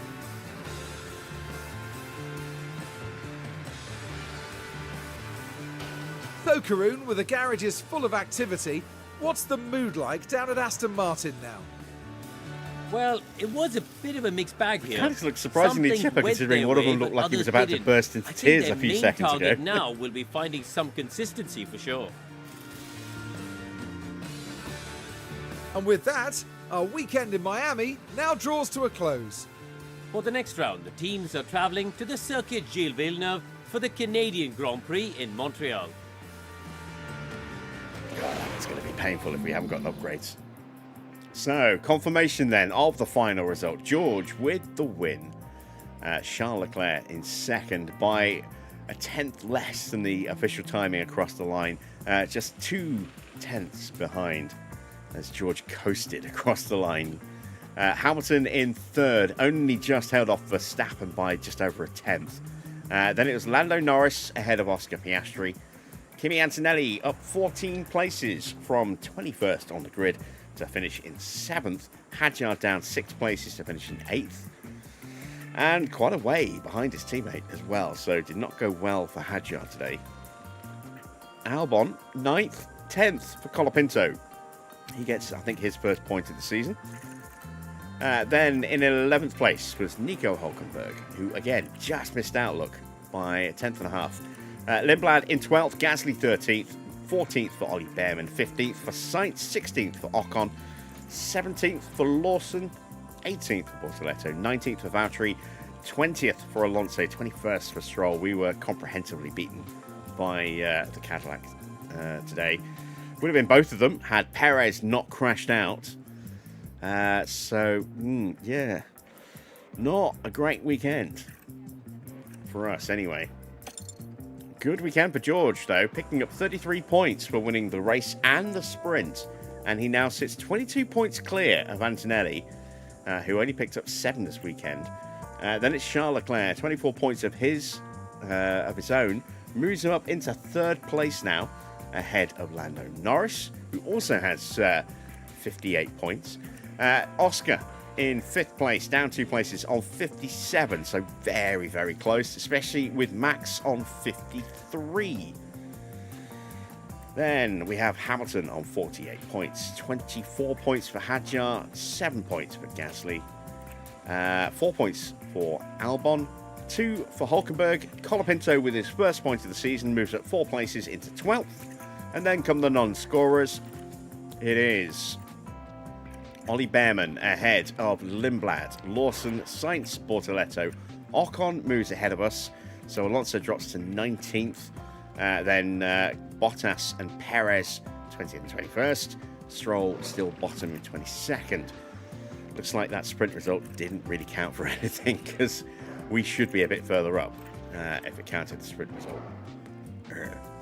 Right, constructor standings. Mercedes top with 164 points. They have a 49 point lead over McLaren on 115. Ferrari, big points for them with the double podium, as you would expect. 44 points today across the weekend. Puts them on 106. Red Bull on 77. Alpine are up to 8 points now. Williams up to 4. Audi stay on 2 points. Then the non-scoring teams, it's RB from Haas, Aston and Cadillac. We're still in 10th. Let's take a look at the pit stops. We got the quickest stop of the day with Fernando. Very nice. And Stroll did make it on the board with that final stop. So while we didn't really get up to much in the Grand Prix, at least we managed to get some good points out of this competition. McLaren were 2nd and 7th. Cadillac 3rd. Once again, the Cadillac pit crew off to a really good strong start this year. Red Bull in 4th, then the 2 Williams drivers 5th and 6th. Albon ahead of Sainz. It is Lawson in 9th, Ocon in 10th, and let's see what the standings look like. Cadillac go top by 6 points from RB. They drop down into 2nd with 69 points. We're just 2 points behind with 67. Red Bull down into 4th with 61, tied with McLaren in 5th, also on 61. Williams in 6th have 44. Then it's 10 points for Alpine, 7 for Mercedes, 6 for Audi, 3 points for Haas now. And Ferrari still just the 1 point so far this year. Their best stop is a 2.7, which isn't horrifically bad, but you'd expect Ferrari to be a little bit quicker than they are, wouldn't you? Let's take a summary of our actual stops. There you see the best stop was the first one. And then 2 not so good stops, 2 disastrous stops. We had a carjack delay on both of them, 8.5 seconds and 6.5 seconds, but at least we salvaged a decent stop and got a couple of points for it as well with that 3rd and final stop for softs. Neither driver hit their targets, so no money. That's a shame. We really could have done without money. Let's head back to HQ then. And we've got a long way to go till Canada, so we are going to do a bit of stuff tonight because it's a sprint weekend going into Canada as well. We've got an ATR coming up. We've got sponsor money coming up. But we've got an ATR to use. We've already got the ATR. We've got sponsor money coming up. We've got a little bit of cash on hand, and we've got a boosted design center. So we need to start making some upgrades.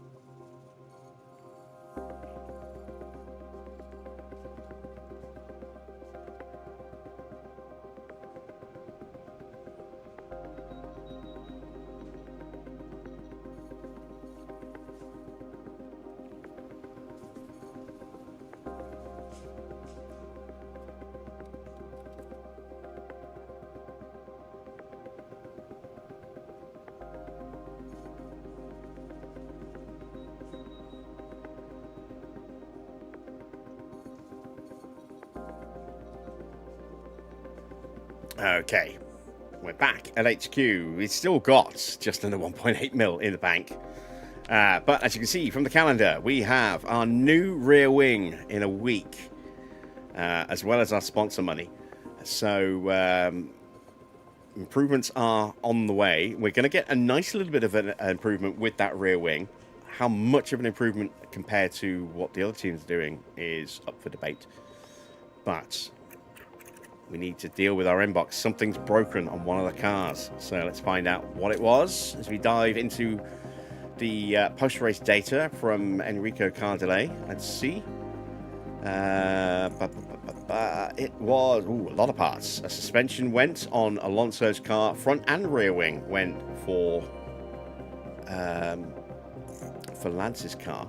That's not so good. Let's get those parts replaced. There we go. And the rear wing's going to go on that car soon. But we're going to have a new rear wing for the next race, so not really a major issue. Could maybe have made a few less of those, but never mind. Let's change out the front wing. A few parts at medium risk there. 12 days from the sponsor review. That's going to come just before or the same day. Same day as the rear wing. So it's going to give me about 10 mil. It's going to be enough for 3 intense upgrades. But we've got 6 slots. We need to take advantage of those. So let's get a new part. Just a standard part. Straight in. Let's get research going. Because we know we've got big changes to the chassis and the side pods next year. 10% on the side pods, 30% across the chassis. We are going to go with the chassis and the full ATR. And that 50% boost will give us better results than we could normally have expected. I'm going to take the engine cooling down to try and contribute a bit more across these parts.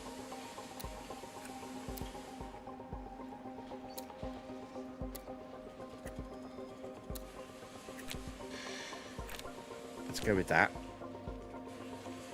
So this is just a research project, but we're trying to maximize how much we can gain with this boosted design center. 29 days means there's a chance that we can get another project going after that as well. And this is where we're going to need to hire more engineers because we only have 2 available. The other 2 are off doing sponsor stuff. So let's hire another 2. Another 4. There we go. Just on a temporary basis. We'll bin them off again once we lose the design center boost. So we've got 8 in total. In fact, I should have only gone with 2. Because we're going to get 2 back. There we go. Let's do that. Luckily, we don't have to pay hiring and firing fees. So that's all good.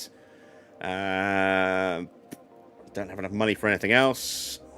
Let's check in with the board, see what they thought. Are they going to be just satisfied or are they going to be disappointed? Satisfied.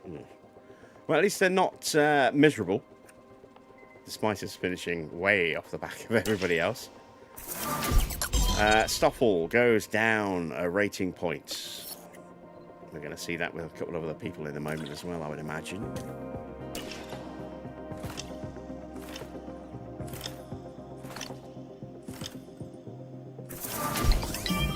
Tainter goes up because he's on driver training, so he's going to keep improving. We're up to 855 thanks to that little injection from the Tour Centre. 11 days to go until the Grand Prix, but only 5 days to go until we get lots of cash. Ooh, that helps. That helps. Stroll has accepted the silly contract that we've offered. So he will go from 12 mil to 9.2 for the remainder of this year. So his monthly salary is going to come down. That means every month we're going to make a little bit more cash than we would have done.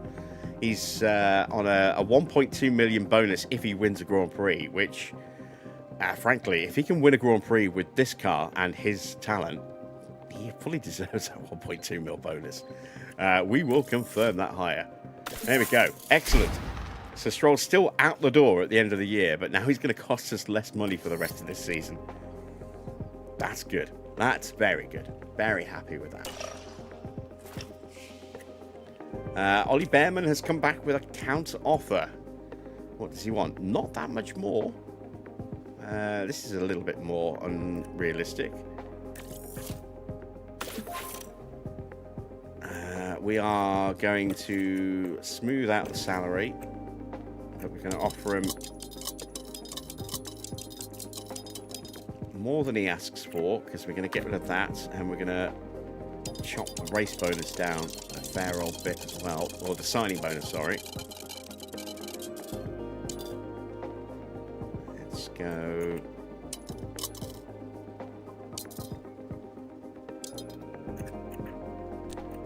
Let's go 7.5 mil, and then I can get rid of the signing bonus altogether.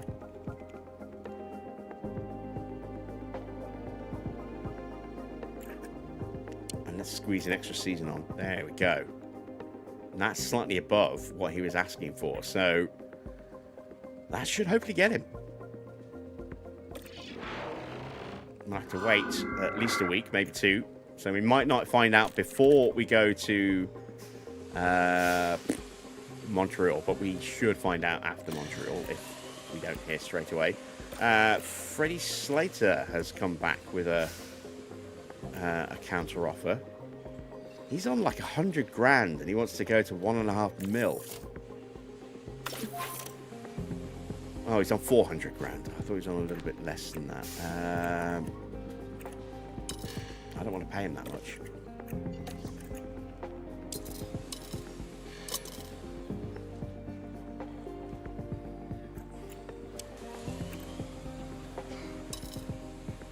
Try him at 1.3, maybe 1.2 if we can get him. It's tricky.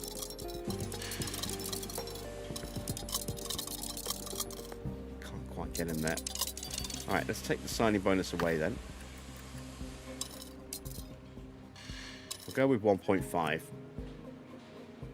which is what he wanted, but we'll put an extra year on, and we'll get rid of the signing bonus. See what he thinks of that.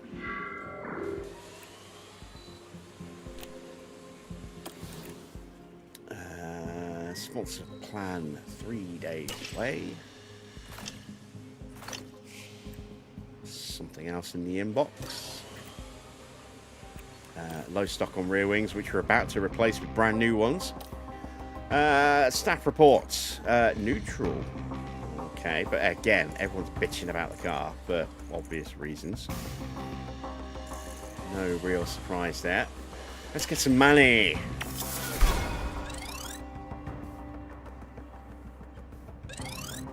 $5.85 mil, plus we had a wind tunnel hire for an extra 1.3, so about 7-ish mil coming to us. And we have a new rear wing. There we go, so we're up to 8 mil. Excellent stuff. Let's start building that new rear wing. We are 6 days away, so we can get 1 each.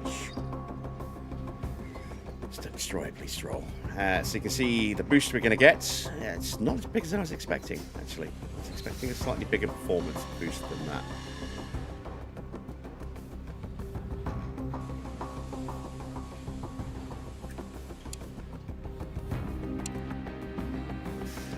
We were going to get more than that, but I mean it's something.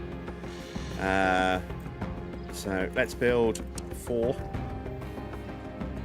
Let's build 3. So might be able to squeeze another one in. No, don't want to build stuff. We want to design stuff. Here we go. So 7 mil in the bank. So that's $1 million. That's $1 million. That's $1 million. That's 1.8, and that's 1.8. So that's 3, 6, 4, 6, 5, 6, 6, 6. We can do it. We've got 5 slots, 5 parts we can build. Let's go with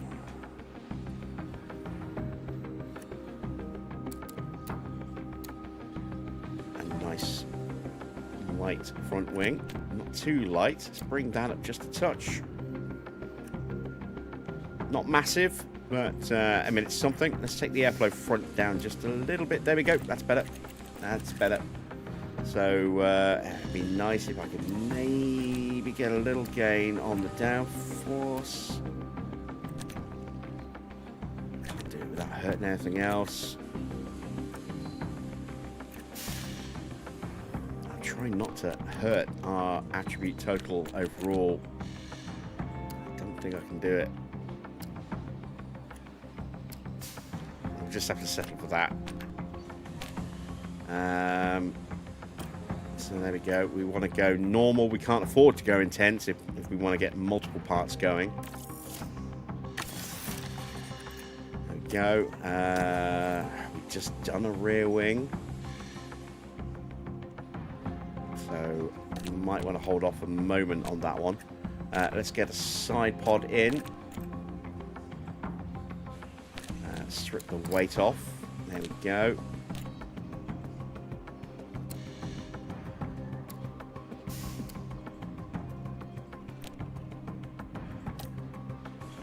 Normal.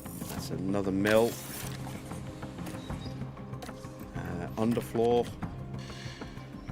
That's a big drag reduction percentage there. Drop that down. Like that. Take the weight off. It's a little bit better. Again, and these aren't big gains, but we're looking to boost the expertise and get as much tiny little incremental bits of improvement that we can at the same time. Tyre wear, let's give it a little nudge. I don't know if I can get away with that. No, I can't.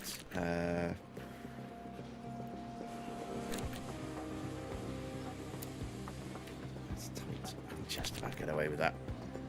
Again, let's take the life down.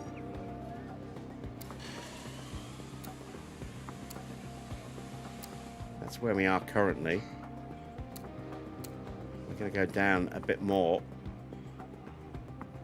Again, small gain on tyre wear, very small gains here, but we are making some gains and hopefully boosting expertise. And now we've got the rear wing. And these are based on the wing that's currently fitted. So these numbers are vastly exaggerated on what they will actually be. So we're going to wait 3 days. And then we're going to get the wing into designing as well. So we can actually fit it and then see what that's going to happen. What's going to happen there? Another wind tunnel hire coming up for another 1.3 mil. So we're looking at another 7 mil again in another 6 weeks' time. Let's get Matilda doing some stuff and Stoffel. We're already a good chunk of the way there.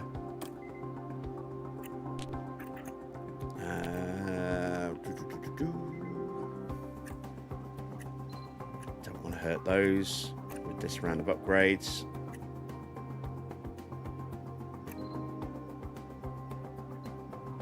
Let's try and do 2 more engineers again. And I'm going to have to do weather center and factory, I think. That gets us just there. Is there anything I can throw in that will not be too detrimental? No, not really. We'll just sneak over the line with that. There we go. Still got 2.3 mil. We need to advance. Hugh goes up another point already. Excellent. He's only been with us a couple of weeks, if that. There we go. We got the first wing. Let's flip that to Fernando.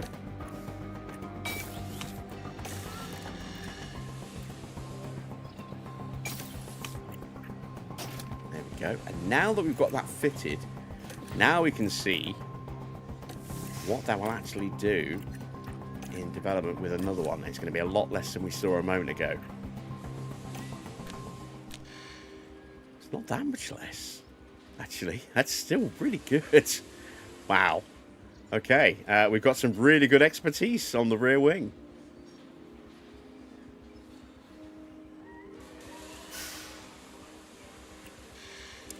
There is the difference.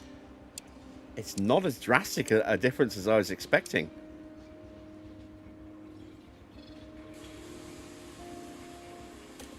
And we can still find a bit more by doing this as well. There we go. Those downforce numbers are looking much nicer. Will we actually get that, though? That's the question. 10% boost to straight mode. Just give a little nudge towards top speed like that. Still going to get that 10% boost there. Still going to get some really good numbers in the medium and high speed. Still going to gain another 4% in airflow sensitivity to help with dirty air. What happens if I take that down a bit?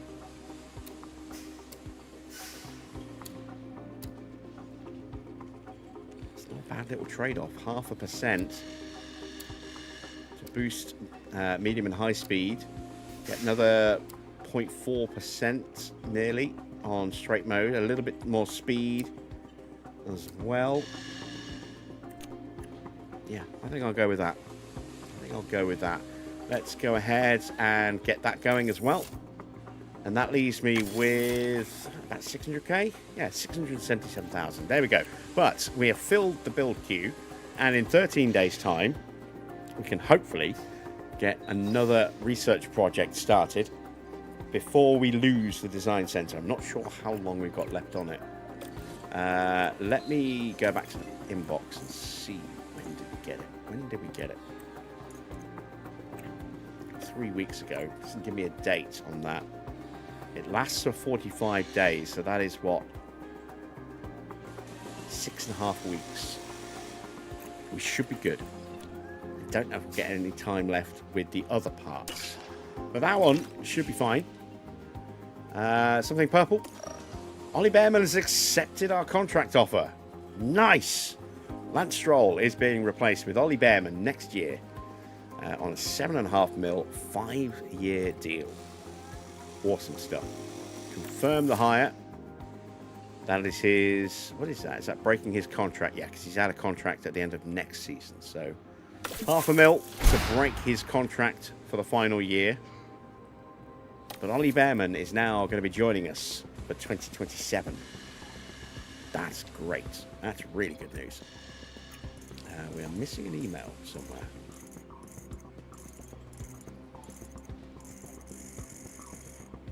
Oh, it's that one. It's the preview. Let's move forward an extra day. Oh, no. No. Factory concerns. God damn you. We'll deal with that tomorrow. We'll deal with it tomorrow. Right. That's it for today. I hope you have enjoyed our live stream today. Been a long one because it was a sprint weekend. And it'll be a long one tomorrow because it's another sprint weekend. But we'll have a new rear wing, which will help a bit. We've got a ton of stuff done at the end of this one, though. We've got Ollie Behrman signed for next season. And we've got Lance out on a newer, cheaper contract for the rest of this year. And 5 more parts up in the design center right now. Plus, we're making a start on research for next season with that massive change to the chassis. So while the race itself wasn't particularly great and we had fun, but essentially for no real point at all in the sprint, it's still been a pretty good race, a good stream overall, I think, for what we've been able to do. Getting Behrman in for next year is going to be massive for us, I think.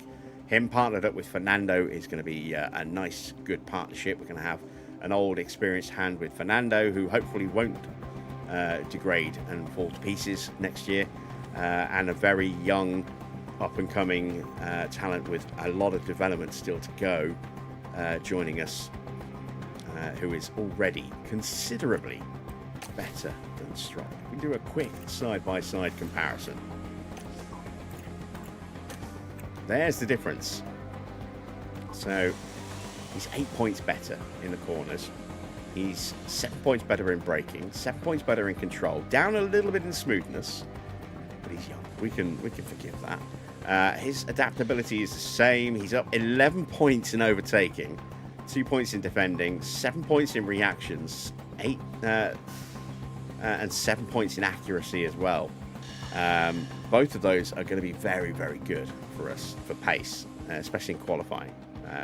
Reactions and accuracy. His overall rating is 6 points higher, and his development rate is massively higher as well. So Behrman is already good. He's going to continue to improve while he's at Haas, and then when he comes to us next season, he will be better than he is right now. And yeah, Stroll might even be a little bit worse than he is right now. Who knows? So yeah, very, very nice. What do I use to get mods on F1 Manager? Overtake. Overtake.gg. For almost all of the mods. I do get a couple from Patreon. Every mod that I'm using in the series is listed down below in the video description. So go ahead and check that out if you want to see where the mods are from and get links to the individual pages on Overtake.